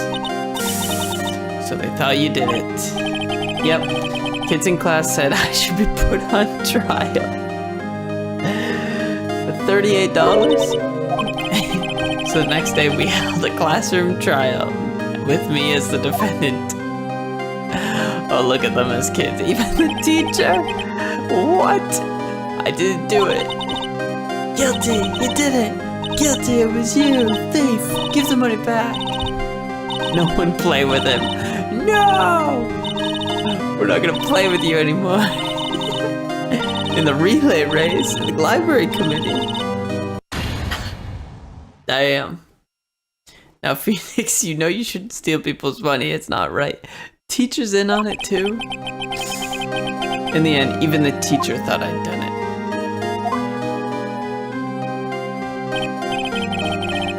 I didn't know what was happening. I was so sad, I couldn't stop crying. Everyone was staring at me like I'd done it. I tried to apologize. I went to where the boy whose money had been stolen was sitting. That's when it happened. Objection! The only thing that belongs in a trial is evidence. Anything else has no place. You should all be ashamed. Amateurs. In a suit. It wasn't you who stole my money, was it? No? Then you shouldn't apologize. Oh, Edgeworth got his money stolen. Everyone's been shouting you did it, but no one has any proof. That is why, Your Honor, this boy is innocent. But Miles, it was your money that was stolen. Yeah, he did it. He's the one. We don't need proof. Make him say he's sorry. Why don't you all just shut up? It's always how it is. Everybody ganging up and picking on one person. Just think how he feels. He said he didn't do it, so he didn't do it. And thus birthed the greatest friendship that ever existed. Very well. I will replace the money myself. Yeah, fuck you, teacher. That's how it happened. After that, the three of us were best of friends. Wow, I had no idea. That's when I learned what it meant to be alone. Totally alone, without a friend in the world. You did a good thing, Larry. Yeah, well, I was just lucky that I took the day off from school. But if I'd had been there, they would have thought I'd done it. So I took it kind of personally, see? Something smells is usually the buds. Anyway, Edgeworth and I talked after that class trial. That's when I heard his father was a defense attorney.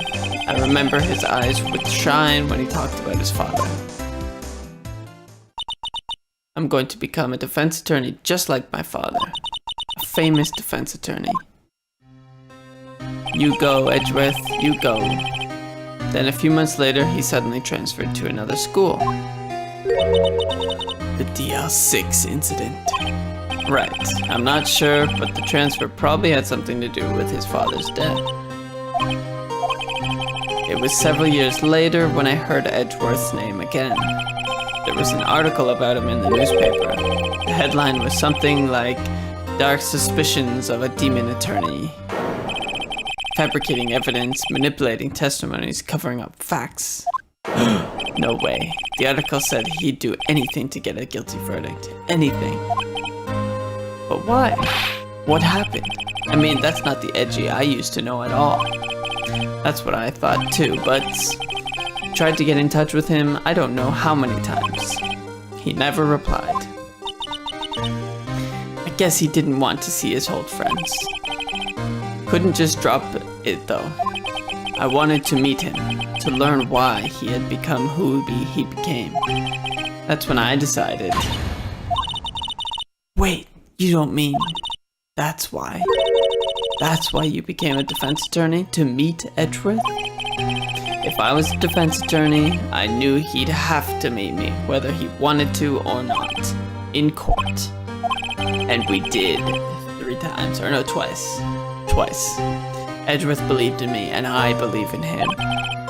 He's in pain, and no one's on his side. I'm the only one who knows the real Edgeworth. I'm the only one who can help him. The real Edgeworth that you knew for, like, 3 years in school, way back when. Is that why you helped me out for free? Yes. I helped you because I believed in you.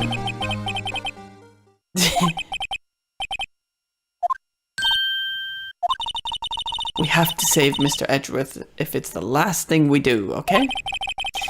Well, sure. Let's do it then. First, there's that rental boat shop caretaker. We need to find out who or what he is. I'd settle for who. I agree. Okay, let's go. Woo! Yay! Let's go talk to Edgy Boy. You look as grim as always. Mr. Edgeworth, I heard the story about the class trial. What do you mean? You don't remember? No, I don't. Your lunch money was stolen, wasn't it? In 3rd grade? Lunch money? Oh, right. I seem to remember something like that. Nick, I think you're the only one who really remembers. Well, it probably only really mattered to me anyways. That trial was the reason Nick became a defense attorney. Alright, Maya. Ridiculous. That said, it does sound like the kind of thing you'd do. You haven't changed a bit, have you, Wright? So simple, to a fault even. Well, maybe, yeah, but I think you changed too much, Edgeworth. Perhaps. Let's chat. Hey, Edgeworth, why did you become a prosecutor anyways? You used to look up to your dad. You said you wanted to be a defense attorney, right? I couldn't let myself deny reality like you. What do you mean? My father was taken from me, and you want me to defend criminals? I'm sorry, Wright, but I'm not that good of a person. It's true. One suspect was apprehended in your father's murder, right? Yes, the man trapped in the elevator with my father. His name was Yanni Yogi. He had to be the shooter, any way you look at it. Yet, he was found innocent. That defense attorney got him off the hook. The dead guy. On that day, 15 years ago, the 3 of us were trapped in that elevator for 5 hours. When we were rescued, we all suffered oxygen deprivation. I had lost all memory of the murder. Lost your memory? Crazy. Even now, I can't recall what happened in that elevator. That was the crux of Yogi's attorney's argument in court. He claimed Gyani Yogi had been not sound of mind due to the oxygen deprivation. Yogi was released due to a lack of evidence. Innocent. Evidence of what? That's when I changed my mind. I started to hate defense attorneys. What's your relationship with Von Karma, the bitch boy? He's my teacher and a man who deserves respect. Alright, well, not mine. He's a bitch boy. I learned everything I know of courtroom techniques from him. So he's like my sister was to you, Nick. He is a perfectionist in all things, in court, in his personal life. He is obsessed with doing everything perfectly. Perfectly, huh? What great addition to the conversation. In all the cases he has taken on, none were left unsolved, and not one suspect was declared innocent, ever. That seems like a problem. Because not everybody's guilty. But that's... I know. It's possible some of the suspects were indeed innocent. However, it is impossible for us to accurately determine that in every case. All Von Karma does is his job to find the suspect guilty perfectly. In any case, it's nigh well impossible to find a weakness in him. We did, though. Should a weakness appear, he would do anything in his power to make it go away. Edgeworth? What if you're saying is true? If what you're saying is true, you're headed for a guilty sentence tomorrow.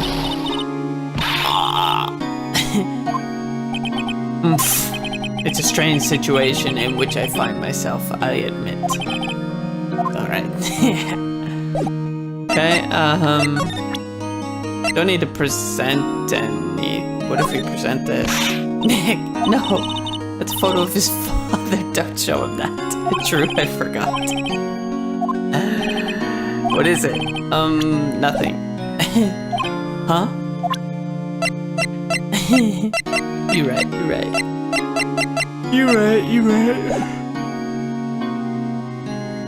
Oh, okay. Let's move to... Let's go talk to the cop. Detective Gumshoe. He won't be coming back today. What? He said there was some guy he had to arrest by tomorrow. Boat shop caretaker? Shouted something about catching him if it's the last thing I do, pal. Sounds like him. Okay. Let's go to the Gourd Lake entrance. Oh. There's Gumshoe. Hey pal, long time no see. Close one today, eh? I got so worked up I snapped my tie in half. Sorry about that. Thanks to you, we now know who really did it. You mean the boat shop caretaker? Look, I'll make it you a promise. I'll have that scoundrel in my custody by trial time tomorrow. Come what may, it's my duty to you as a police officer. Now I'm off to catch me a criminal. Oh no! My...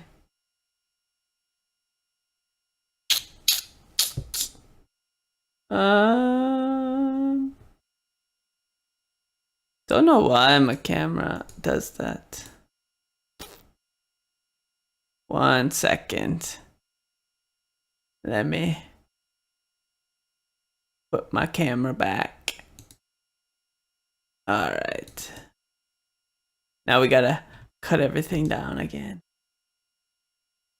And make sure. It's good. And transform. Flip this way. And put right there. Beautiful. Oh, a little lower. Every once in a while it just freezes on me. Don't know why. Detective Gumshoe sure is active today. Oh, one other thing. No one can go into the woods today. What? The woods are off limits to camping, and apparently the park ranger found out. He got pretty mad. No one can go in for a while. I guess Lotta's in a lot of trouble. Good one, Maya. Anyway, I'll be seeing you tomorrow. See you later, Gumshoe. We can go this way, though.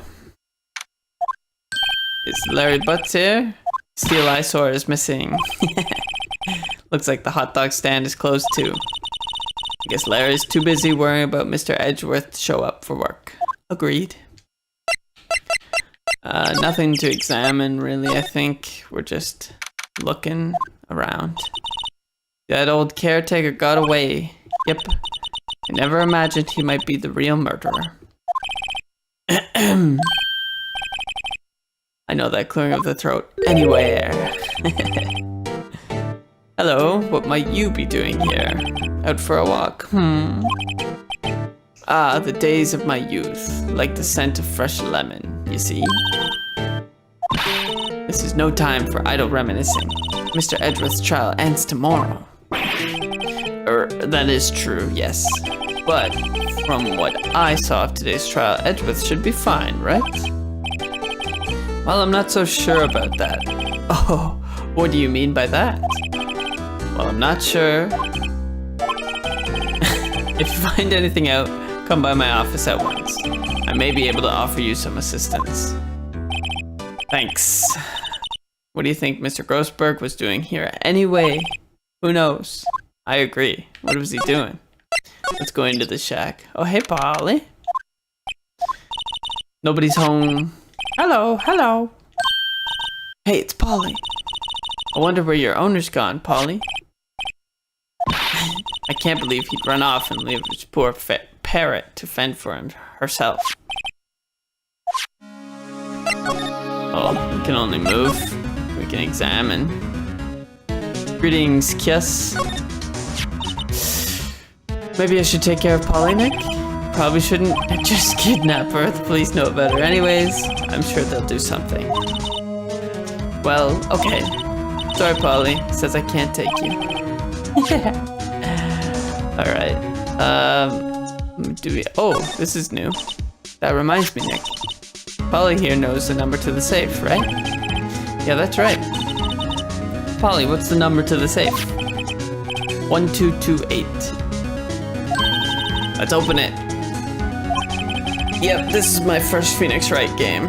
So I've played through the first 3 episodes, and this is the 4th episode. I'm sure there isn't any money in there. But hey, he keeps it locked, right? So there must be something of value in there. I'm not so sure. It's gonna be pasta. Might be a clue or two. A letter. What's the letter say? It's handwritten in very precise, clear letters. Get your revenge on Miles Edgeworth. Huh? Edgeworth? Nick! Why would Mr. Edgeworth's name be on here? How should I know? I'm gonna read the whole thing. Get your revenge on Miles Edgeworth. It also says this is your last chance. Now is the time to get revenge on the 2 men who ruined your life. The rest of the letter goes on to describe the murder plot in detail. Ooh, how to kill Robert Hammond and frame Edgeworth. Calling Edgeworth out to the lake, getting on the boat, firing twice. This is exactly what I figured out today in court. It's all here in perfect detail. But what about the 3rd shot in his shack? Yeah, it's pretty good so far. It's a good story. It's got good stories. What do you think it means, Nick?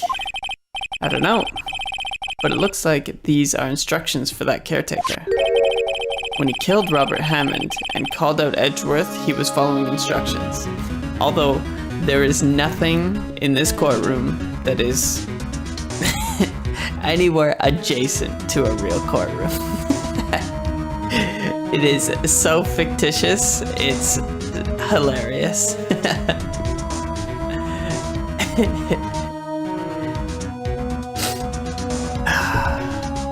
When he killed Robert Hammond and called out Edgeworth, he was following instructions. But who could have written the letter? Objection! You can do objections, but only for very specific reasons. You can't just yell out objection and then say whatever you want. And what does it mean to get revenge on Miles Edgeworth? Look, I don't know, okay? But one thing's for certain. This letter is an amazing clue. I agree. Amazing clue. Okay. Nothing left in the safe. Yeah, he left in a hurry. Ah! What's wrong? Just when I saw the TV, I remembered. They're showing up. Okay. Alright. See, that's why I didn't want to tell you. Alright, Maya. What do you do with the fishing pole? Maybe we should bring it to Detective Gumshoe. Canadian law is similar to the US in the same that we have an adversarial system, which is like defense versus the prosecution. So it's similar in that way, but a lot of the rules are different. We're most similar to like the British. British would be our closest. Still adversarial, but yeah, not quite as adversarial as the US.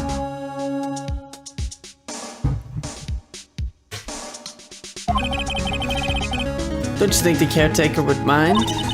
Well, we can just leave him the metal detector in exchange.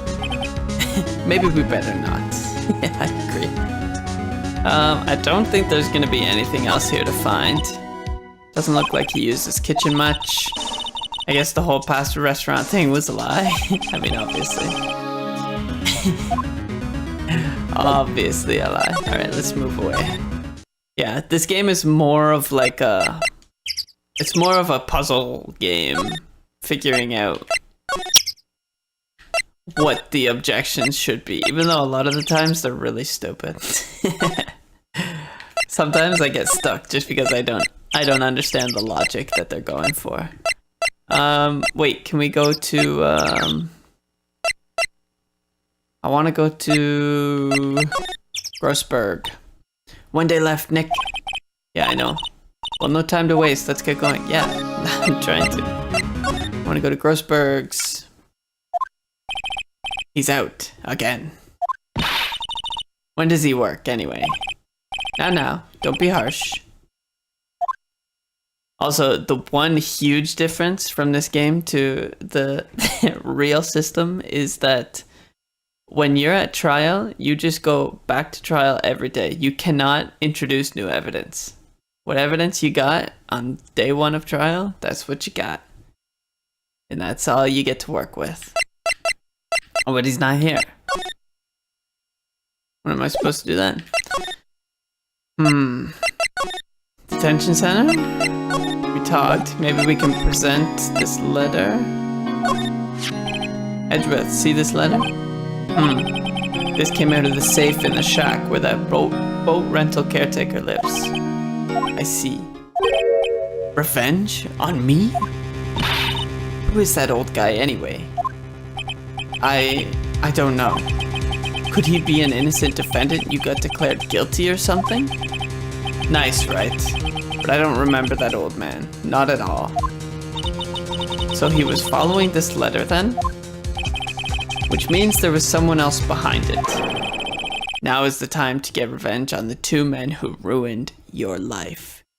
It's probably, like, it's gotta be the Yanni Yogi or whatever his name is. Two men, meaning myself and Robert Hammond. It also says this is your last chance. Last chance? Wait, maybe he's talking about the statute of limitations on the DL6 incident. Yeah, you can question the decision and file an appeal, so yeah, if new evidence comes to light after the trial, then you would file for appeal and then say that the grounds for the appeal is that there's new and material evidence, which means that it has to be important to the actual cause. You can also appeal on like legal argument if you think the trial judge made a mistake, but then there's certain grounds of what you have to prove to get that. But yeah, you can appeal, and then if you lose on appeal, you can appeal to the Supreme Court of Canada, and then once they decide, that's the law. No more appealing after that, you lost. And you spent a shit ton of money on legal fees. Wait, that old man. What is it? Do you know who he is? Yogi. Could he be Yogi? I told ya. Yogi. The suspect in the DL6 incident. The one who was found innocent. Okay, well, tell us more, man. Yanni Yogi was a court bailiff at the time. What? Oh, true. It was in the courthouse that it happened. We just happened to be in that elevator together 15 years ago. So he lost his job and started a pasta shop. But how did the defense counsel ruin his life? The quake was incredibly strong. And who's the man behind the letter? Could it be Grossberg? Before I knew it, everything was dark. We were there for so long, it felt like forever. The air thinned and the darkness closed in on us in that little box. We became unsettled. Help! I can't breathe. Quiet. You're not making this any easier. I want to get out. Help! Get us out! Don't shout, you'll just use up more oxygen. Agreed.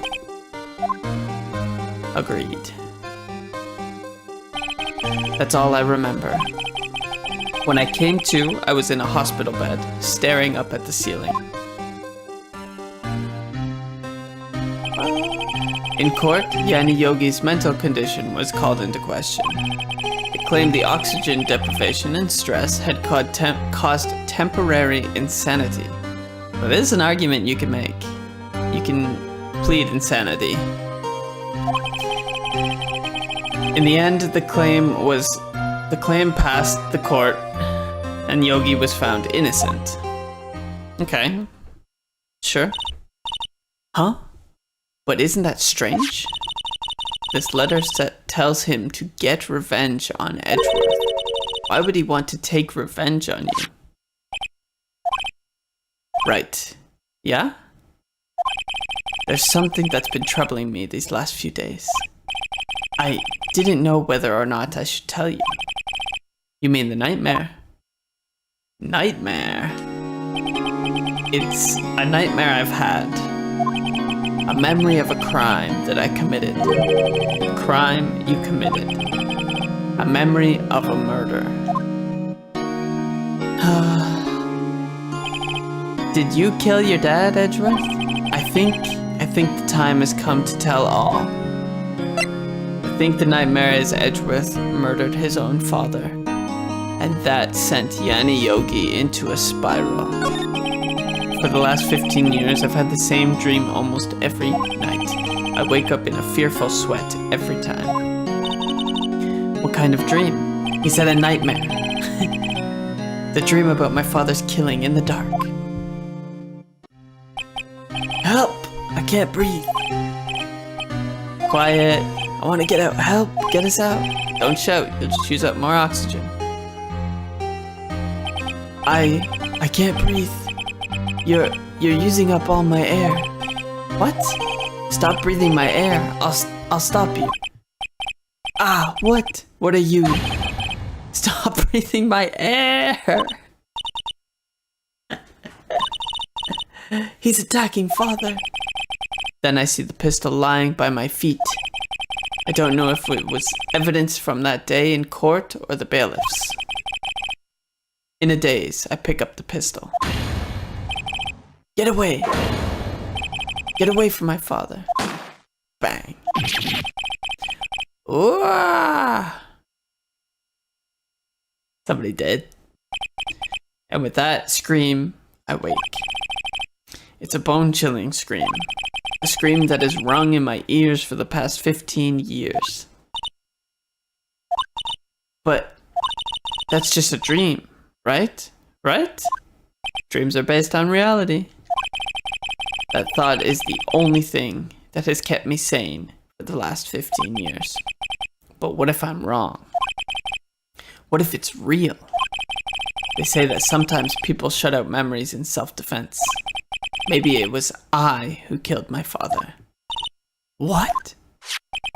If you think about it that way, this letter makes sense. Get your revenge on Miles Edgeworth. Think about it. Yogi was really innocent. That's why he wanted revenge against me. But why the defense counsel? Wait, Edgeworth, you mean it was me? I was the true criminal on the of DL6. I shot my father. This is bad. What are we going to do, Nick? What can we do? I don't know. I don't think there is anything we can do, like it or not. If there's someone else who knows a lot about the DL6 incident, maybe. Grossberg. There is, Nick. There is someone else who knows about DL6.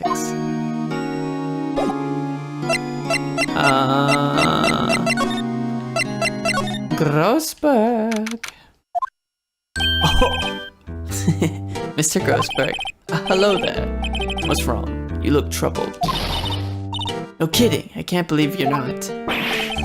My. Just calm down and tell me what's happened. It's Mr. Edgeworth. Psh. I see. So Edgeworth dreamt he shot his own father. It's only a dream. Only a dream. I wonder.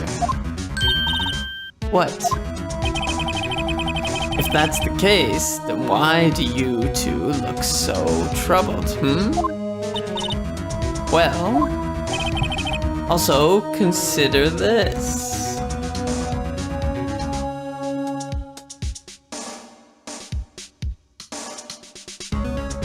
Consider this. Yogi quite certainly holds a deep grudge against Miles Edgeworth. So deep, he'd want to frame him for murder.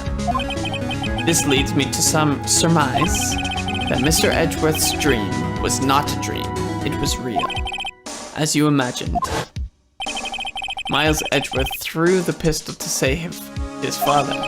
The pistol fired, and the deed was done. Interesting, he threw it, he didn't mean to.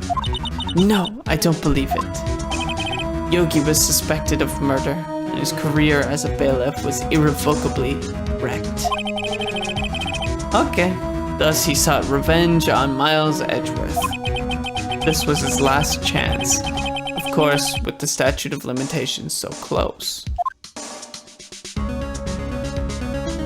Framing him for a different murder doesn't have any statute of limitations. That doesn't make any sense. Doesn't make any sense. When Gregory Edgeworth was killed, the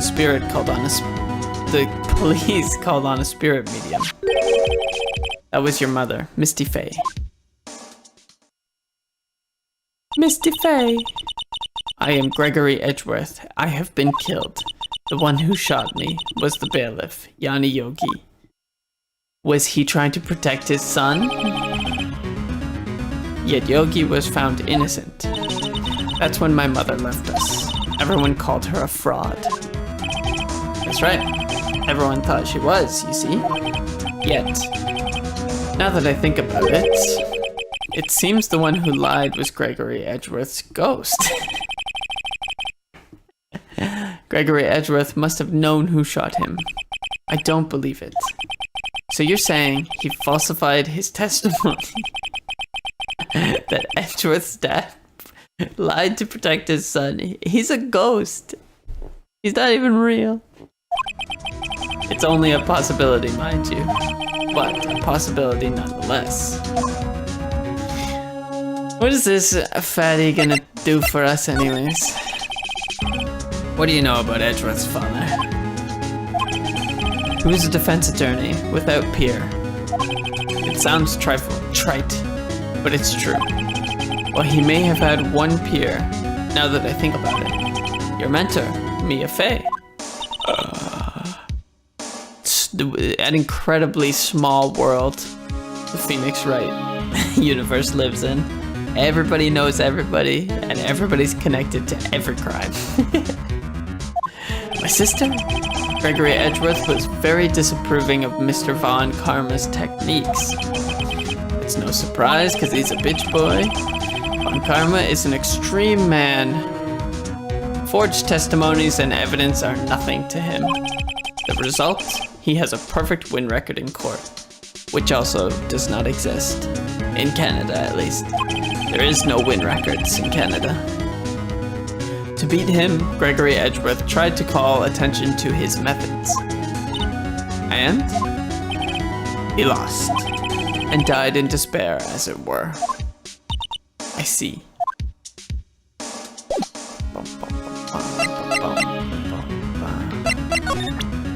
Present this letter. What do you think of this? Oh, so this is the letter. It does seem that Yogi was following this letter. When he killed Hammond... Oh, but why kill Robert Hammond? Hammond was a skilled defense attorney, but he defended clients not for their sake, but for his own. Huh? His own sake? He never trusted his clients, that one. The only thing he trusted was his own ability.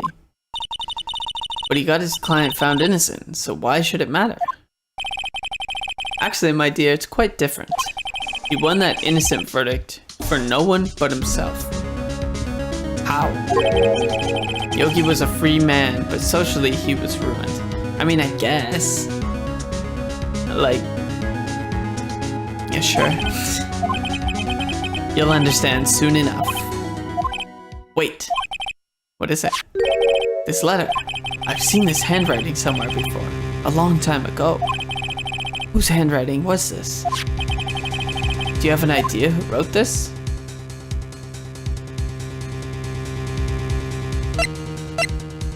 Mr. Von Karma?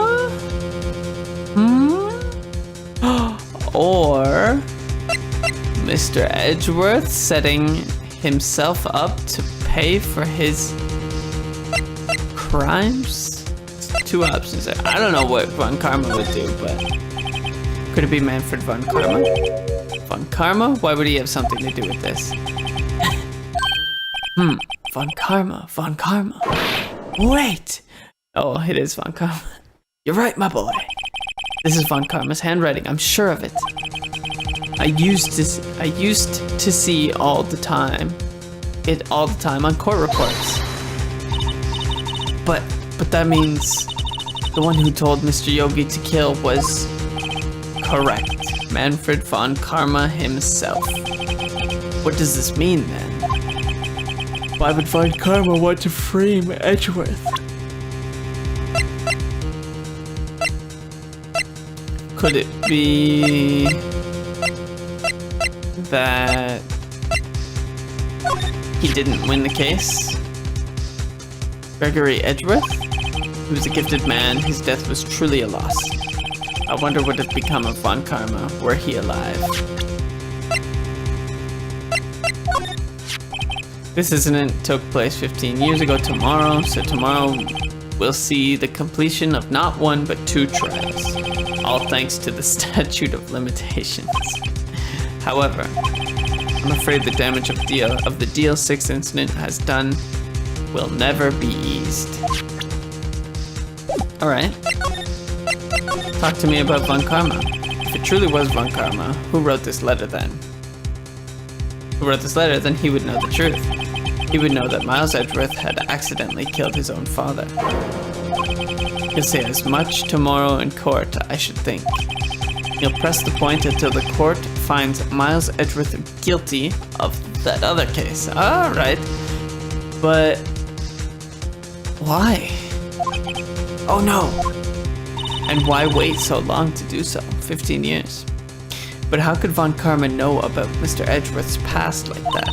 Even Mr. Edgeworth thought it was just a nightmare. That I do not know. Yet I do know that Von Karma is both persistent and a perfectionist. He may be seeking to satisfy a grudge against Gregory Edgeworth by hurting his son. What do you mean? It was 15 years ago.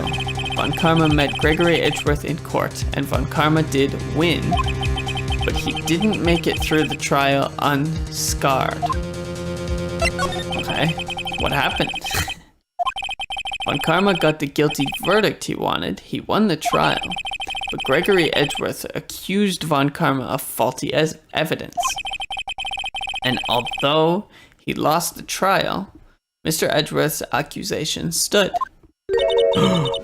Faulty evidence? It was the only penalty Von Karma had ever received in his career as a prosecutor. Gregory Edgeworth dealt a blow to his perfect trial record. Pretty crazy. Maybe just don't fabricate evidence and then you'll have a perfect record that way. Easy. It must have been quite a shock for Von Karma. He took a vacation for several months after that, you see. A vacation? Yes, an unusual event for the man. That was the first and the last vacation he'd taken in his many years of prosecuting. He doesn't take vacations? Like, go to the sea or to the mountains. I agree, Maya. Don't tell me he's never been to Europe. What? How is going to Europe a strange idea of a vacation? That sounds pretty normal to me. In any case, that was the only time he took a vacation from work. I believe the penalty upset him quite a lot. If he wanted to keep a perfect record so badly, why would he take such a long vacation? What do we do, Nick? Von Karma is going to bring up DL6. You could bet on it. What if Mr. Edgeworth pleads guilty to DL6?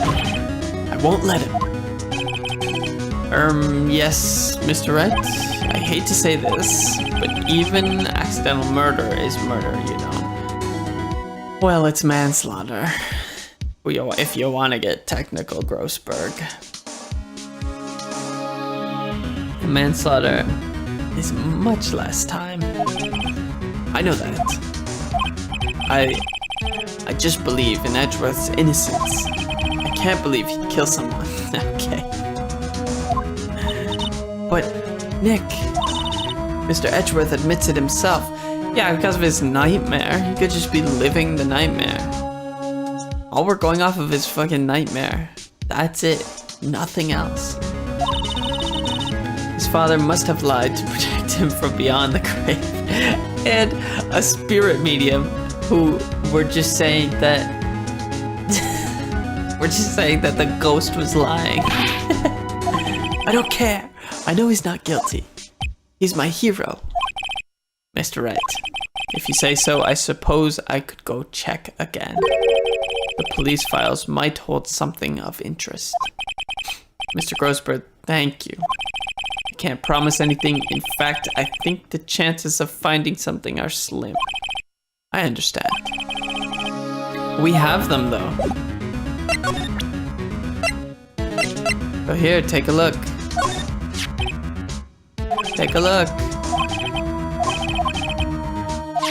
Okay, well, fine, I guess go look at fucking nothing then, buddy. Jeez. Oh, you got nothing to talk to still?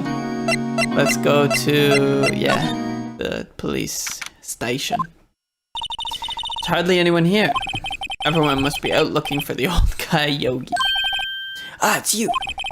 I don't think Gumshoe will be coming back today. He's staying out late looking for someone. Yeah, we got this. Yeah, we want to check out the wreckage room. Well, no, I can't have just anyone wandering back there. But I guess Mr. Von Karma is in there now anyway. Von Karma. I don't know even if I want to... I don't want to interact with this fucker. You can go in as long as he's there. Von Karma? Yes, he just arrived, actually. Let's hurry! Let's stop him from fabricating evidence. Dusty as always. We were only here just yesterday. I'm sure they just haven't had time to clean. What's wrong? Nothing. I was just noticing that he isn't here. On Karma. Examine.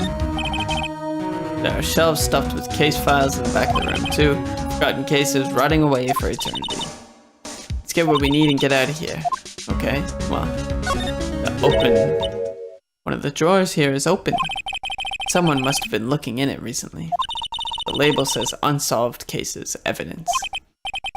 Unsolved cases? Hi, Amelia. Nick! The file for DL6, it's completely empty. What? What are you doing in here? Oh, this guy's fucking scary. Von Karma. You! How do you know my name? What do you... What? We were just in trial. Have we met? What are you saying? I agree. We're Miles Edgeworth defense team. Defense team? I beg your pardon. You see, I rarely remember defense attorneys. They're like bugs to me. Needless things to be crushed. I'm good, how are you? Alright, buddy. Let's talk about tomorrow's trial. Tomorrow will be the last day of this trial. It's been a while since I've had an attorney last this long. Still, you will lose in the end. Miles Edgeworth will admit his own guilt. His guilt of 15 years ago, you mean? You're quite the researcher. If you've done your homework so well, then certainly you must understand. You know what Miles Edgeworth will tell the court tomorrow. So now we know. Mr. Edgeworth is your student, right? A romanticist who still can't shed that veneer of amateurism. Just like his father.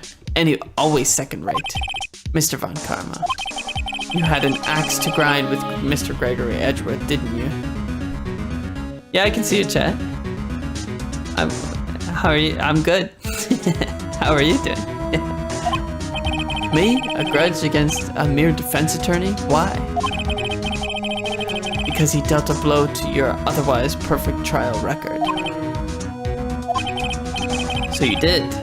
But what I don't get is, why did you take his son under your wing afterwards? The son of your most bitter rival? That, my dear attorney, is none of your business. Okay?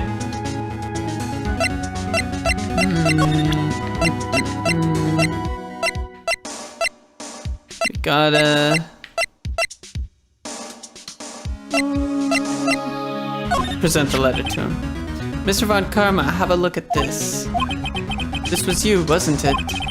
You instructed Yanni Yogi to commit murder.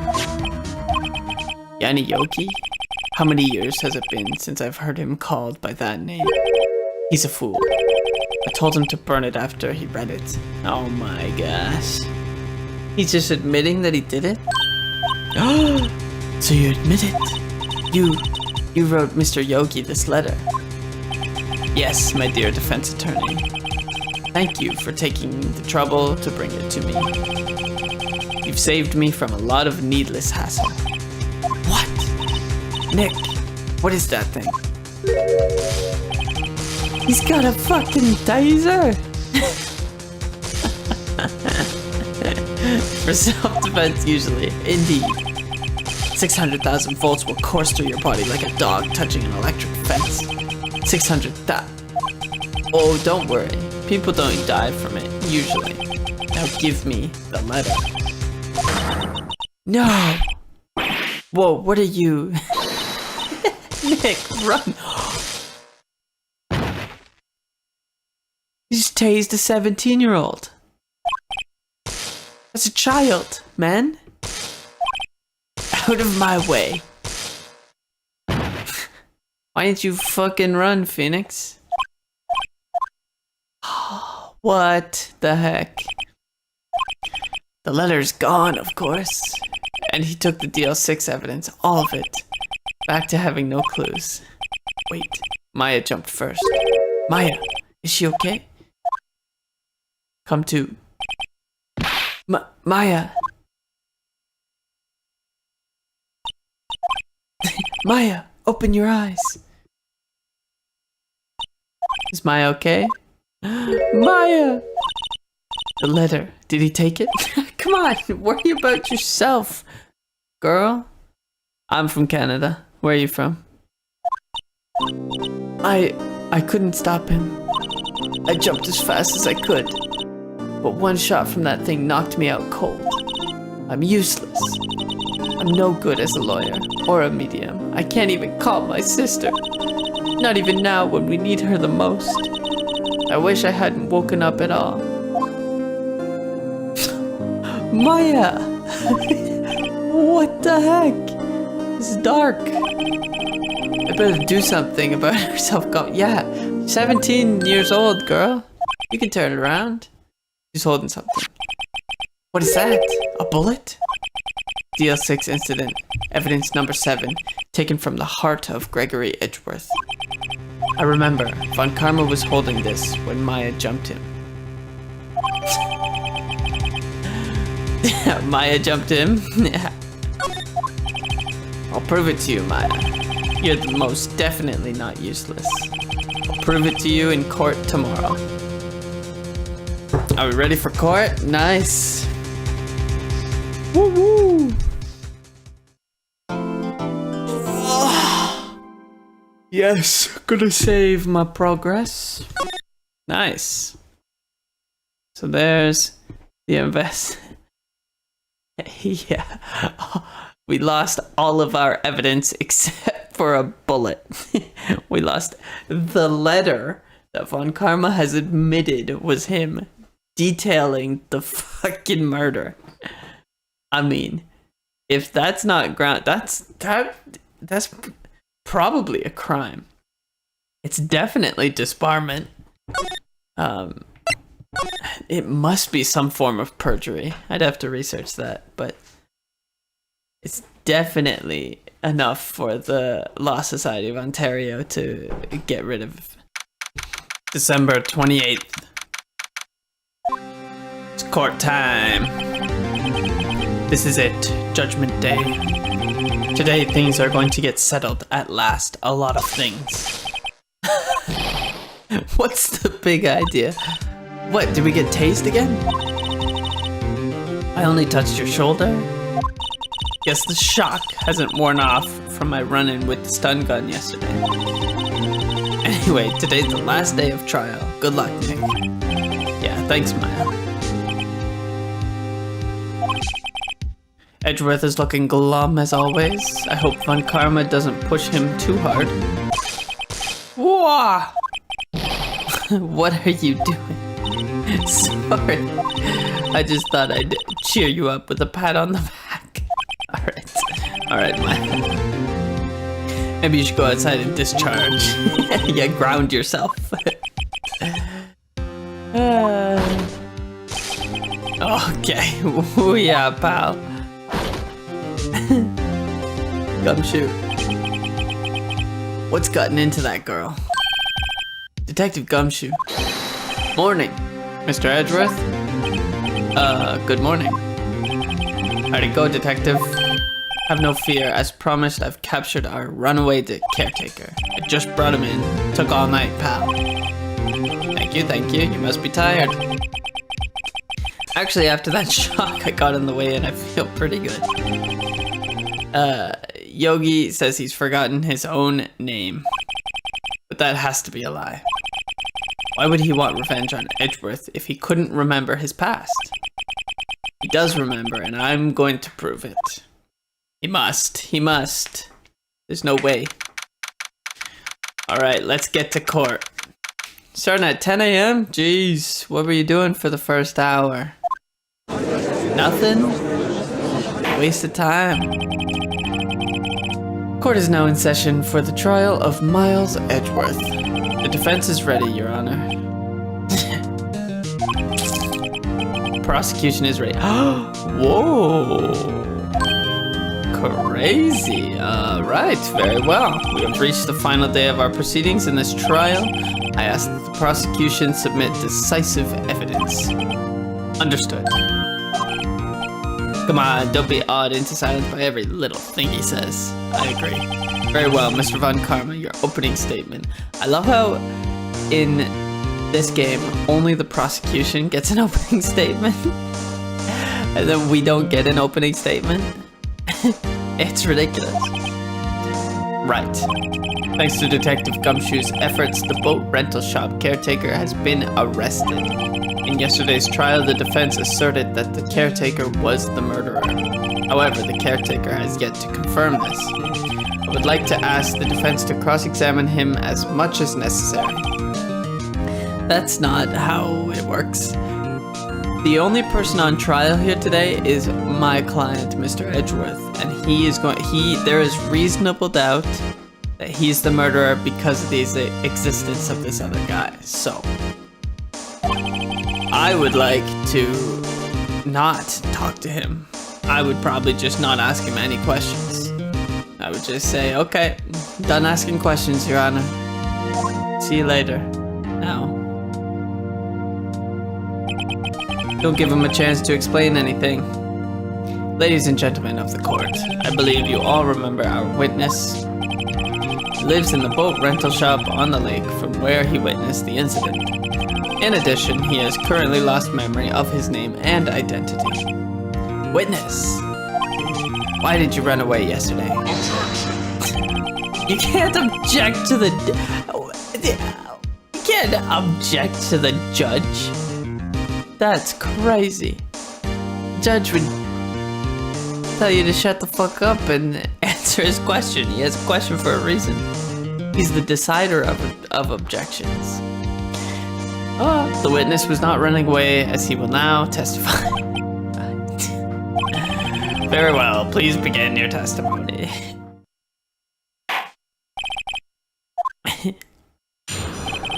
Oh yeah. I'm really sorry about just leaving yesterday like I did, but I wasn't running away or nothing. I went to buy some food for Polly, see? I figured I got nothing to do with this incident anyhow. I mean, I'd need one of those motive things, right? And I don't got one. So my testimony yesterday stands as is. Well, your testimony yesterday was ridiculous.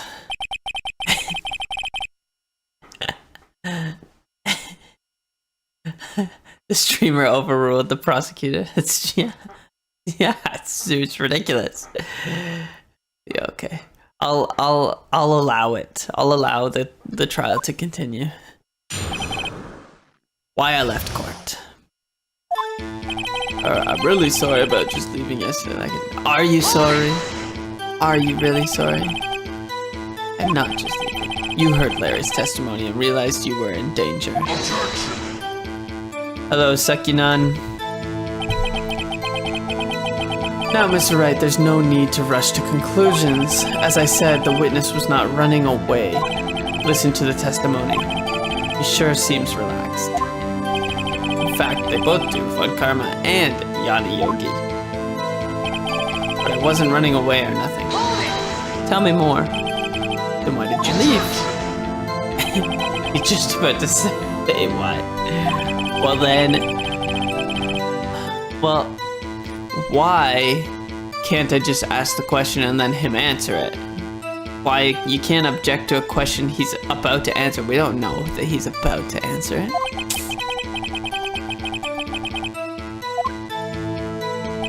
Ridiculous. I went to buy some food for Polly, see? You're a Yanni potato? This guy's name is Yanni too. Crazy. Food? Well, Polly is a bit of a gourmand, you see. She only eats these high-quality bird pellets from France. They only have them in the big pet shop downtown. But you weren't arrested until this morning. Why didn't you go back to the caretaker's shack? Well, I kind of got lost, you see. His name is Yanni Yogi.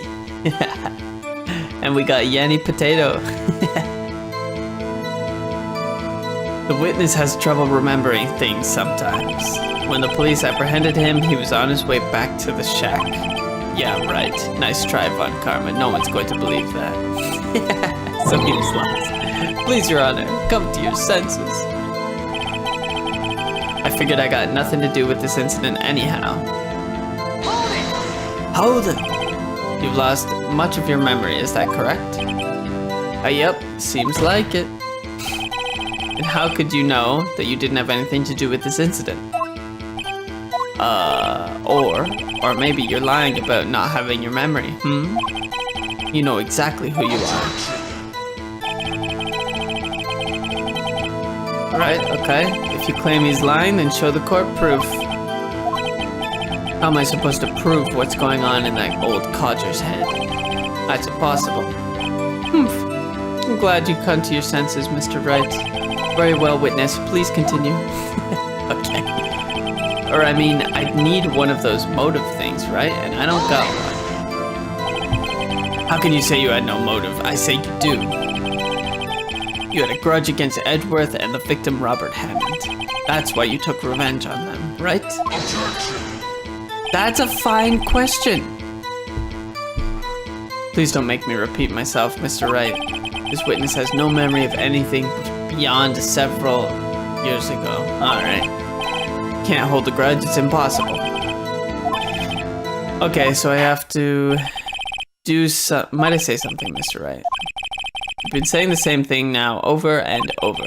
You've been calling the witness's memory of the past or lack thereof into question. But does this really have anything to do with the current case? Absolutely. The witness has said that he has nothing to do with the case and no motive. Both of these statements are lies. Mr. Wright, there is a serious problem with your claim. Or are you saying you know who this witness is? Of course, Your Honor. Oh, now this is interesting. I would like to know myself, so who is he? Mr. Wright, please tell us this witness's name. Gregory Edgeworth. His name is Yanni Yogi, a former court bailiff. Yogi? That name seems familiar. Oh, Yanni Yogi. Does this judge just remember all of his cases? Crazy. Figures the judge would have heard of it. It was such a famous case. Oh, okay. Well, alright, that answers that question. But what does this mean? If it's a famous case, it's a famous case. Gotta just accept that. If this man is Mr. Yogi, then he has a clear motive. Objection. Tisk tisk tisk. I hate that face that he makes. Jumping to conclusions again, Mr. Wright. This man, this witness, is Yanni Yogi. Fascinating. However, how do you propose to prove this to the court? This is a court of law, as you may recall. You need proof. I don't need shit, Karma. You need proof. I just have to sit there. You have the burden of proof as the prosecution. And allow me to repeat once more that the witness has lost his memory. This is it. I have to do this now. If I can't prove he's Yogi right here, right now, then I've got nowhere else to go. Nick, how are you going to prove it? How can you prove he's Yanni Yogi? It's actually quite simple, Your Honor. Please take this man's fingerprints. Then we'll compare them to the fingerprints on file for Yanni Yogi 15 years ago. I see, that makes sense. You've fallen for my trap. I'm so very, very sorry, Mr. Wright. Why? The witness has no What? He's burned him off? No fingerprints? As you see, I worked as a caretaker, I worked Before I worked as a caretaker, I worked at a chemical plant. I burned my fingers working with the stuff. Yup. What? You burned your fingerprints to hide your past. Okay, but that's crazy. That's otherworldly behavior. Well, if the witness has no fingerprints, I guess we will not be able to prove his identity.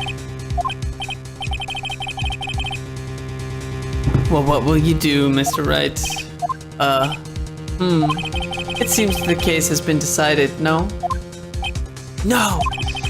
I know what happened. I know everything. I just can't prove it. That's a little conceited there, Phoenix. I can't let it end like this. I can't lose. There has to be another way. Smack! There is no one who can testify as to who this witness is. No one.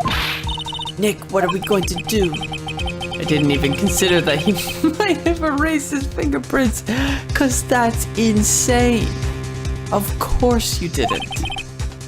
It would just be common practice for when the police arrest somebody, they take the fingerprints. That's just what they do. There must be a way. Well, Mr. Wright, perhaps you'd like to cross-examine his parrot for a little comic relief, That's a good one. That's a good one, Karma. Yeah, very funny. You're a sore winner from Karma. Wait a second. He tased us yesterday. He tased me and a child and took evidence from us. Why are we not bringing this up? Why have we not gone to the police? We were at the police station when that happened. Can we just think about that for a second?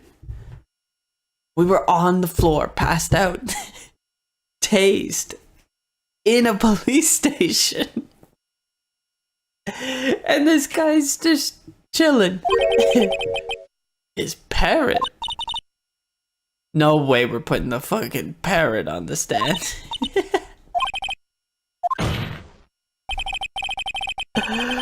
Oh my goodness. You can't cross it. Oh, okay. Exactly, Your Honor. I would like to cross-examine the witness's pet parrot.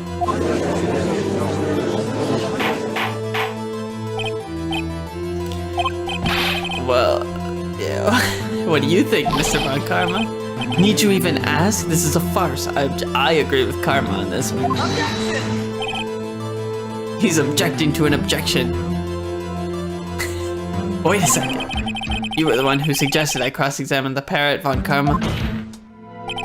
I have a right to do as you suggested. Well, if you're so desperate, then please be my guest. Of course, should you go through with this, and nothing comes of it, I hope you're ready for the consequences. He says this every time. Nick, this is crazy. Well, still want to go through with your little game? I mean, we have to say yes. I want to say no. Let the parrot take the stand. I will cross-examine her, Your Honor. This is the most ridiculous thing I have ever heard.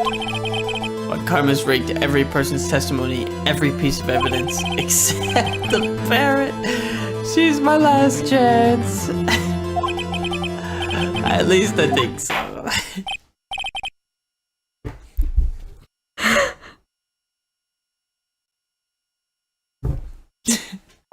Alright. Bring in the parrot. Oh my goodness. That's quite a bird. Please tell us your name. Name. Witness is ignoring me. It must be hurt to be ignored by a bird. Who is your owner? Please, testify for us.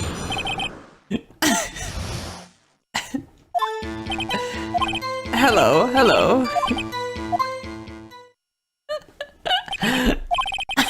Certainly the most concise testimony we've heard so far.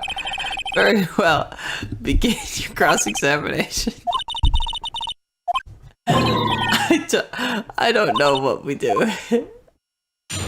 This is... Hello. Oh, witness, you can't just say hello and expect us to get anywhere. I want you to testify. Right, what do I say? Have we forgotten something?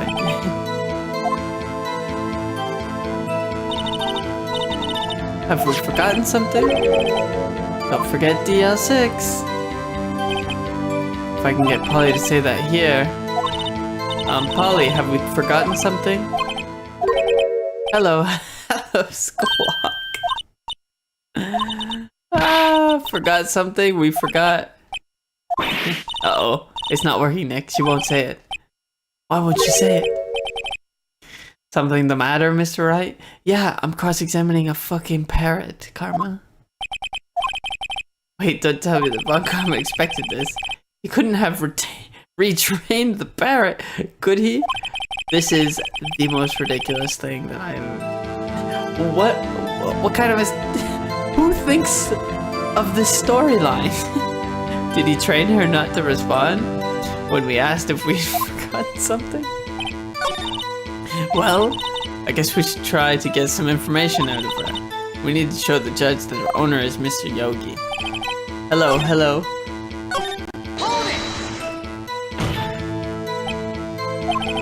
I want you to testify. Right. What do I say? What's the safe number? Maybe I'll get her to say the number of the safe. Let's try to get her to say anything, okay? What was the number to the safe in the shack? 1228. 1228. My, what a reckless parent. Well, Mr. Wright, you aren't claiming that this number has something to do with the caretaker. Does. That's why I had her say it. Ha! Ridiculous. How can the number to a safe tell us who the caretaker is? Show us your proof. What could possibly link this number to the caretaker's identity?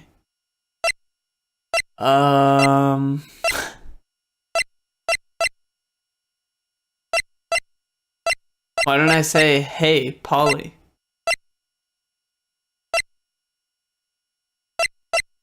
He took the letter.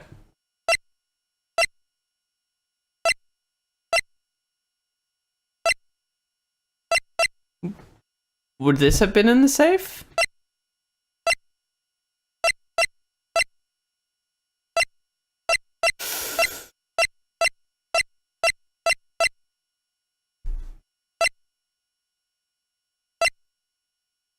I don't know.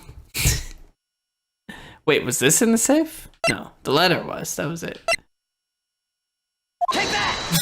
Take that! And now I see I'm right. How could a safe number reveal someone's identity? I don't think that there was an answer to that. Hold it! What's your name?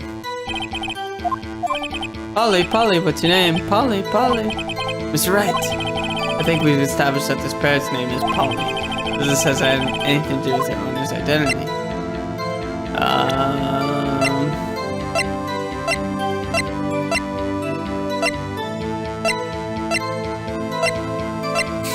I don't think so.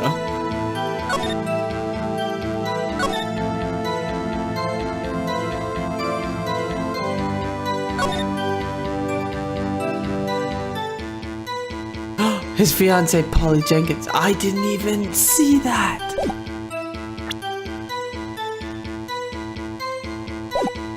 Of course. Ha, fascinating. Claim that the parrot's name will prove our owner's identity, then show us this proof. Listen, we're not here to answer the question of who is the caretaker. We're here to prove that he is Yanni Yogi. All we have to do is tie the name Polly to Yogi. Your Honor, the proof that the parrot's name reveals the caretaker's identity is... I mean, this does nothing, but for this game, it will work. That's quite a large file you have there. Which page is this proof on, then? show us or stop wasting our time. Very well, Mr. Wright, please show us the page where in this file is the information connected. Gotta take a look. Case summary, victim and suspect.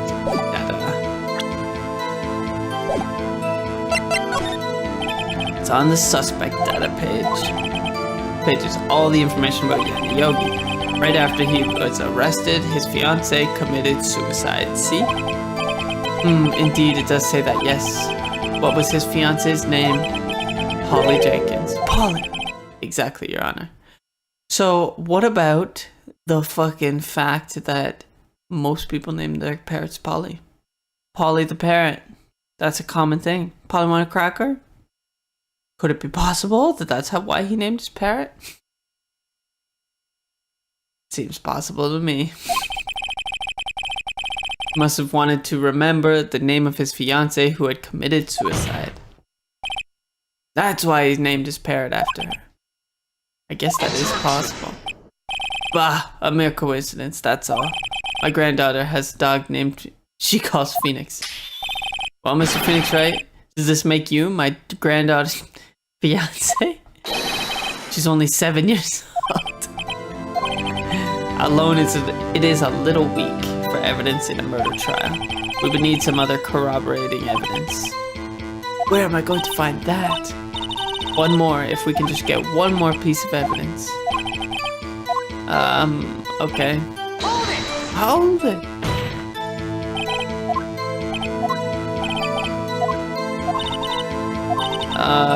I guess... No, wait. Get me into that other page. You talk to her. What's the safe number? It must be... Okay, let's just get her to say the safe number again. It does. Somehow it does. Show us your proof. Okay, so from the autopsy report, I did not get from the safe. I did not get from the safe. Did not. That does nothing. Did not. This could be from the safe. No, not metal detector. Let's check. 1228 case summary. Would you look at that? Let's try it. DL6 case file? What is this obsession that you have with that case? Mr. Wright, where in this file is something relating to the safe number? Case summary, Your Honor. Case summary? Specifically, the date on which the DL6 incident occurred. The corroborating evidence. I still don't buy it. That's also a coincidence, but... Why, that's today's date, 15 years ago. And the number on that safe is 1228. Ah! He used the date of the DL6 incident as the number for his safe, Your Honor. That's how important that date was to him. I see. It certainly is an interesting coincidence. People often do set their secret numbers to dates. Bah, this is not tangible proof. I set my ATM card's number to 0001 because I'm number 1. This has nothing to do with the date. Nothing. Very nice. Thanks for telling us. I think we've reached a conclusion here. This is a mere coincidence, that is all. True, that is a possibility. However, 2 coincidences at the same time seems more like a pattern to me. What? Actually, a pattern is 3? Summon the caretaker of the boat shop. Immediately. Judge is growing some balls now. Witness, tell us your name. Wait, this witness, he doesn't remember. No, it's okay. We've got him. I've accomplished what I wanted to. I'm done. Nick, he looks totally different. He's not acting anymore. Finally, he's been acting feeble to hide his true identity. Acting for 15 years. Well, let me ask you again. Please state your name for the court. My name is is Yanni Yogi. 15 years ago, I served as a bailiff in this very court. Order! Yanni Yogi. So was it you who killed Robert Hammond and tried to frame Miles Edgeworth for his death? Yes, it was me. I did it. They put me on the witness stand 15 years ago. Robert Hammond, he said I was mentally unsound. He told me it would make me innocent, get me off the hook. So I pretended to have brain damage. I was innocent, really, but he didn't believe me. We won the trial, but I lost everything. I lost my job, my fiancé, my social standing. Then, this year, 15 years later, a package arrived. It was a letter and a pistol. The plan was written out in careful detail. It was a plan for me to take my revenge on the people who ruined my life. I didn't care who had sent it. I thought this was my chance. About 15 years, this was it. Finally, a chance to have my revenge on Robert Hammond and Miles Edgeworth. I have no regrets. Wait a moment. Revenge against Miles Edgeworth? What do you mean? I'm not at liberty to speak on that matter. Why don't you ask Mr. Edgeworth yourself? Anyway, I admit it. I was the one who killed Robert Hammond. Case dismissed. Move on. Next trial. Peace. On Karma, where is Mr. Yogi? Under arrest, Your Honor. I saw no room for error in his confession. Then, the defendant Miles Edgeworth is innocent, in this case at least. That's your first loss, Von Karma. Fuck you, bitch. Very well. Will the defendant please take the stand? Oh, what? We gotta get the fuck out of here. No, I disagree. Client, go back. See you later. Don't take the stand. You can't force us to take the stand. There are a few mysteries left unsolved. Still, you are cleared of suspicion for this particular case. Okay, great. Let's go. See you later. So I would like to pass judgment on the murder of Mr. Robert Hammond. Any objections? None. Very well. This court finds the defendant, Mr. Miles Edgeworth, not guilty.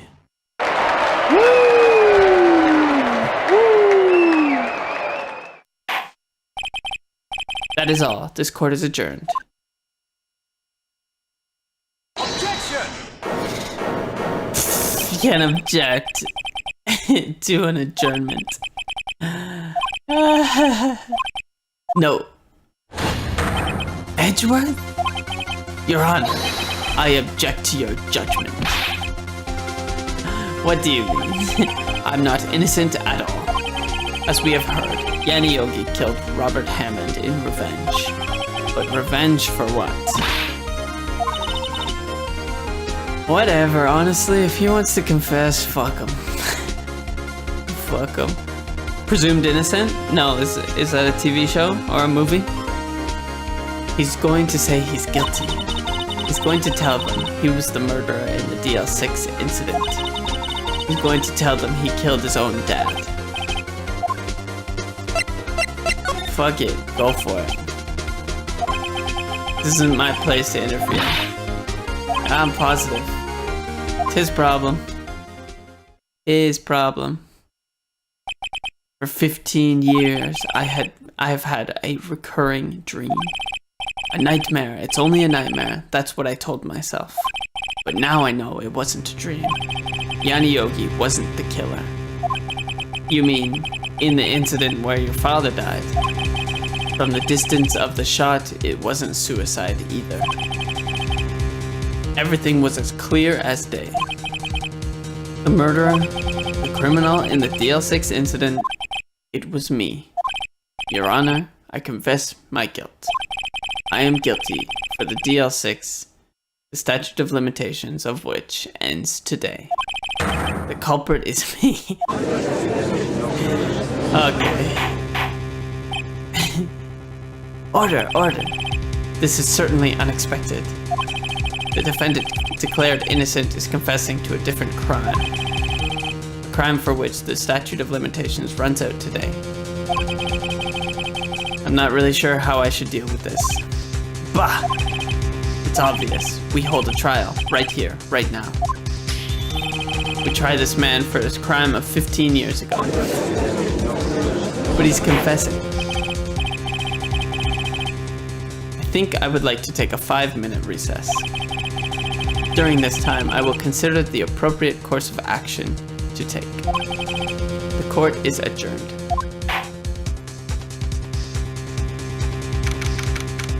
December 28th, the district lobby. I'm sorry, Wright. I've just wasted all your effort. Mr. Edgeworth, I just don't believe it, sir. I mean, you kill your dad? I didn't want to believe it myself, detective, but it's the truth. I deserve to be punished. Murder is murder, no matter what the circumstances. Not true. This is crazy, just crazy. Nick, what are you doing? Huh? Oh, I was just reading through the court record once more. I'm getting my case ready. Your case for what? Huh? Isn't it obvious? I'm going to prove that Miles Edgeworth is innocent. What are you talking about, pal? He just admitted to it. He confessed that he did it in court. I'm sorry, Edgeworth, but I don't believe your nightmare. What? It's just a dream. It's not real. Truth is right here in this court record. In any case, tighten your belts. The real fight is just beginning. I'll prove you're innocent. Trust me. Right. I haven't watched Presume Innocent. I'm gonna look at it though. Is it like a lawyer show? Or is it like... Well, I assume it's probably some sort of court case, but... With Jake Gyllenhaal is good. He's good actor. I'll check it out. Now then, I would like to resume our trial. Judge, Miles Edgeworth has admitted to his own guilt. He has confessed his crime. Let us begin by hearing his testimony. Then, through pointless, let the defense do their cross-examination, though pointless. Hi Drago, how's it going? The statute of limitations on the DL6 incident runs out today. Though it's unconventional for me, I'd like to run this one by the book. I see. Does the defense have any objections? None, Your Honor. Von Karma, you knew this was going to happen from the beginning, didn't you? Very well. Will Miles Edgeworth take the stand?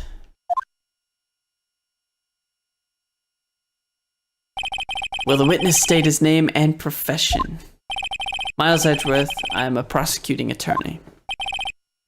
Mr. Edgeworth, 15 years ago you mistakenly killed your father, Gregory Edgeworth. Is this correct?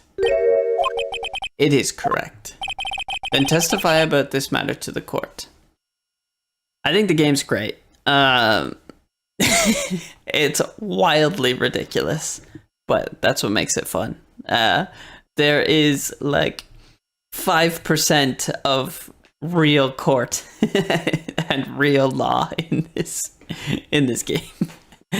And the rest of it is made up and dramatized, which makes it very interesting. But I am really enjoying it. I think the humor is top notch. They make it it's very funny, and yeah, I like it. It's a good game. When Edgeworth was telling me about his dream yesterday, I noticed something. One detail didn't quite fit. That will be the key, but only if I can get it to work. Please, please. Thanks, Maya. They always add in Maya doing something that doesn't matter. That day, I had gone to the courtroom to observe one of my father's trials. As we went to leave, an earthquake struck, trapping us in the elevator. My father and Mr. Yogi lost their composure and began to argue. Just then, something heavy fell at my feet. I picked it up and threw it at Mr. Yogi. I wanted them to stop fighting. A moment later, there was a single gunshot, then a scream. It was a terrible scream. I remember it to this day. That's all.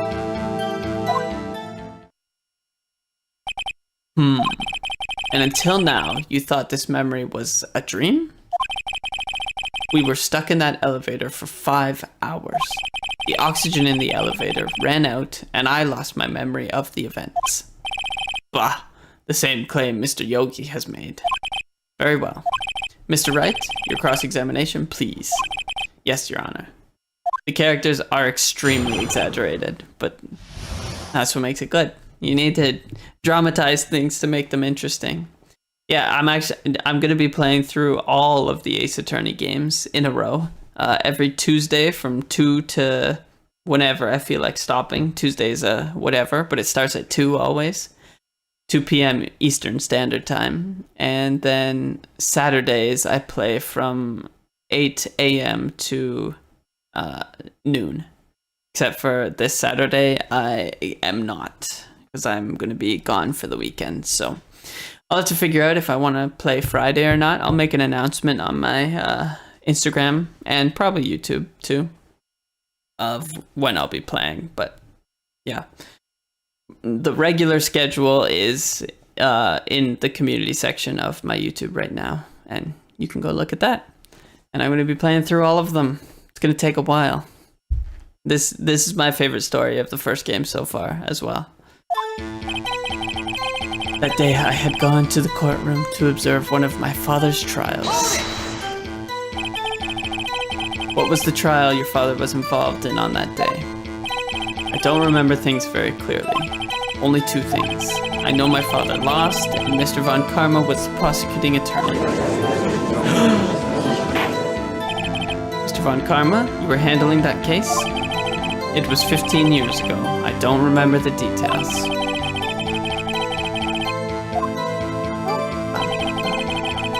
As we went to leave, an earthquake struck, trapping us in the elevator. So there were 3 people, including yourself, trapped in that elevator.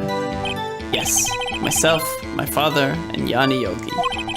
We were fine at first, then as time passed and no one came to help, my father and Mr. Yogi lost their composure and began to argue. What did you do then? I was a 9-year-old boy at the time. What could I do?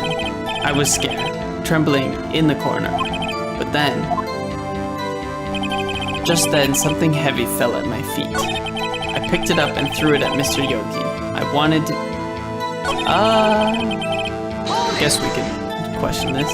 What was it? A pistol. I assume it was the bailiff, Yanni Yogi's.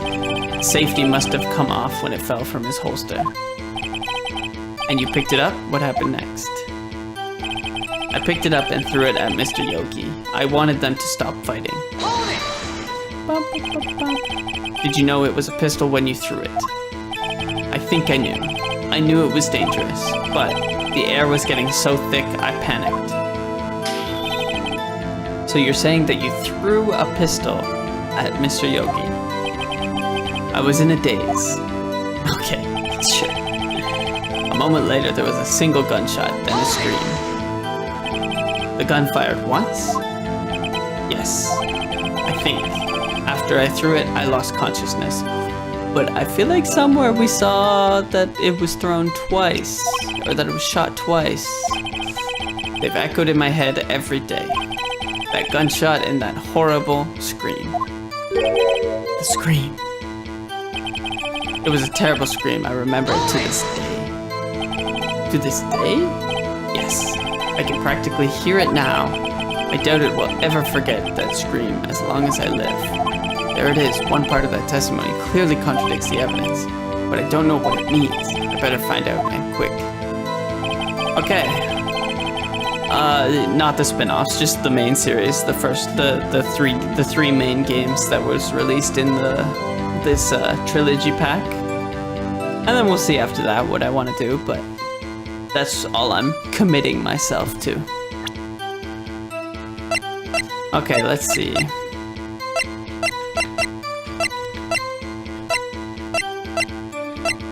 DL6 incident, check. No clues found on scene. The murder weapon was fired twice. Yeah, one bullet found in the heart. Murder weapon fired twice. Okay, yeah. Okay, now we need to find out where to present that.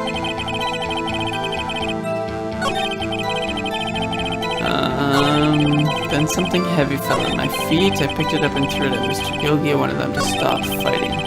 It's a single gunshot. Alright. Yeah, pretty easy. I guess we should just look at... Oh, still bears clear ballistic markings, so that's nothing. Objection! Objection!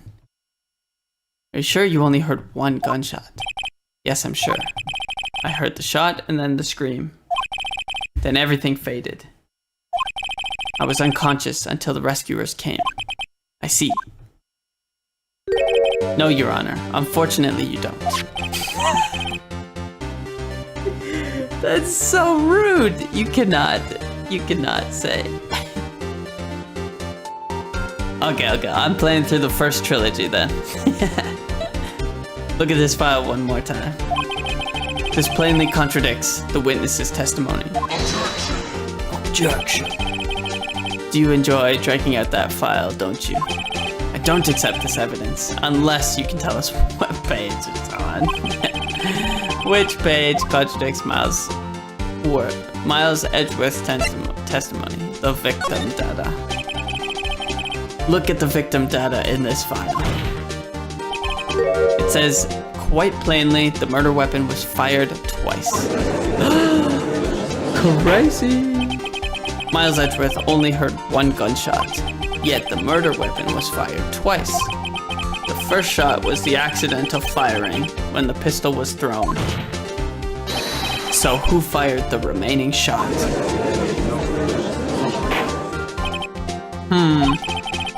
Was there perhaps another shooter who fired that second shot? Your Honor, as I'm sure you're aware, this incident occurred 15 years ago. The evidence is dated. The pistol did fire twice. However, we do not know when that second shot was fired. The fucking face. It might have been fired the day before the incident. There is no proof that the second shot had anything to do with this incident. What? I see. You do have a point, Mr. Wright. The murder weapon was fired twice, as we've heard. One of those shots was fired by the defendant, a boy at the time. Do you have any proof that the other shot fired had something to do with the case? Yes. Your Honor, I think I will be able to show you proof. What? Impossible. Now, Mr. Von Karma, save your surprise for after you've seen the evidence. Well, Mr. White, show us your proof. Do you have evidence that the second firing of the pistol is related to this incident? It must be the bullet. Must be. Mr. Wright, please think of how we feel having to look at this evidence time and time again. Every time you show us ridiculous evidence, I feel, well, mocked. I mean, I really don't mean any harm by it, Your Honor. And not doing any harm are two different things. Try again. Guess it's not the bullet.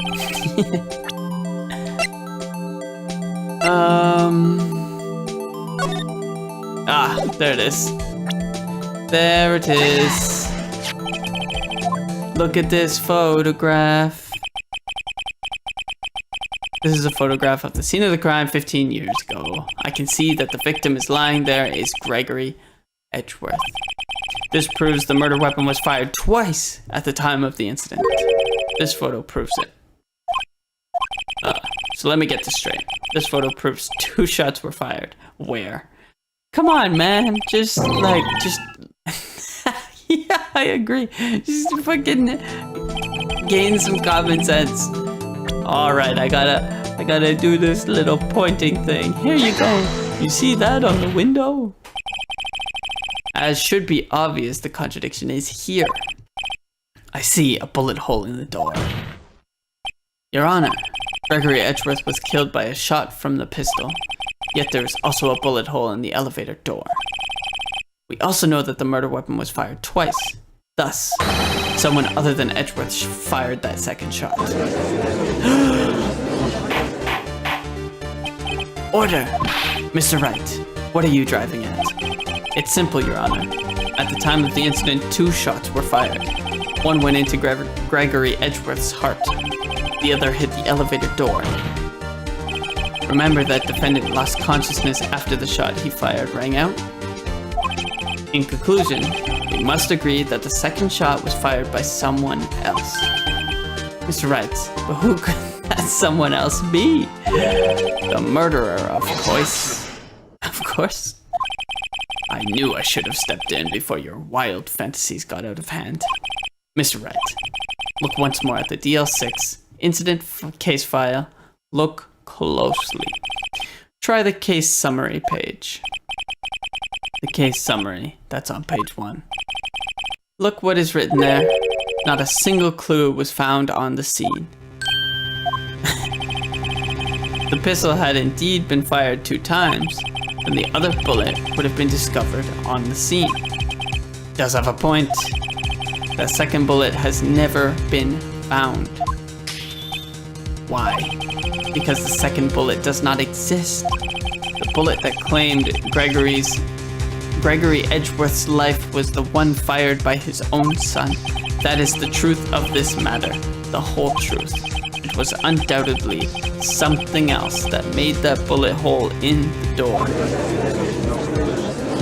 That's ridiculous. Objection here. Mr. Wright has proven one thing to us quite clearly, that the murder weapon was fired twice at the time of the incident. However, as Mr. Von Karma says, the second bullet fired was not found. It is highly unlikely that the police merely looked over the second bullet. Oh, more unlikely than somebody making a bullet hole in the fucking window? So all we have is the single bullet fired. I'm afraid I have to discount the defense's claim. Tisk, tisk, tisk. I praise the judge for his wisdom in this matter. Gah, how did this happen? I don't believe that the second bullet didn't exist. Was I wrong? Have I been wrong about this whole incident? What are you doing, Nick? Why aren't you raising an objection? I'm sorry, Maya. What? It looks like I was wrong. Nick? If the second bullet wasn't there, then all my conjectures are for nothing. No, but you said you'd do it, Nick. You said you'd get Edgeworth declared innocent. I'm sorry. It's just when I saw the photograph, I thought that 2 shots had been fired. They have. I was so certain I thought I'd won. I thought there was another person somewhere else who fired the killing shot. But now, I was wrong to think it could be that simple. This case has stood unsolved for 15 years. Nick. Well, it seems that we have finally cleared up this incident. Only 1 bullet was found at the scene of the crime. That shot was fired by Miles Edgeworth. Precisely. I would like to ask one thing of Miles Edgeworth before passing my verdict. Have you been paying attention to the trial so far?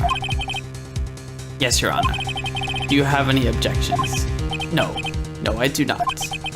So you killed your father, though that was not your intention. Yes, I did. Oh no. He's accepted the guilt. Have you played through all 6 games, Drago? Which trilogy is better, the first or the second? Very well. The statute of limitations on the murder of Gregory Edgeworth runs out today. Therefore, I must pronounce a verdict on the defendant today, right here. Guess who pops out? Probably Mia. Right now, indeed. Does anyone have any objections? I've been here before. It's just like my first day in court. There are so many things I know I should be saying, but my mind's gone blank. I can't find the words. Mr. Wright, I have an objection. Your Honor, I object. Mr. Wright, on what grounds do you object? Oof. Nick, I don't know. His case is perfect. No, it's not. Gra, it must exist. The second bullet. What? What did you just say? Nothing. The second bullet must exist? But where? Someone took it. It seems waiting is not going to produce us any answers from Mr. Wright. Wait, Your Honor. Oh, so they just figured out about evidence tampering, huh? It's possible that somebody could have taken it? What? It existed. But we've just heard proof that it did not exist. I realize that, Your Honor. I'm really grasping here. It's just someone took it from the scene of the crime. That's what happened. But who? The murderer. The murderer? Then tell us, just who is this murderer? I'm still thinking about that one. So the criminal took the second bullet, but why? Huh? First of all, how would they have found it? It's not easy to find a stray bullet, Mr. Wright. Was there some pressing need for the murderer to search for that bullet? Had to find it. Of course there was a need, that's why he took it. Bah, what possible reason could they have had? Well, the reason the murderer took the bullet away from the scene with them is... Yeah, the bullet would be proof. Maybe they thought that the bullet would be used as proof? Proof? It was a special bullet, so they took it with them. If that was the case, then they should have taken the bullet from inside Gregory as well. Huh? Why would they only take one of the 2 shots fired? Oh, right. Mr. Wright, have you really thought this through? I'm going to have to penalize you. No. I chose wrong in the 50-50.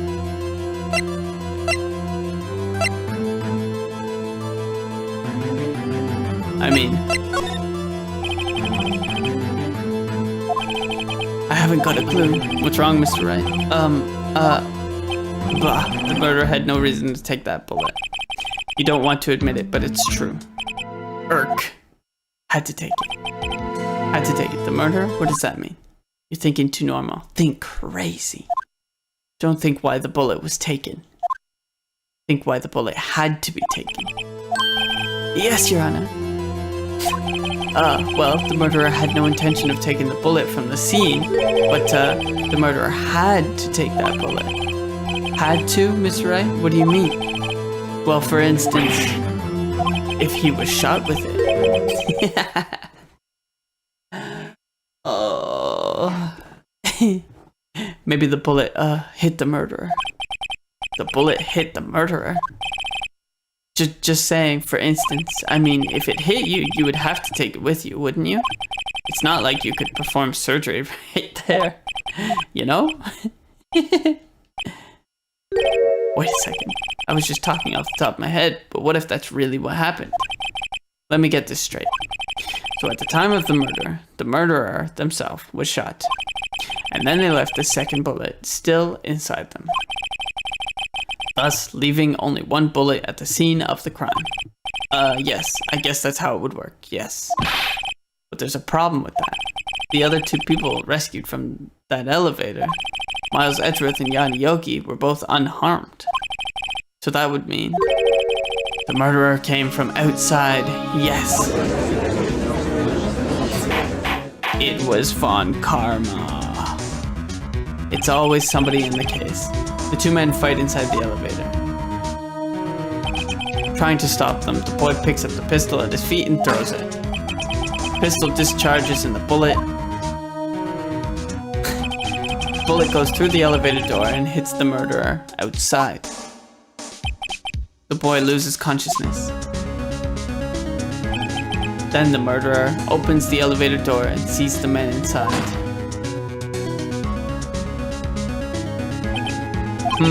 Mr. Wright, you are truly the most unpredictable defense attorney I've ever known. I can tell you're grasping, yet I cannot deny the possibility of what you say.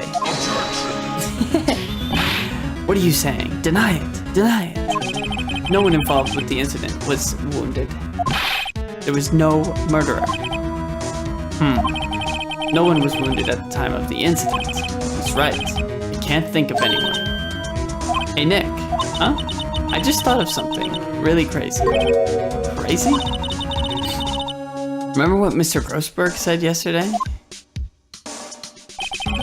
Gregory Edgeworth dealt a blow to his perfect trial record. It must have been quite a shock for Von Karma. He took a vacation for several months after that, you see. The bullet. Yes, an unusual event for the man. That was the first and last vacation he's taken in his many years of prosecuting. He took it because he was injured, which would mean it could only mean one thing. He was the murderer in the DL6 incident. He was the man who shot Gregory Edgeworth. It was Von Karma. Oh man. Something wrong, Mr. Wright? You seem dazed. No, Your Honor. Well, you have indicated the possibility that the murderer came from outside. Can you give us the name of your suspect? Should I come out now and save it? And say it?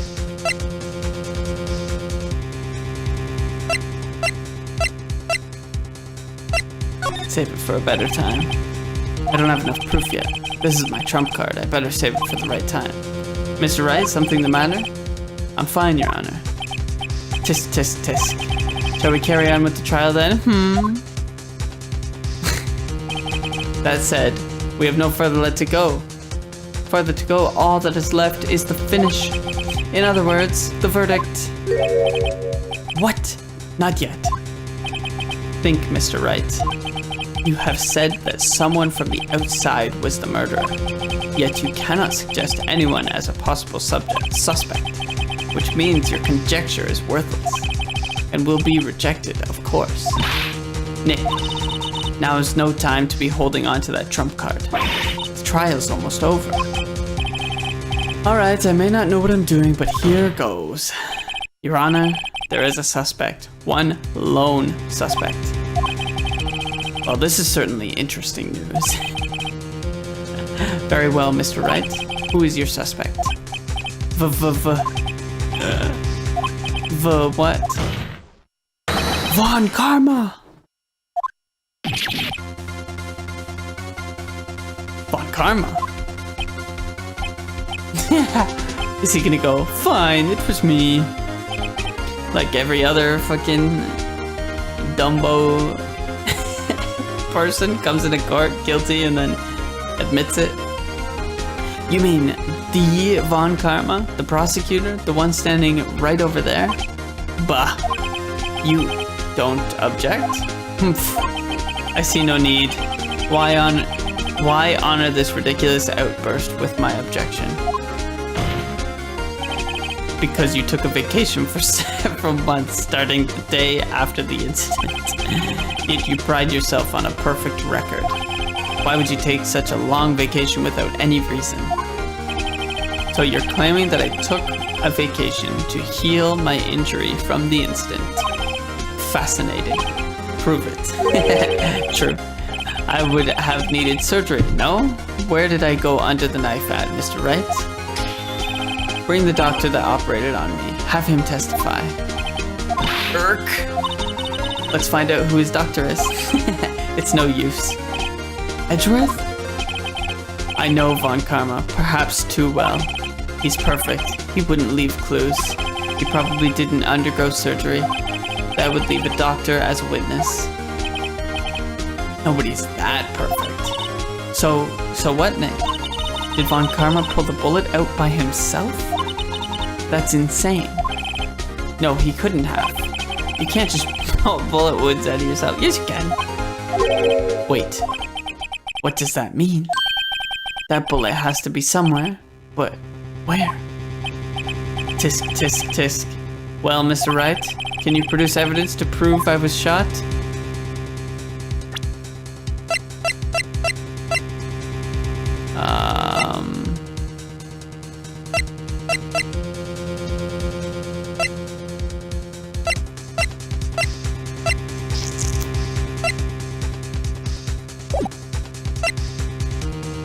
must be impossible to prove, but... Let me just go with this. It would be impossible to find the doctor, even if Von Karma did undergo surgery. It seems you have finally come to your senses. Or is this just a mistake to do? You've realized the truth. You can't prove something that didn't happen. Nick! The court record. There must be something. The court record? What could be in there? I better think on it as I go. Alright, Von Karma, I'll prove it. And I'll even use evidence. I know how you like it so much. Who wouldn't like evidence? What? The evidence that proves Von Karma was shot is...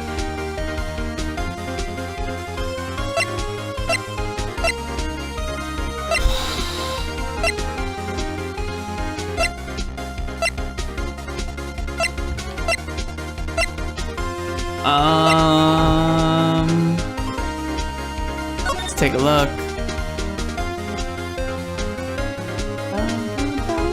Nope. I mean, let's try the bullet. Got some health left. What exactly is that? Sorry. Judge, if you would. Right, penalty. This bullet means nothing. Mr. Wright, please reconsider your evidence. Yes, Your Honor. The evidence that proves Von Karma was shot.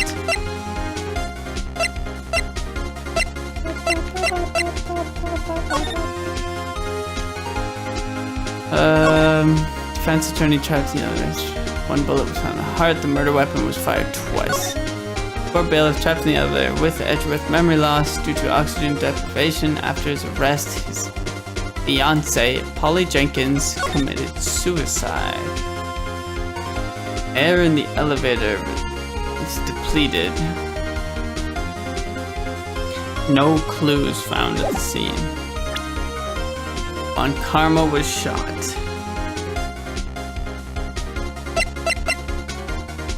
.22 caliber fired 3 times, bears prints from Edgeworth's right hands.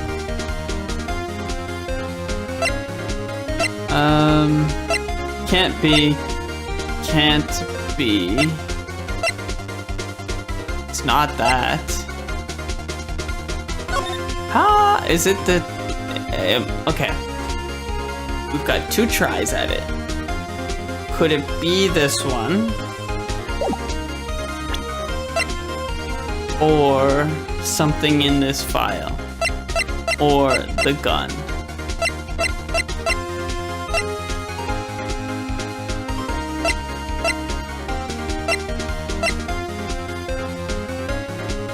I feel like those are the...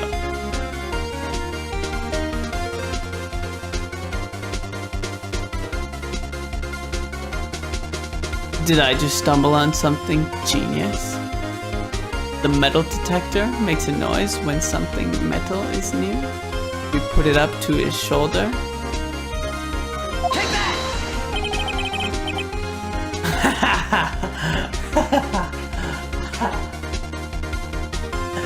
That's fucking stupid. There's no way that worked. Von Karma is perfect. He wouldn't risk surgery leaving an evidence trail. What a trial. We are going to hold up a metal detector to the prosecuting attorney and to see if there's a bullet inside of him. So then I ask, where is that bullet now? I think it unlikely that Von Karma performed surgery on himself. You don't mean? Yes, I do. There is the possibility that the bullet is still inside Von Karma. Let me just whip out my metal detector. Well, there's one way to find out. We can use this metal detector. Well, Von Karma, I'm going to run this over you and we see what we find. I refuse. Yeah, obviously he has his rights.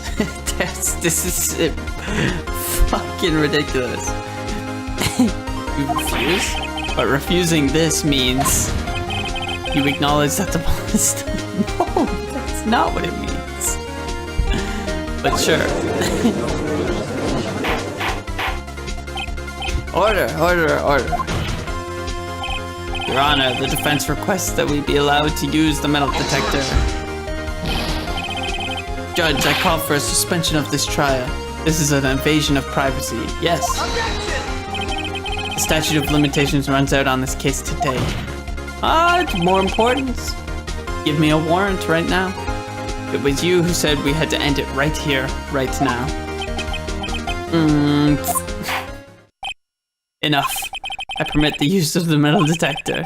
At your peril, you're gonna get fired, Judge. You get a charter claim against you.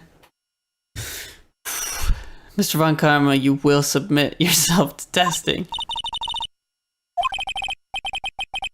I don't know, but we have to give it a shot.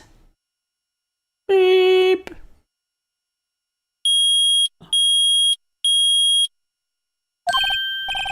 Something's inside his right shoulder. The bullet. Mr. Von Karma? You. It was you. I was afraid this would happen, and so I remained silent. Indeed, there is a bullet inside my shoulder. However, it has nothing to do with this incident. Yeah, good point. What? I was shot in the shoulder long before the DL6 incident. I claim that the bullet inside my shoulder has no relation to the DL6 incident. But, Mr. Von Karma, can you prove that? Prove? I have no How many times has this guy said to me that I need to prove the things? And I've said many times, we don't have to prove shit. So I agree with you. But you fucking bitch can't go back. It is Mr. Wright who must prove something here, not I. Mr. Wright, well, can you prove it? Can you prove that the bullet in Von Karma's shoulder was from DL6? Of course you can't. You don't have any of the DL6 evidence. Oh, thanks. It's because you took it out of the records room yesterday and fucking tased us. With no proof, you cannot convict me of any crime. So sorry, Mr. Wright. No, I'm the one who's sorry, Mr. Von Karma. What? You were close, one day away from freedom. But you see, I have proof. What? Who would have thought you would dig your own grave trying to convict Mr. Edgeworth? I can link that bullet in your shoulder to the DL6 incident. And here's my final proof.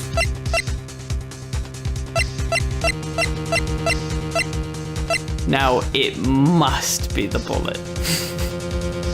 Because they gave me this package with a bullet in it.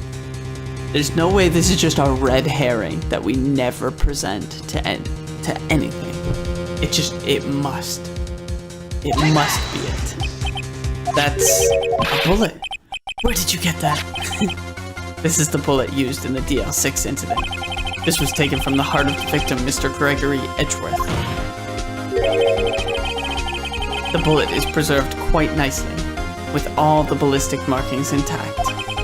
Ballistic markings? You may recall the term. It came up in the first trial 2 days ago. Ballistic markings are the fingerprints of a weapon. All bullets fired from a gun are marked with that weapon's unique pattern. By examining the markings, you can tell which weapon fired the bullet. It's quite accurate. We have 2 bullets in our possession. One, the bullet removed from Gregory Edgeworth's heart. The other, Mr. Von Karma, is the bullet buried in your shoulder. We could analyze both bullets. Then, if the markings matched,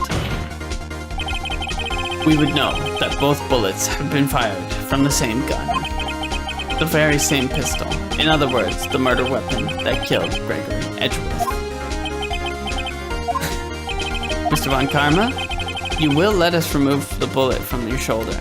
That's insane. That's violating at least 12 charter rights. Then we'll compare the ballistic markings to those on this bullet. And solve this case once and for all. You can't force somebody to undergo surgery. That would be insane for a country to have. To force you to undergo surgery. Well, Mr. Von Karma?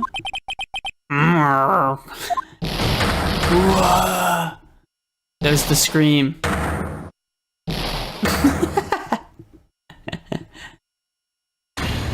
That's the scream that I hear in my dream. I've heard that scream before. Wait, I know. Help, I can't breathe. Quiet, I said quiet. You're not making this any easier. Stop breathing my air. I'll stop you. Stop breathing my air. Get away. Get away from my father. Bang. There it is. The scream.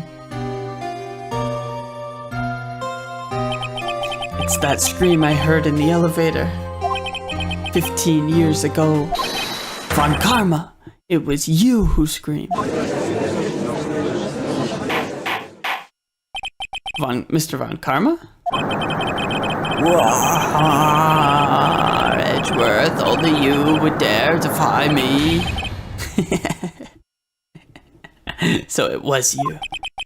You and your father are my curse.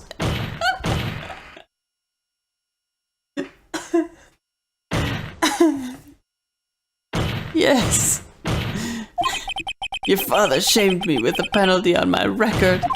And you left a scar on my shoulder that would never fade.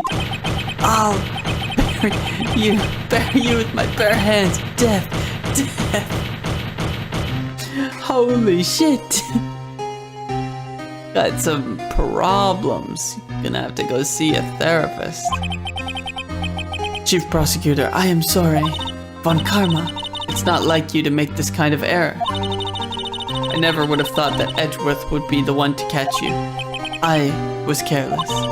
I'm sorry, but you will have to be penalized. I've covered for you in the past, but not this time. Edgeworth! It was a shock like none I had ever known. So dramatic. Me? Penalized? It took hours for me to regain my composure. Suddenly I found myself in the darkness. I betcha this guy would be a great husband. He would just be the best. I was in the court records room. I must have wandered in without thinking where I was going. The room was pitch black. The lights must have gone out. I went into the hall and found my way to the elevator. I pressed the button, but nothing had happened. Then, there was a noise. Ah! I was in pain, a horrible burning pain in my shoulder.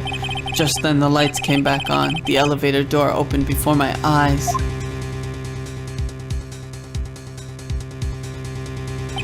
I saw 3 people inside, all lying unconscious from oxygen deprivation. Much to my surprise, a pistol lay at my feet. I knew then it was destiny. I had to kill Mr. Edgeworth. In his last moments, Gregory Edgeworth was still unconscious.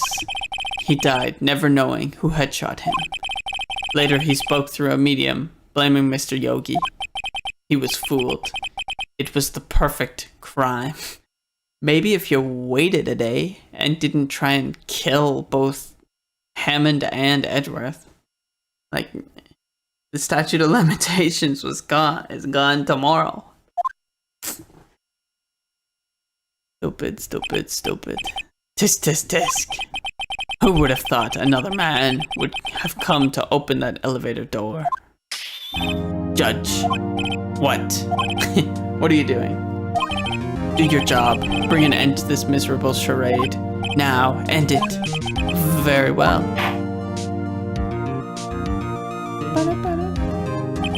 It appears that we have come a very long way to the end of this maze. 15 years later. Mr. Miles Edgeworth. Yes, Your Honor. You were innocent. You are innocent. As you said, it was all a nightmare. Yes, Your Honor. This court finds the defendant, Mr. Miles Edgeworth, not guilty. Woo! Confetti! Yeah! We've done it again. Phoenix Wright, we have a perfect record. That's all I have to say. And actually, like, within these trials, we've had like 7 or 8 trials, so we're kind of 7 for 7. Court is adjourned. Nick, we did it. Did you see his face? Von Karma looked even paler than usual. He's pretending to be all cool, but inside you crushed him, Nick. Crushed. I gotta say, I'm impressed. Heh, it was pretty close though. I was sure we'd had it. I know, I was on the verge of tears the whole time myself.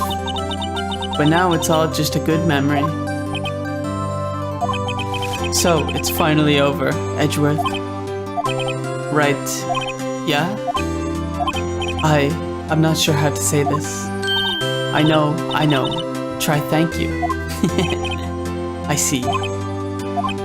But thank you, right? You're welcome? I think you could have done better than that. Sorry, I'm not good at this sort of thing. You got a lot to learn, Edgeworth. Whoop! Amazing, pal. You pulled through just like I thought you would. I'll never forget this. I owe you one, pal. And tonight, let's party. Dinner's on me. Oh, fuck yeah. Fuck yeah. Yeah, my salary went down a bit this month. But who cares? Shh. See, Mr. Edgeworth? You should take a lesson from Detective Gumshoe.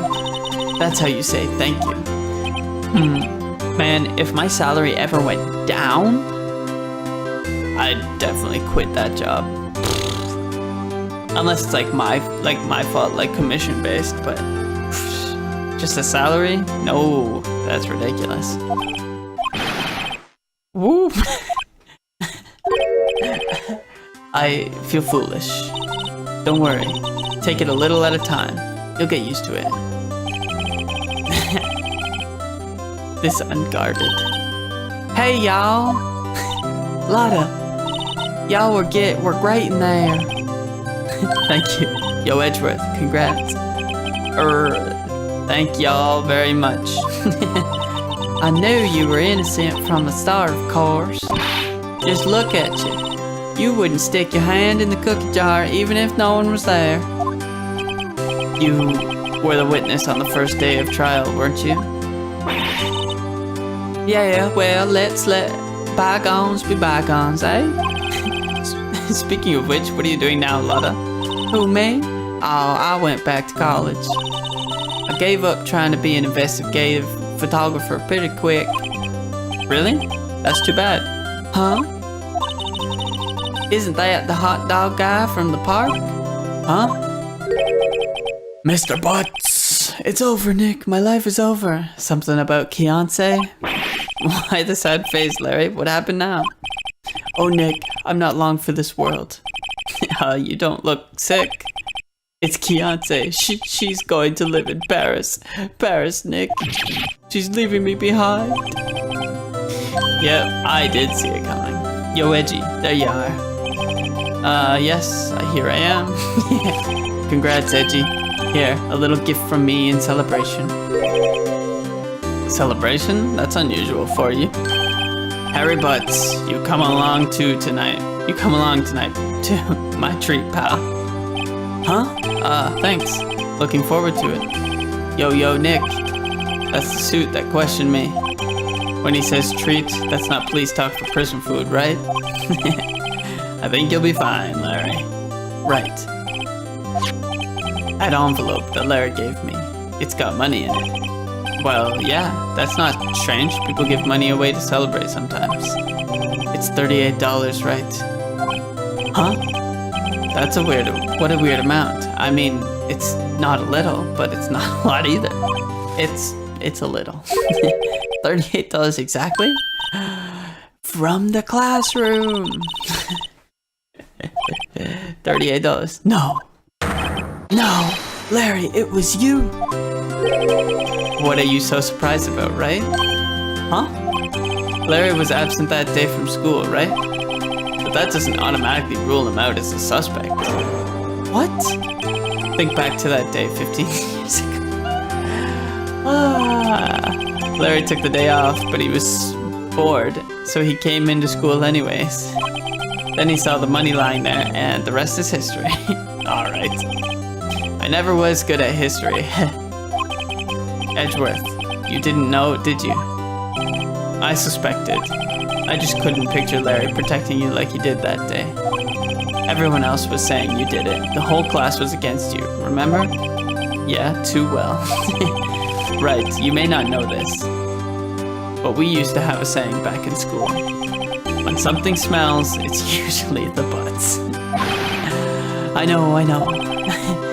Really, Wright, I'm surprised you didn't figure it out. Well, this sure is an unexpected turn of events, eh? Edgeworth? You should have told me. Now, Nick, it was 15 years ago. Don't you think the statute of limitations has run out, Mr. Edgeworth? Psh, I'd say so, yes. There you have it. Grr. Where does that leave me? I became a defense attorney because of what you two did. Well, you have always been something of an insufferable emotionalist. Damn. Yeah, and you get worked up too easily, too. Death? Death sentence for both of you. Man, if only I had known, I'd have become a prosecutor. Same goes for me, only the other way around. For the longest time, I thought I might have killed my own father.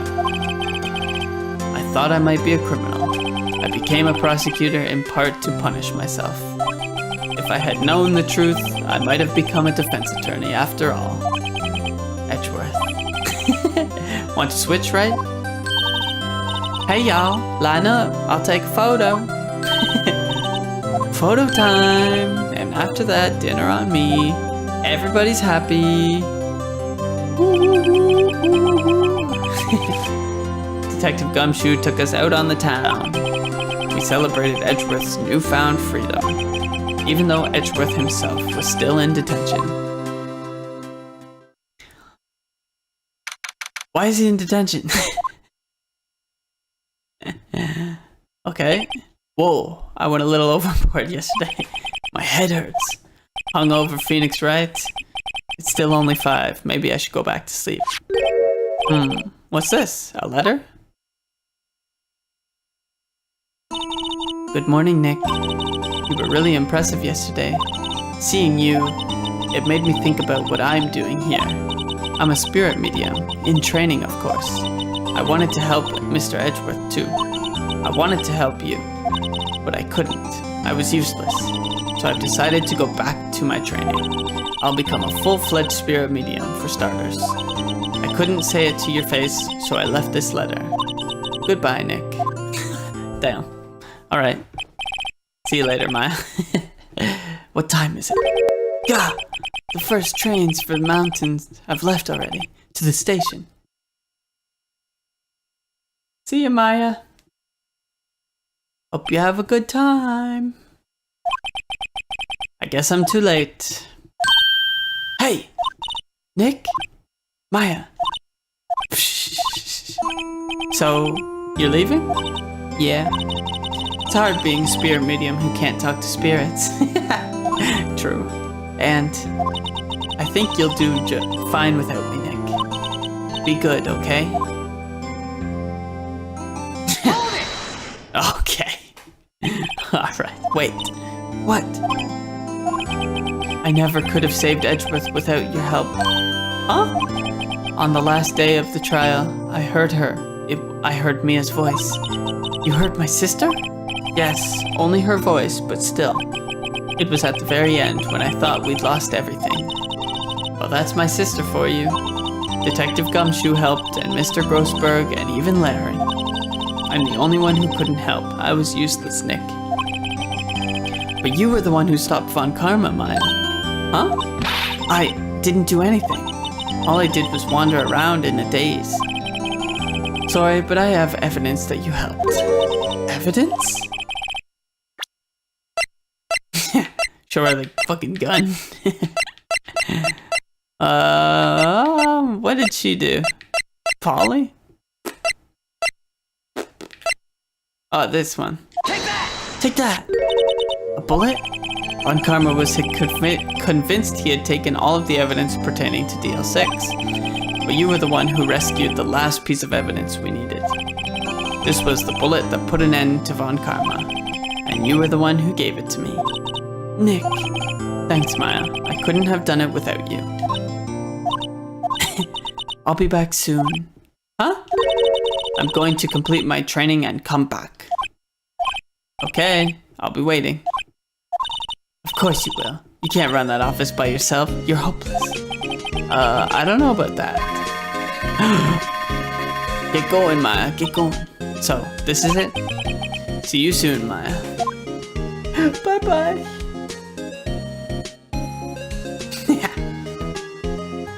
Nice. Thanks, Nick.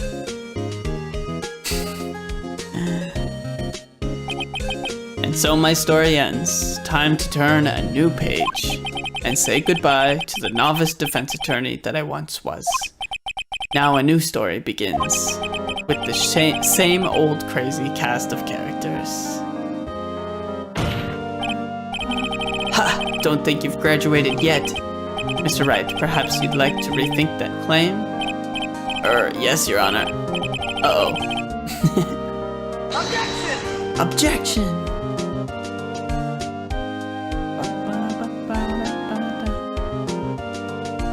Well, that was awesome. Great game. Oh, it's not done. Hey, pal. Mr. Edgeworth came down to the precinct.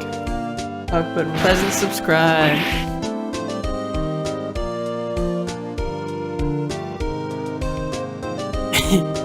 Jeez, these things are going fast. Kind of like he was embarrassed or something. Strange, huh? Graphics. Kumiko. Suikane. Mr. Harry Butts. Huh? Nick? Nah, haven't seen him lately. Who, me? I've been working at a cheese shop. That Missy's a nice lady. She's not exactly what you'd call a cheap date, huh? Oh yeah, she's in Hawaii right now. Yeah. He's always got people that he's dating away.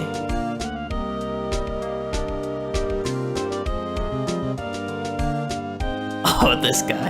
Who? Right? Yeah, I remember him. I hear he's been busy lately. You know, not to ring my own bell, but I sort of taught him everything he knows. I'm sure he's grateful. The most useless prosecutor. Noriyuki Otani. Phoenix Wright? The defense attorney for whom I wrote that affidavit for, yes. Oh, you should know, I've taken over management of the Gatewater Hotel. Should you be in the area, please stop by. Will do, bellhop. Will do. Good music, too. 2002, 2001? Oh, it's you. Phoenix Wright? Yes, Mia's understudy, was he not? I wonder how he's doing. I haven't seen him of late. The days of my youth. Like the scent of fresh lemon, you see? They keep saying, oh, it's you. Are they talking like to me? Some secret character, the cameraman? Breaking the fourth wall? Phoenix Wright? Is he an actor? Well, I'm not buying it. Can't be a star with a name like Phoenix. Did you know? Okay.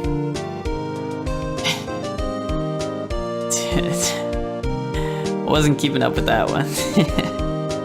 There's no chance.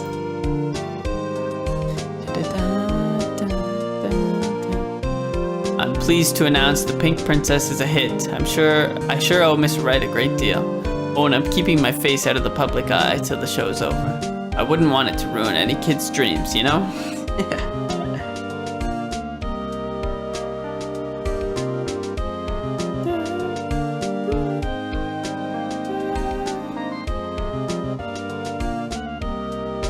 Oh, I got a letter from Maya the other day. It sounds like she caught a cold standing under a waterfall. I wanted to visit, but I didn't have time, so I sent her some pink princess trading cards. She says she can't buy them where she is.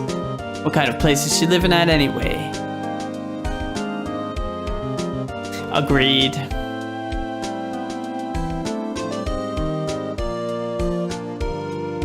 Aw, this bitch. Right? Who's that? You wanna talk? Let's talk, Pink Princess. Alright. But, you know, I snuck into the studio the other day. And I saw her. The one inside the Pink Princess suit. Ugh, what a dog. I was kind of shocked for a boy of my tender age. What? Is they saying that she's ugly? That's crazy. Crazy. Yeah, I remember, right? That lawyer guy. Huh? Me? I'm in training to become a paranormal photographer. You know, that picture I took of everyone? Well, just behind them, there's a ghost. For real. Now that's talent. I'm gonna be famous. Oh.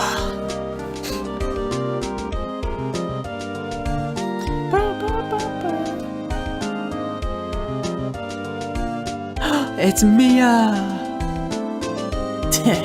Victory! Woo woo woo! Woo woo woo! Capcom! Hold it! One more to go! Why'd they do all that whole thing then? If there's one more to go. Alright. Cool. Well, there we go.